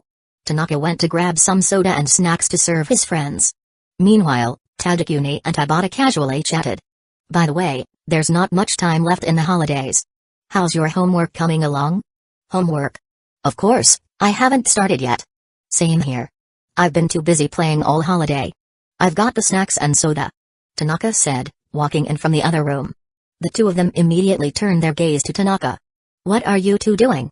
Tanaka asked, face full of disdain as the two of them, without any shame, knelt down and hugged his legs. Save us. Great father. They begged in unison. Tanaka was momentarily stunned before breaking into a mischievous grin. Well, since you called me father. Tell me, what is it you want? Have you done the spring break homework? Seeing the hopeful expressions on their faces, Tanaka slowly placed the snacks and drinks on the table, scratching his head. Of course, I have. Oh. They cheered loudly. But of course, I didn't actually do it. Tanaka added with a smirk. Tadakuni and Tabata were frozen. Tanaka continued, muttering to himself, actually, I was thinking of borrowing it from you guys. Since you're giving me snacks, could you lend me a copy of your work? Wait. What are you two doing? Both of them grabbed Tanaka's collar, their faces contorted with fury. You jerk, give the father title back to us. We had such high expectations for you, how could you disappoint us like this? Realizing what was happening, Tanaka snapped, damn it. These snacks could make even a dog wag its tail, what good are they to you two? The three of them rolled around on the floor in a chaotic mess. A few moments later, they all sat up, panting heavily, glaring at each other. By the way, isn't it already midnight? Doesn't that mean Stein's semicolon gate is already starting? Quick, quick.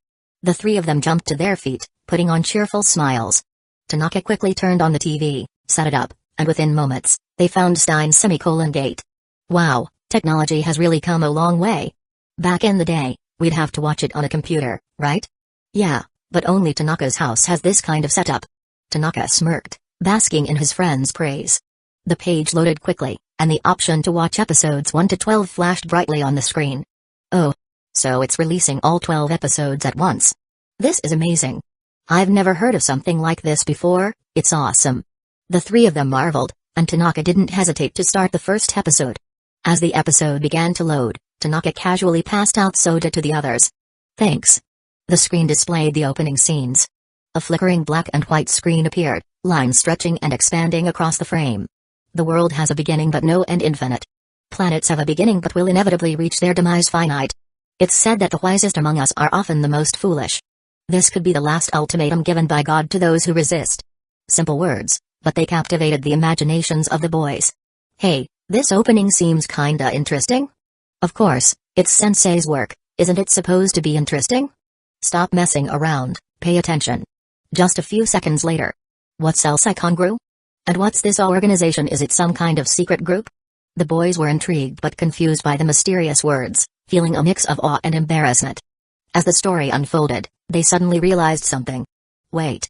Is the main character a bit of a Chunabayo? Probably. His real name is Okabe Rintaro, but he insists on calling himself Huinkyo Uma. While it sounds cool, it just makes the people watching cringe. And the bizarre endings, the imaginary organizations. Everything about it made them want to roll on the floor in embarrassment. Ah, I get it now. No wonder Sensei said this was his Chunabayo soul acting up. Because the main character's behavior was extremely Chunabayo. So, is this the Stein's Gate choice? Is this where the title comes from? Wait, did Sensei really name it like that? It feels a bit rushed. But the opening was really weird. 1 second someone's getting killed, and then the next moment, the scene jumps to something completely different. I don't really get it. Well, let's keep watching. Sensei did say the anime doesn't really start until episode 12, right? True. At first, they could reassure each other and keep pushing through the boring parts. But as the plot went on, they started to get more and more disinterested. Sure, there were some interesting bits, but nothing that really made them want to keep watching. I don't know. Is this getting kind of boring? Tabata said after watching 6 episodes. Tadakuni nodded. Yeah, it's kinda boring. Honestly, I think I'd rather be doing homework. No, let's not do homework. Tabata quickly rejected, standing up. So, how about we go do something fun? Without hesitation, Tanaka refused. No way. Wait, are you seriously planning to finish the rest of the episodes? Well, we've watched 6 episodes already. Might as well finish what we started. Tanaka said confidently. Sensei said it'd all make sense by episode 12, I trust him. Hearing this, Tabata and Tadakuni exchanged glances before reluctantly sitting back down. Wait, you're not giving up? We're the ones who are giving up now? I wanna see what happens after episode 12, what could be so surprising to make Sensei so confident. The three of them continued watching with renewed determination. Though they really wanted to skip ahead to the final episode, they felt that would be disrespecting the work itself. And so they endured, finally reaching the relaxing moment of the 12th and final episode. Finally. The three of them felt both relieved and excited, almost as if they were about to face a final boss in a game. The earlier episodes were predictably dull, until... Mayushi's pocket watch stopped working? That's strange, I just wound it up earlier. In the next few seconds, they were hit with a chilling moment. A terrifying figure, wearing a white mask and holding a gun, broke into the room. With a gunshot, Mayuri collapsed in a pool of blood. At that moment, the three of them felt a chill run down their spines. Their minds were full of questions, with no answers in sight. And the ending sequence played, showing Okabe Rintaro's desperate shout. They had been so happy watching the ending before, but now they felt none of that joy. Why? Why does it have to end here? Damn it, who are these people? Why did they kill Mayuri? As expected, when it's Sensei's work, no character is safe from the knife. The sudden and shocking turn of events left them desperate to understand what had happened. But the episode ended, and the screen seemed to mock them. Chapter 168. Compared to the two who reluctantly kept watching with him, Tanaka was at least paying attention to the overall plot. While there were occasional scenes that made no sense and left people confused, if you pushed those aside for the moment and didn't think too much about them, they didn't significantly impact the viewing experience. The one thing that was undeniably central to the entire story so far was Okabe Rintaro's time machine.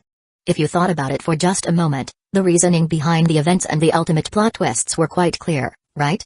Hearing Tanaka's comment, Tadakuni and Tabata paused for a moment, then exchanged confused glances. Tanaka. Tadakuni said, "Are you sure you're still you? Did someone swap your soul out or something?" "Yeah. I can't believe you came up with that. That's totally not you." Tanaka rolled his eyes. "It's just a logical development that any normal person would think of. Why wouldn't it be something I'd think of? You two are the ones who are weird." No, because it's a normal logical reaction. The fact that you thought of it is what's not normal." "That's right." Faced with his overly serious friends, Tanaka couldn't help but roll his eyes again, deciding to ignore them. He sighed heavily. "No wonder they said you'd understand after watching 12 episodes. This plot twist really took me by surprise. Logically speaking, the development seemed quite reasonable. But in a typical anime, this wouldn't be the direction the story would take. Since the main characters are special, everything they do makes perfect sense no matter what they create. So, what impact will this have on the world? Does that even matter? That's never been the point of the story. Yet, someone decided to make this seemingly irrelevant development the main plot point and ran with it. You can only say, of course, it's from Sensei. Such a unique way of thinking. But why did it have to end here? What will happen next? Are they just going to get carried away? Did Mayuri just die like that? Tanaka couldn't figure it out. He just couldn't imagine what the next steps would be. If anything, no matter what direction the story goes in next, it will probably be a completely normal continuation. Tanaka clenched his fists and gritted his teeth, feeling his frustration grow. Damn it. Why did it have to stop here? Why did it stop? This thought ran through the minds of many fans after watching Steins Gate. After spending hours watching all the episodes released so far, they were left with nothing but a sense of frustration, not relief. With this feeling, many fans took to the internet to vent their complaints. And then they found something shocking: Steins Gate, a thoroughly disappointing work. It was filled with cringeworthy middle schooler fantasies, completely unrealistic. If you could somehow remove the protagonist's Chunabiu, middle school syndrome, it could barely be called a slice of life series. With those fantasy elements added in, the plot was so awkward, they felt like they needed to gouge out their eyes. The once glorious warrior of love and hope myth? Gone. In a stunning fall from grace, Warrior of Love and Hope had finally met his first major failure. A genius arrogance led to his inevitable downfall. Hopefully, this failure would remind them that success in light novels doesn't guarantee success in other mediums. Don't let pride blind you, and don't disappoint the fans who support you. Such criticisms flooded the internet. For those who had carefully watched the show, it made no sense. Had they really been offline for just a few hours? Why did it feel like they were disconnected from the world? Ridiculous didn't even begin to cover their feelings. After reading these critical comments, a fiery anger rose within them. If those criticisms were true, they had nothing more to say. But after seeing those comments, fans realized that these critics hadn't even watched all the episodes. They watched maybe half, or not even half, and then went online to rant without understanding the whole story. How could the fans who had watched the full series not be angry? Sure, the early episodes were a bit unclear, and Okabe Rintaro's Chunabiu moments were cringeworthy, but the show was far from simple. The arrival of episode 12 made this painfully clear. The remaining plot, whether it becomes something incredible or simply ends here, at least deserved to be seen first before anyone made judgments. It was certainly not the right of those who hadn't even watched a few episodes to criticize it. So, some fans decided to push back. It's undeniable that Steins Gate felt boring in the beginning, but how can those who haven't even watched all 12 episodes have the right to speak? I still remember the chills I got at the end of episode 12. That was the moment the real shock hit. Maybe it's not that Sensei's story is bad, but that you guys just didn't understand it? After watching episode 12, I'm finally starting to get a sense of the incredible story Sensei was trying to tell us. I'm really looking forward to next week's updates. Based on my years of experience watching anime, I can tell Sensei is setting up something huge in the next step. With all this build-up, if they cut away the unnecessary parts. Just imagining that scene gives me chills. Steins Gate boring? Sure, because the best parts haven't even started yet. You guys only saw the boring bits and missed all the exciting parts. It's sad, really. Sensei's myth? What myth? He's just doing what he loves. Seriously, I don't understand why people idolize Sensei so much.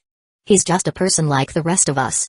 The success of the work comes from having a good story, and Sensei's only role was to present that story to us.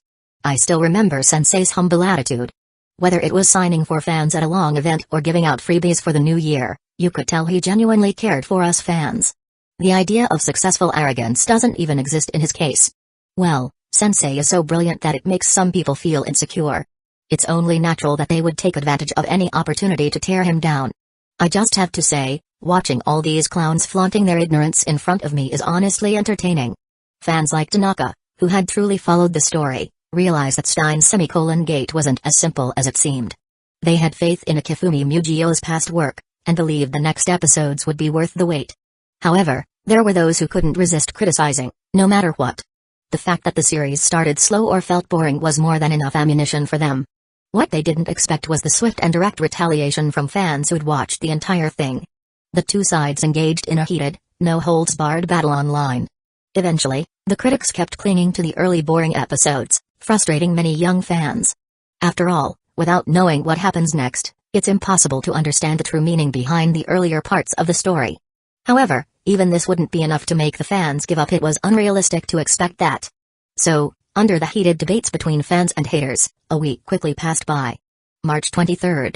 At 8 p.m., Tanaka finally got the update he had been eagerly waiting for: Stein's Gate Episode 13. Sensei is definitely going to slap these guys in the face. Filled with anticipation for Episode 13 and trust in the creator, Tanaka clicked on the episode. The scene immediately picked up where the previous one left off, with Kurimoka's gun pointed at Okabe Rintaro. It seemed like she was about to pull the trigger. Unexpectedly, yet somehow predictably, the energetic part-time girl, Suzuha-man, returned to the scene. She swiftly dealt with the armed terrorists, and then faced off with Moka, her gun raised. At her reminder, Okabe began his first-time leap in front of everyone. The time rewound to 5 p.m. that afternoon. The look of desperation on Okabe's face was unexplainable to those around him. However, his sharp assistant, Kurisu, noticed it immediately, realizing that Okabe had just jumped back from the future. There wasn't much conversation, just Kurisu's final words. "You'll have to explain everything to me later. To save her, I have to save her," Okabe declared, with determination. In this state of mind, Okabe finally found Mayuri. The events seemed to start changing, but when Mayuri once again fell into a pool of blood in a different way, the shock from Episode 12 wasn't there anymore. Instead, there was an overwhelming sense of discomfort. It wasn't that the plot was flawed, rather, Tanaka suddenly realized that no matter how many times they rewound time, certain events were fated to happen. They wouldn't change, they would only repeat in different forms. This realization was confirmed in the following plot. Okabe leapt back again to the moments before Mayuri's death, hours earlier. This time, Okabe didn't search blindly. Instead, he crafted a clever excuse to get everyone to leave, and then quickly found Mayuri. However, Mayushi's pocket watch stopped working? That's strange, I just wound it up earlier. After this brief exchange, despite having avoided the terrorists, when the time reached that crucial moment, the bullet train came rushing again and took Mayuri away. This scene confirmed Tanaka's suspicions. No matter how many times they tried, Mayuri's fate would always end the same death. But in the black and white scene, Okabe grasped Mayuri's broken pocket watch and firmly whispered to himself, "I won't let you die. Mayuri, I'll save you." At that moment, the same shocking feeling from Episode 12 surged within Tanaka. And amidst the rushing timeline, the end credits started playing once more. "Even though she can't be saved, you're still going to fight to save her?" Tanaka took a deep breath, trying to calm his excitement. A wide grin spread across his face. As expected from Sensei. The storytelling is just so cool. This show is exactly what Sensei said, it gets better and better as it goes on. Now then. How will Okabe save Mayuri? Tanaka was filled with anticipation. But damn it, why does it feel like we've barely seen anything of the climax? It was supposed to be back-to-back episodes starting from Episode 12, but just as the plot hit the exciting part, they switched back to weekly updates. The frustration was real. "I just want to binge-watch it all at once," Tanaka sighed. And many fans shared his sentiment. Yet, the only option they had was to wait. So, after the episode ended, the internet was flooded with discussions. Damn. The first half was so hard to get through, the time dragged on endlessly. But after Episode 12, it just flew by and ended so quickly. "What? My Tutu Ryu!" Seeing Tutu Ryu die so many times made me realize this is definitely the work of an old pro. After this episode, I can't help but feel like no matter how many times Okabe tries, Mayuri's death is inevitable. I have no idea how he's going to save her. Is the rest of the plot just going to be about Mayuri's 100 ways of dying? My take. You can't predict where this story is going, not even a little bit. I feel like Okabe really grew in this episode. Did you notice how he referred to himself? That cringy Chunabiu side of him is slowly disappearing. Huh? Really? I didn't even notice that. Thinking about waiting another week for the next episode makes me feel miserable. As fans began discussing, soon enough, dissenting opinions emerged. I watched the new episode, and my review is that it? I don't understand why so many people like a story about such a tragic character. Isn't this just another example of a character getting tortured for no reason? It's getting kind of tiring. This episode clearly shows that no matter how many times they go back, they can't save Mayuri. So Okabe's determination to save her seems a bit naive, don't you think? You guys said the plot would have a twist, but after watching so many episodes, can someone please explain where that twist is? After watching this episode, I feel like the story is getting a bit cliché. The main character will probably save Mayuri somehow, with a bunch of unexplainable reasons thrown in. Compared to the earlier episodes, there was indeed a big shift in episode 12. However, the shift wasn't dramatic enough to silence the critics. In fact, after episode 13 aired, the voices of doubt grew even louder. From their perspective, the main character's declaration seemed to make the plot more predictable. And for those people, the only fitting word to describe the new direction was cliché. So, the voices of opposition that had been somewhat restrained earlier now grew bolder. The pessimistic commentary also grew louder. Ayuri curiously asked, what's going to happen next? Can Mayuri really be saved? Akifumi Mujio let out a rare sigh. Though it might not be very convincing coming from me, this anime is actually going to have a rare happy ending. Eh? Is it the kind of cliché ending people are talking about online? Akifumi rolled his eyes. What do you think I am?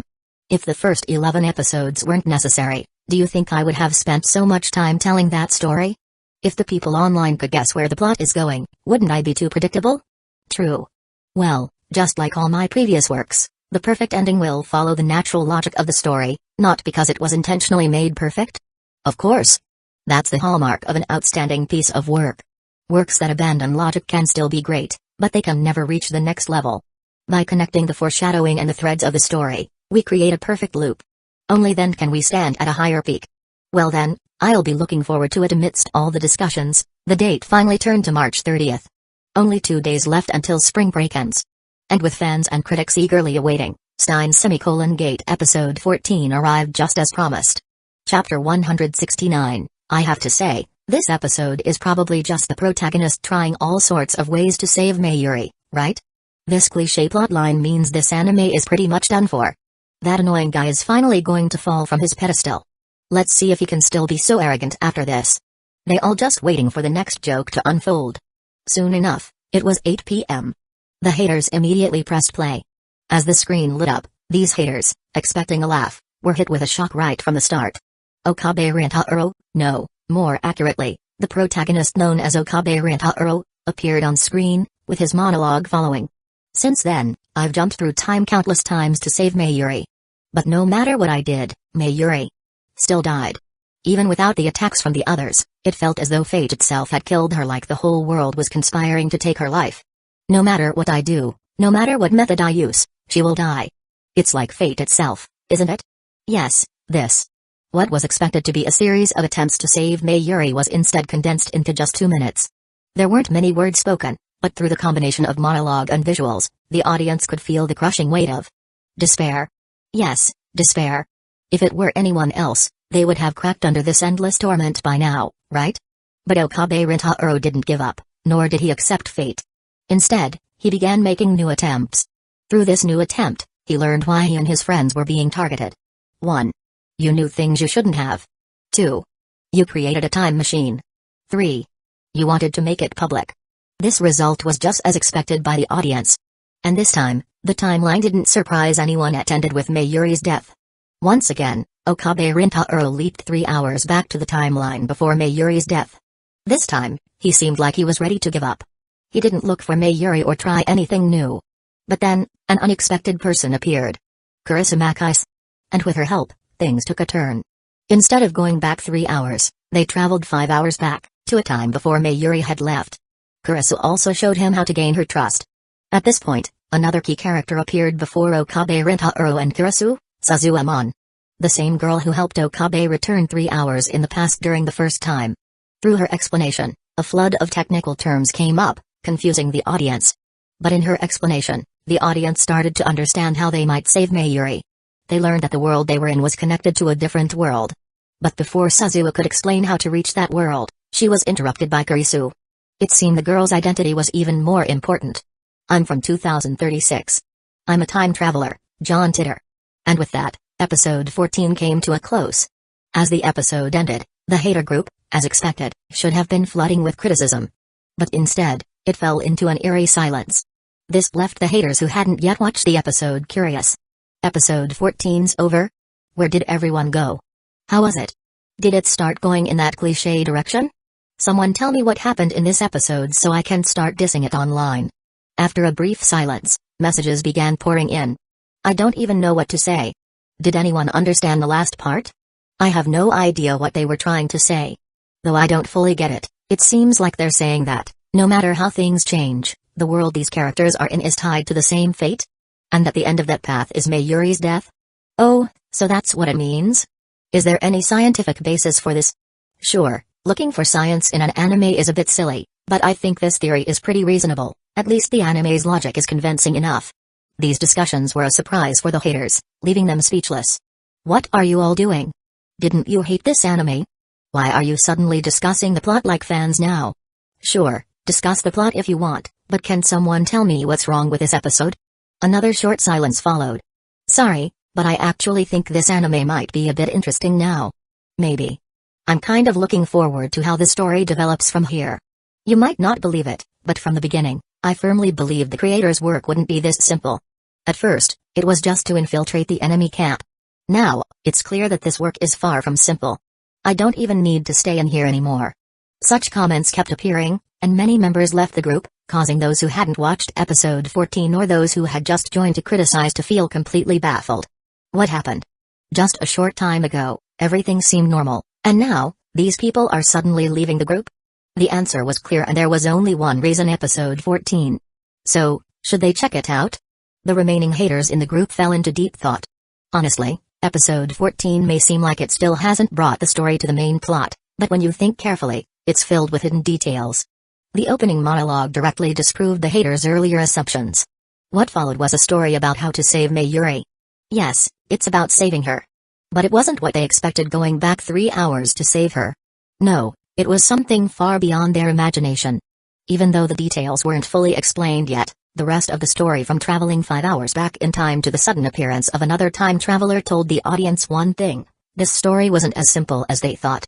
And the next jump back in time explained why the main characters were attacked before 8 p.m. It also showed a side of Okabe Rintaro's state, who had been jumping through time so many times. The next jump only magnified this point. Okabe, seemingly ready to give up, wandering aimlessly on a street, made the audience realize something: the story was far from over, and it wasn't going to follow the predictable path. These details, especially in the opening, slapped the haters in the face. What followed was completely beyond what they had imagined.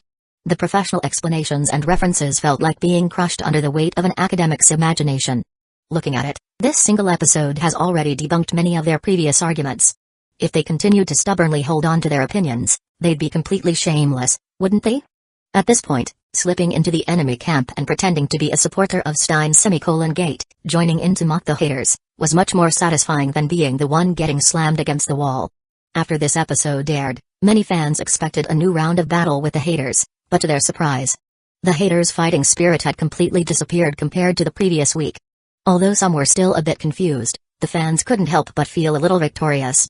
They quickly began discussing the latest episode. I can only say, every time this story is directed by Sen, it brings me so much surprise. After watching the first 11 episodes, I was disappointed, but when Sensei said the real story starts from episode 12, I decided to keep watching, and it turns out Sensei wasn't lying. Episode 14 really took the story to a whole new level. So why was the episode so short? I wasn't ready for it to end. Damn it. Now we have to wait a whole week again. By the way, after tomorrow, it'll be April, right? Time is flying. Ugh, school starts soon, and I still haven't finished my homework. Wait, when April comes, the final volume of Your Lie in April will be out, right? I've already counted the days. Just 7 more days. My wallet is already starving for it. Regarding the change in public sentiment online, Akifumi Mugio wasn't surprised. After all, the further Stein gate progressed, the more amazing it became. Especially when the foreshadowing that had been building up was finally revealed, it felt as satisfying as suddenly being able to relieve constipation after days of discomfort. That kind of feeling was incomparable. Episode 14 took the story to a new height? No, the real high points of this anime haven't even started yet. If there was one thing imperfect about this work, it would be the ending, which will have a happy ending. Though the journey had its painful moments, if the ending is good, the pain from earlier won't linger for long. On the last day of spring break, with no surprises, time passed, and the day of the new school year arrived, on day 41. The first day of high school. After the opening ceremony, the group returned to the classroom. It feels like we've already made it to our third year of high school. Time sure flies. Akifumi sighed.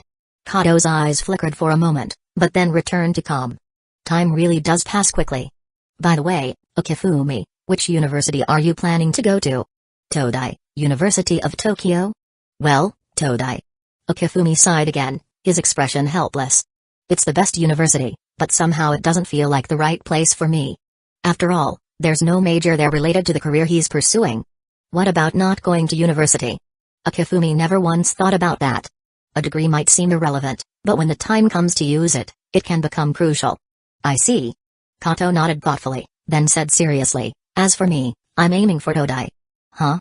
Kato, have you already decided on your future? Akifumi thought back to the conversation he had with Kato before.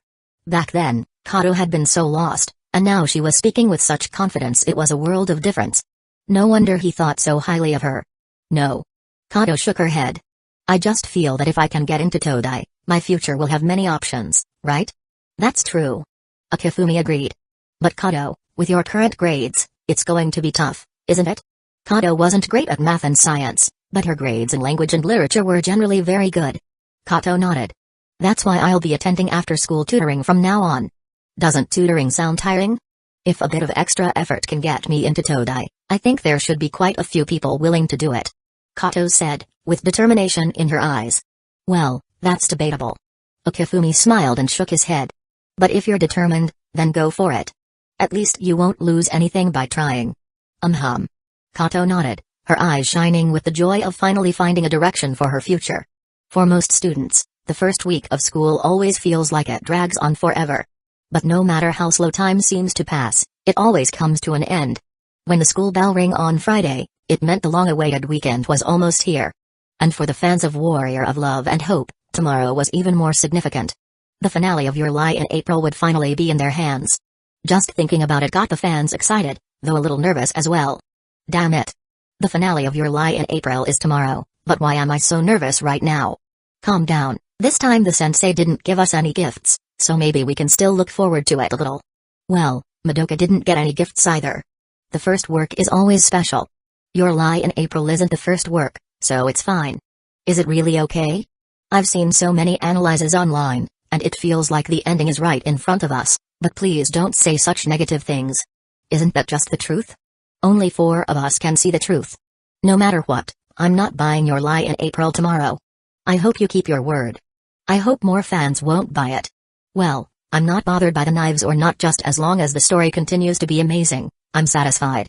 Me too. As long as the plot remains exciting, I'll accept whatever ending it gives us. Hope you guys cry. Hope you still have that high spirit when the knives cut deep. As fans wondered what Your Lie in April's ending would truly be like, April 6th arrived just as expected. Despite many fans claiming online that they wouldn't buy Your Lie in April on the release day, choosing to wait until the ending is confirmed, the bookstores were packed with more fans than during the spring break of March. There was no doubt Your Lie in April's finale was too tempting. No one could resist the urge to know the ending the moment it was released. Even though some had said they'd resist the temptation, when the day came, their bodies honestly led them to the front of the bookstore, queuing up to buy the book. As the clock approached 9 p.m., the bookstores opened one by one. Excited fans rushed in to grab their copies, shouting, "Give me 3 copies of the final 4 volumes of Your Lie in April." The first group of buyers had big smiles on their faces, but the fans at the very end of the line looked like they had just eaten a bitter pill.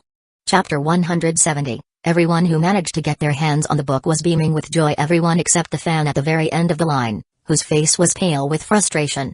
You guys. Why are you buying so many copies? At least think about the rest of us. Unfortunately, no one else could hear their inner complaints and desperate cries. And even if they could, it wouldn't change anything. After all, when those people were at the back of the line, they had suffered the same fate. Damn it. Kaguya angrily punched the pillow in front of her.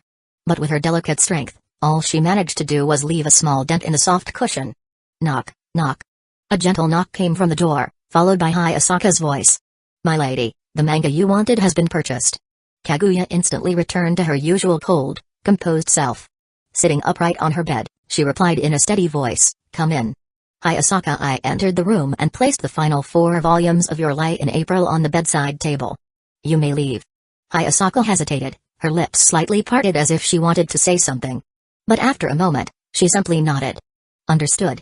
She turned and walked out of the room, sighing quietly in her heart.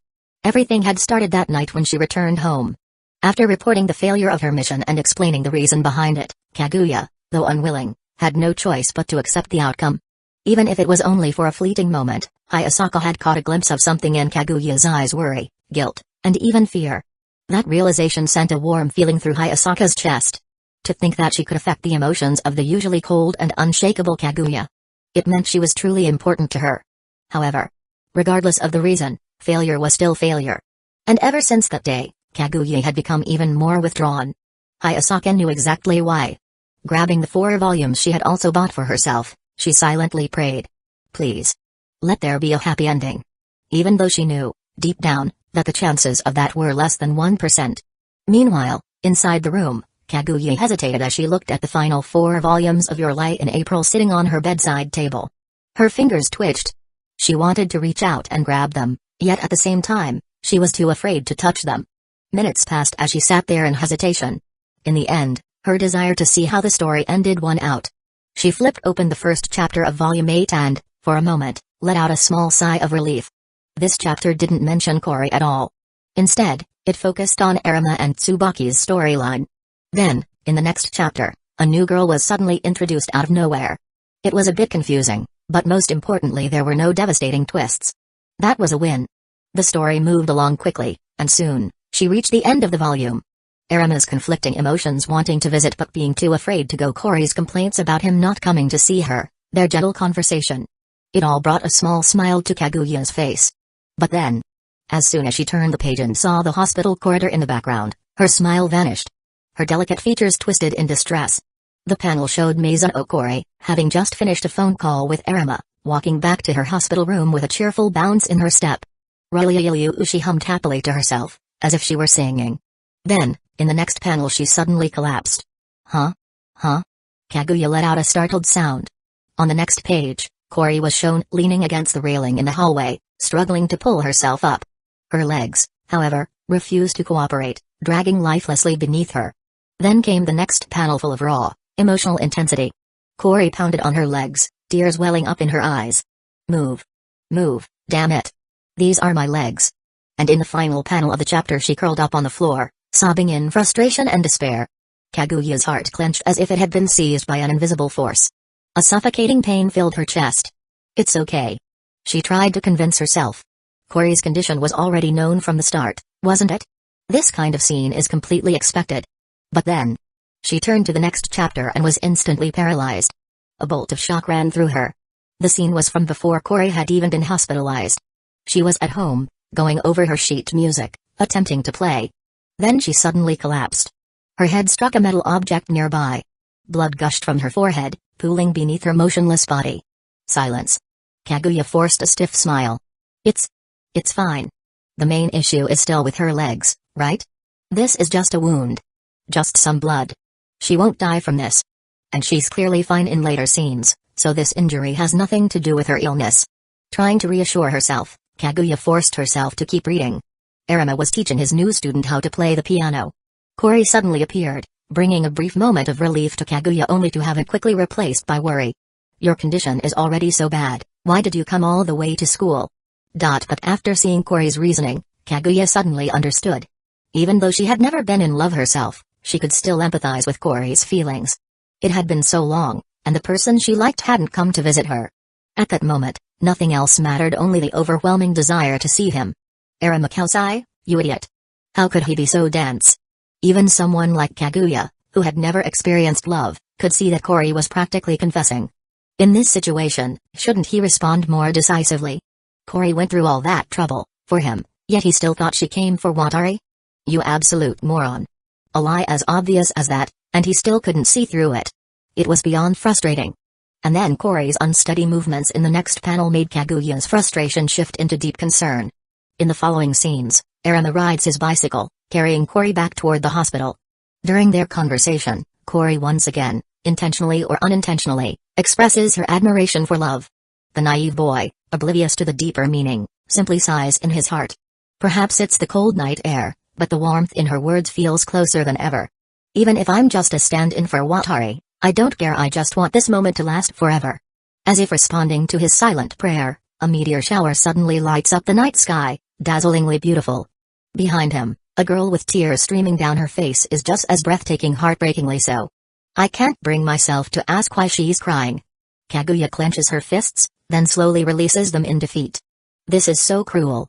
No matter how much she wants to deny it, as an outsider watching this unfold, what excuse can she possibly find? Why is Corey crying? Because she wants to live, of course.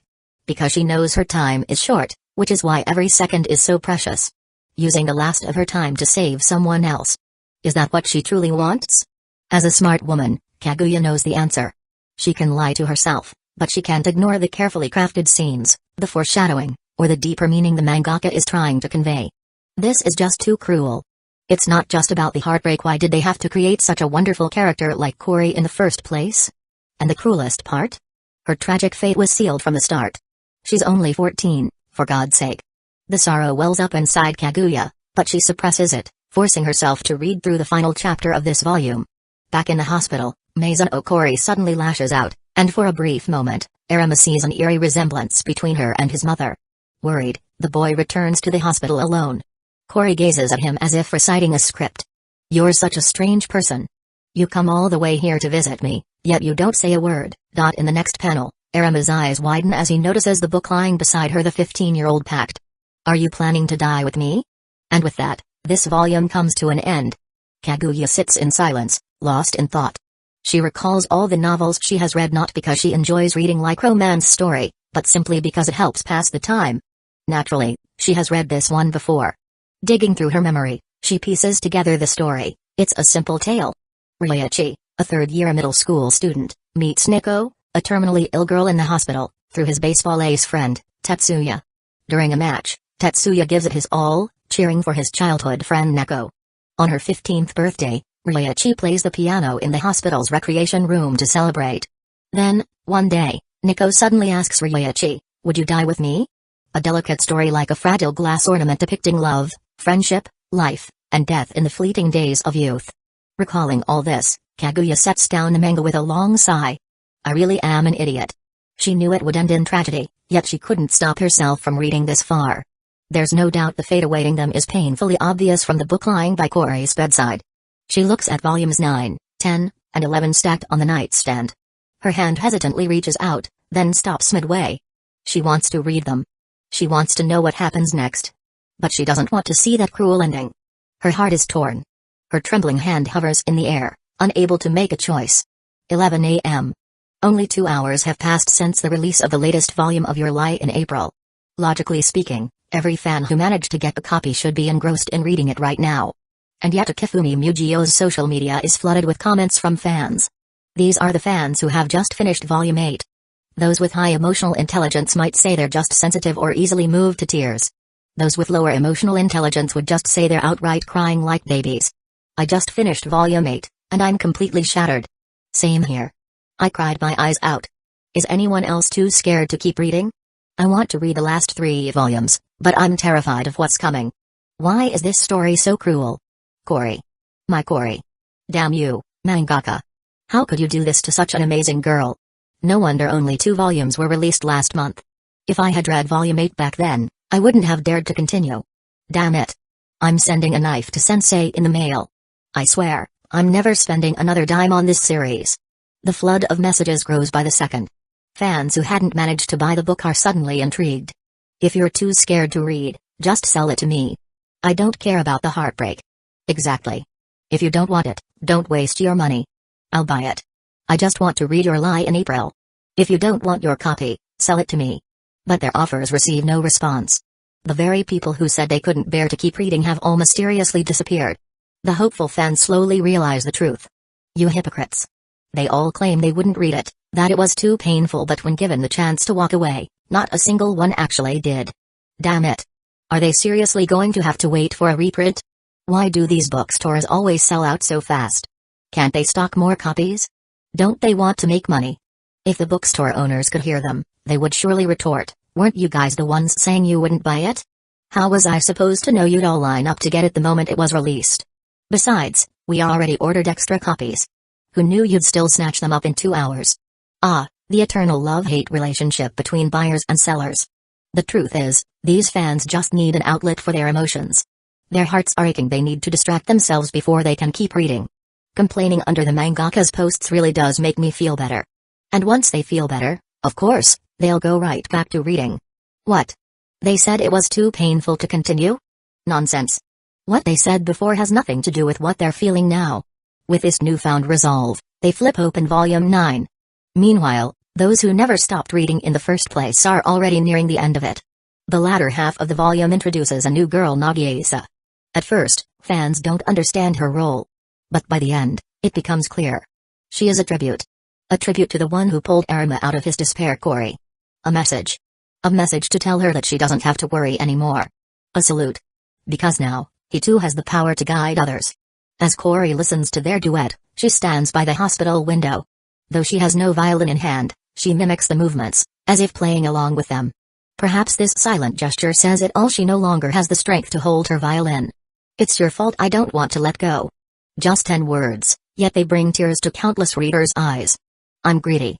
I've started dreaming again. I even dared to imagine one day, dancing a waltz with you. Chapter 171, the next words, however, brought unexpected joy to the fans. Could it be? There's still hope? Although it was just a line from a script, the fact that she said, "Would you die with me?" was enough to reveal the girl's emotional turmoil. Simple pain and despair couldn't begin to describe it. But when she started dreaming, when her imagination took over, it perfectly expressed how her feelings had shifted. Anyone could see that the once hopeless girl had found a new attachment and hope through this performance. Her gray days were suddenly filled with color again.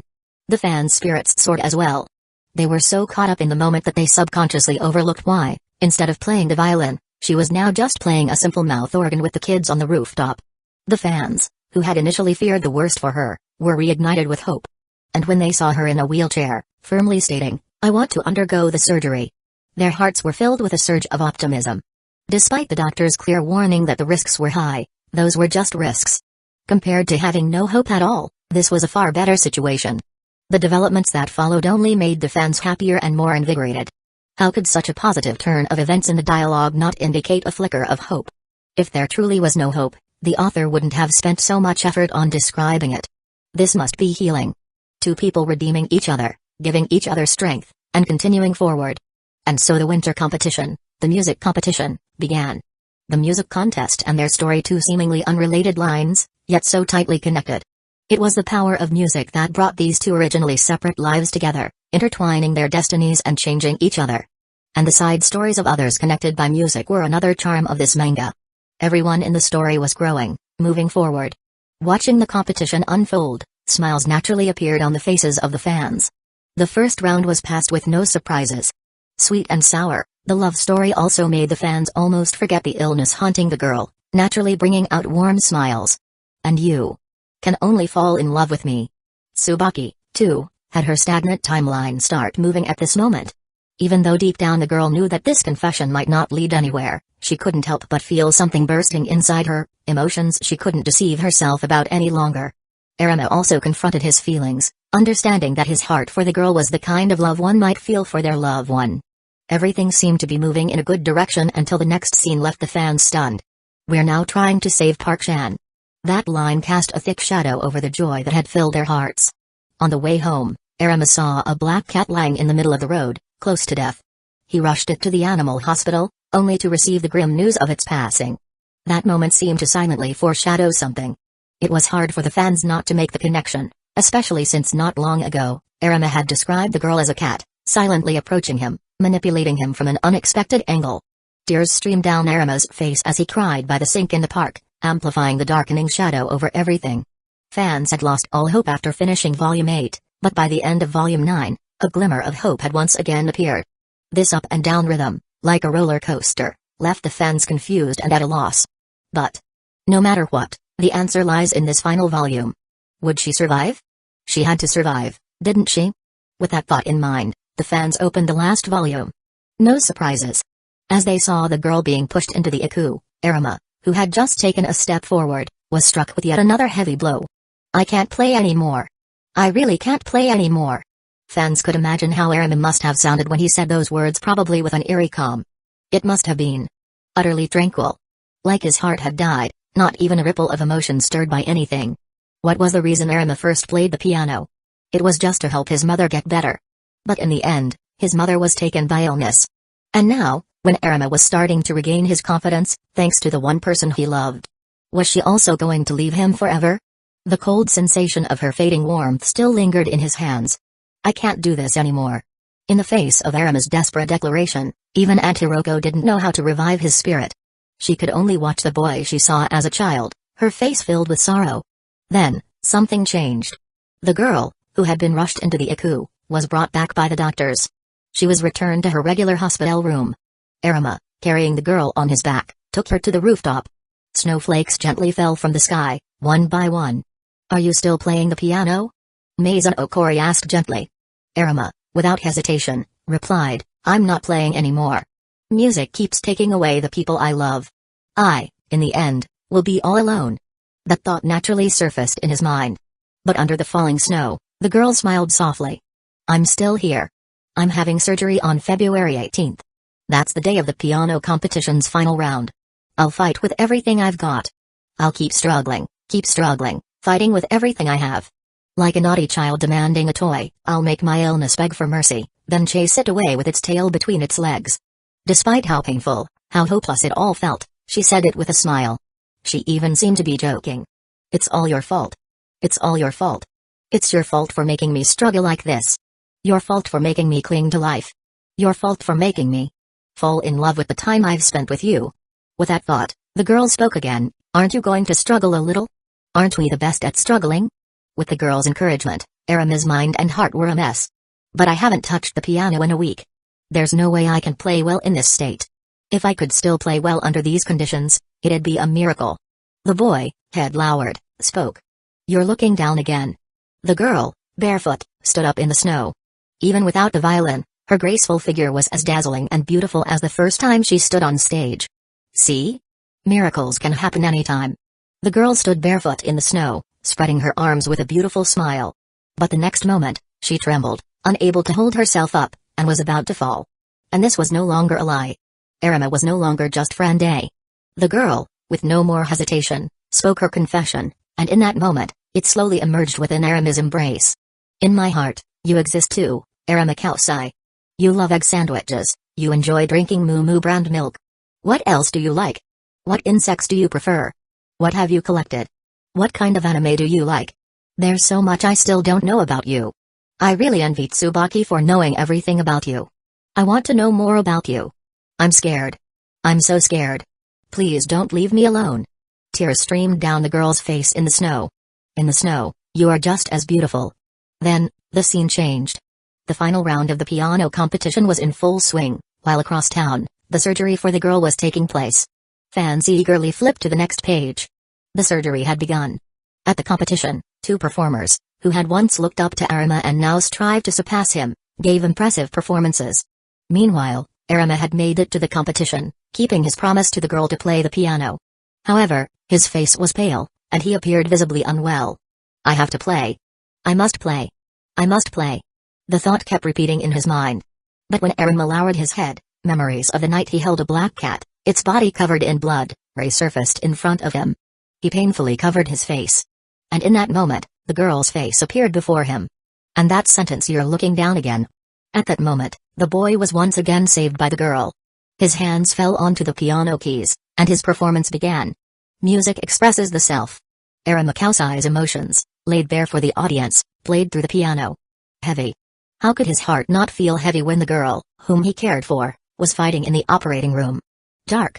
Just thinking about it made his mind spiral, drifting into the darkest thoughts. How could his mood be anything but dark?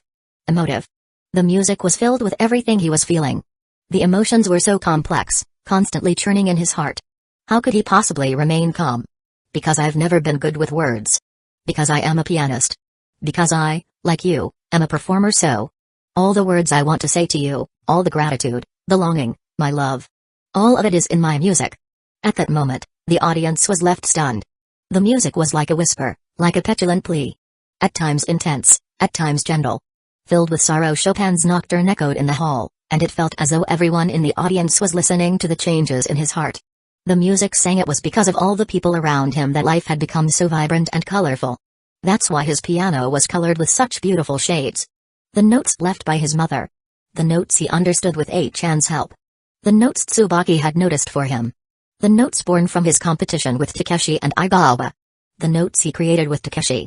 The notes helped by Miss Hiroko's memories.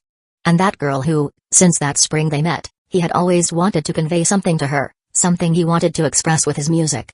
In the eyes of the audience, the music was rendered in vibrant colors, perfectly expressing everything Aramakausai was feeling. Fans were overwhelmed with emotion, praying. Surely, she would get better, right? They would get to play together again, wouldn't they? These thoughts naturally emerged in their hearts. They prayed they would come true. But then, the background turned pitch black. Kausai's performance was rendered in vibrant colors. Rendered in such sadness. Memories with the girl flashed in his mind. The next moment, it was as if the girl appeared before him. Though she should have been in the operating room, it seemed as though she was on the stage, wearing the white dress from their first duet, playing passionately alongside him. The scene shifted.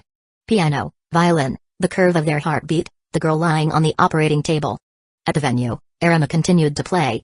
Perhaps it was his imagination, or something else, but the image of the girl appeared before him, casting a longing look back at him. Her smile was just as beautiful as it had been. He closed his eyes. This was the final duet. The brilliant cherry blossoms surrounded the girl as she played. The duet reached its final notes. Wait, don't leave me. I want to argue with you again, to hear you say you want to eat a curori, to call you to pass the time. Even if you only see me as friend A. It doesn't matter. Don't go. Don't leave me. Don't leave me alone. Tears welled up in the boy's eyes. The music slowly came to an end. The girl who had played alongside him stopped her performance as well. With a wistful, reluctant glance, tears slid down her face. Then, the girl seemed to turn into cherry blossoms and disappeared before his eyes. In the black background, the silent story was told. Without you, the starry sky is dim.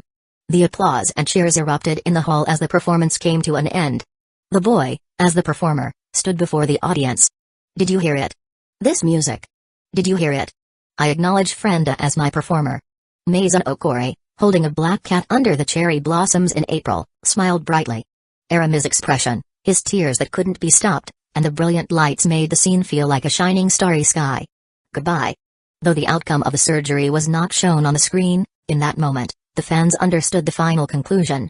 Tears fell from many of their faces without warning. Some fans, holding back their tears, fought to maintain composure. Shaking fingers, they turned the page to the final chapter. Dear Aramakausai, a letter to you. A white envelope bore the name of the boy. It feels weird to be writing a letter to someone who was just with me a moment ago. You're an awful person. Lagrat, slowpoke, dummy. The first time I ever saw you was when I was 5. It was during the recital for the piano school I was going to back then.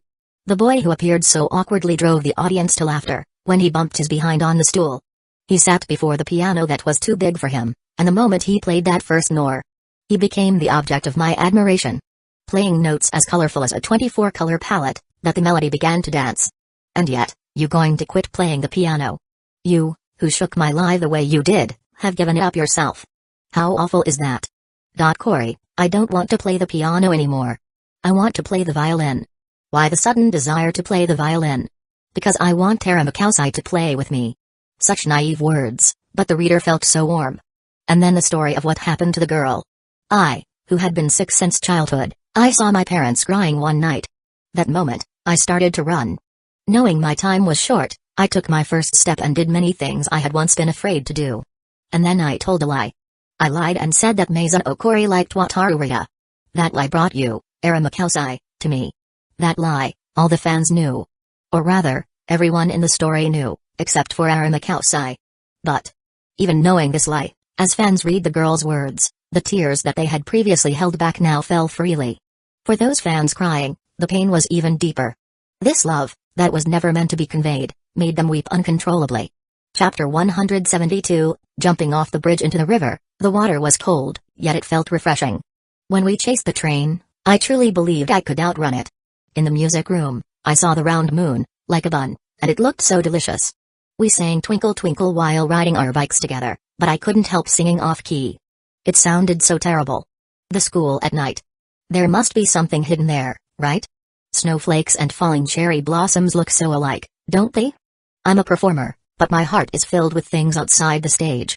Isn't that strange? How can I not remember these small moments? Isn't that strange? No, it's not strange at all. What about you? Have I moved into your heart? Have I moved into your heart? You have definitely barged in. Even just a little bit, will you remember me? If I forget, you'll surely appear as a vengeful spirit, won't you? You'd better not hit the reset. How could I? Don't forget me, okay? Yeah. That's a promise, okay? Yeah. In the end, I'm glad it's you, after all. Will I reach you? I hope I can reach you, Aramakausai-kun. I like you. I like you. I really do. At that moment, accompanied by Mizuno Kori's recollections, countless fans burst into tears. Tears fell in large drops, uncontrollably. Their throats emitted sobs, unable to hold back the grief. And yet, the heartbreaking scenes didn't end there. I'm sorry, I didn't finish my croissant. I'm sorry, I often hit you.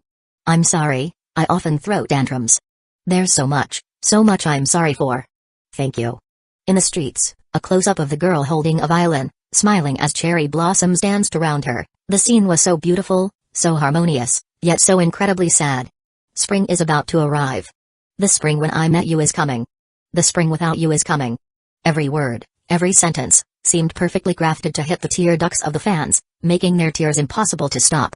Though fans cried uncontrollably, there was a strange sense of warmth rising within them, an emotion they couldn't quite explain.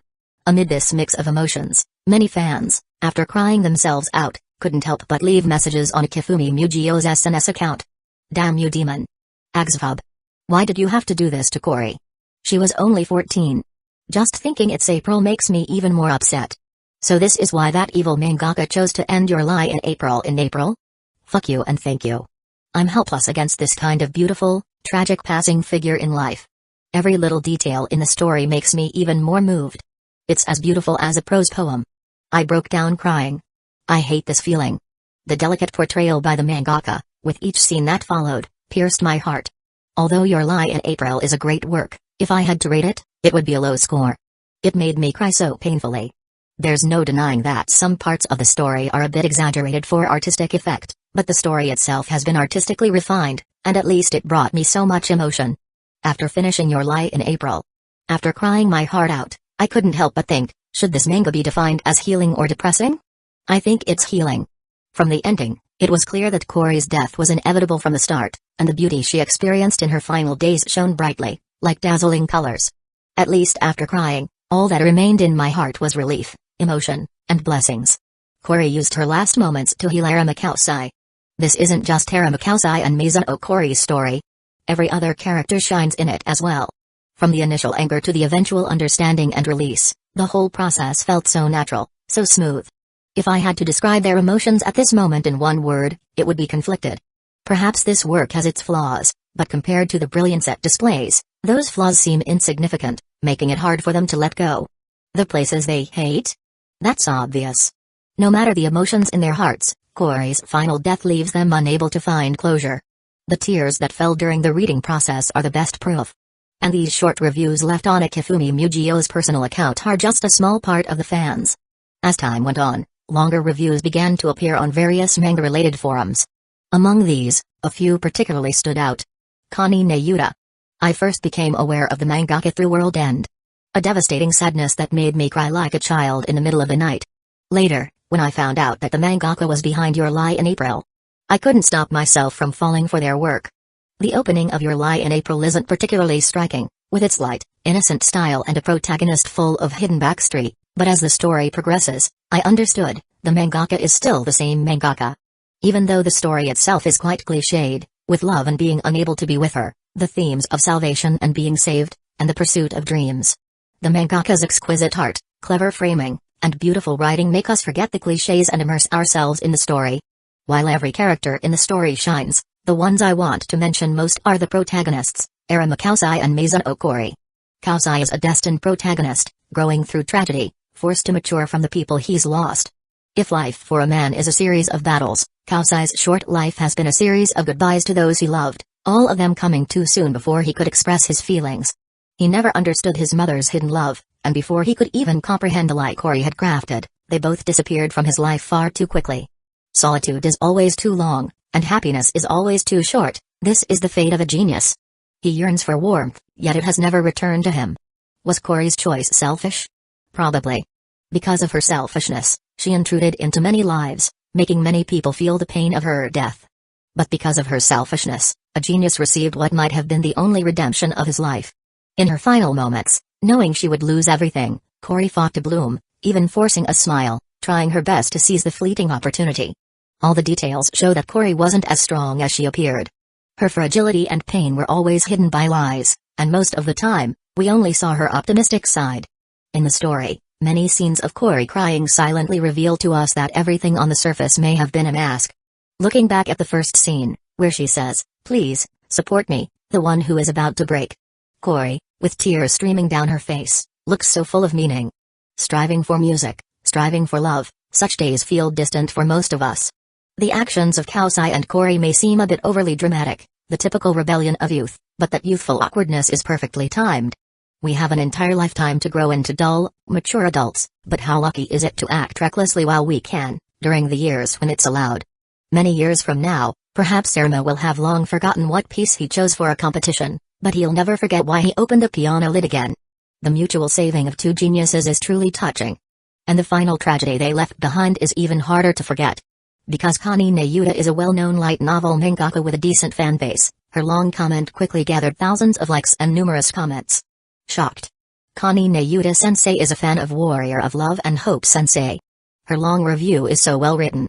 Though she said it perfectly, I still want to say, Kori is my unresolved sorrow. I cried so much while reading the final volume. The line, "April without you is coming," was a stroke of genius. Kanine Yuta sensei cried, didn't she? Someone give me the dog's address. So the reason you haven't released a new work is because of this?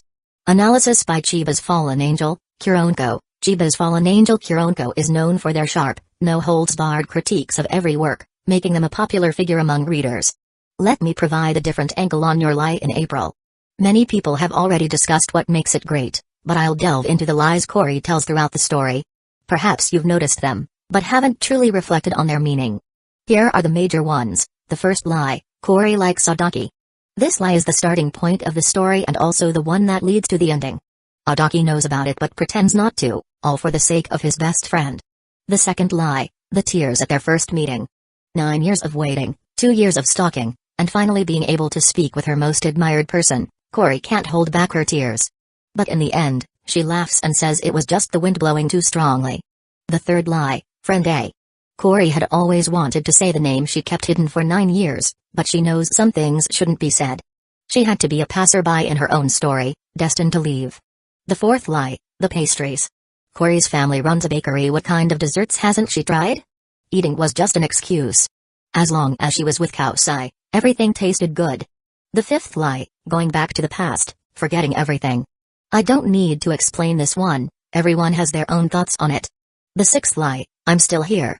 Kori always says this with a smile when Kausai is confused, suffering, lonely, or in despair. But with the final outcome in mind, we can easily imagine the unspoken meaning behind those words, I'll quietly leave when you're happy. Behind Kori's efforts to bring Kausai happiness was her own desperate struggle against the pain of her illness. When her condition worsened, the pain was excruciating, worse than death. Surprised? The mangaka didn't explicitly show us that scene, but small details hint at it. The painkillers in her bag. The first time she entered the Ecchi, did you notice? You're all so clueless. During that scene, Kori's right hand twisted painfully at a 90-degree angle. Try comparing the image and feeling it for yourself. She must have pushed so hard that her fragile fingers scraped against the cold metal bars. The sound of bones grinding, could that be the sound of them breaking? But even in such agony, the girl didn't make a sound.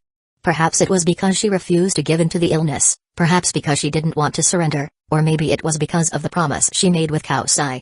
The final lie, a miracle. Cory knew from the start how the story would end, but she still said the word miracle only to give Kaosai courage and strength. The miracle happened and it didn't.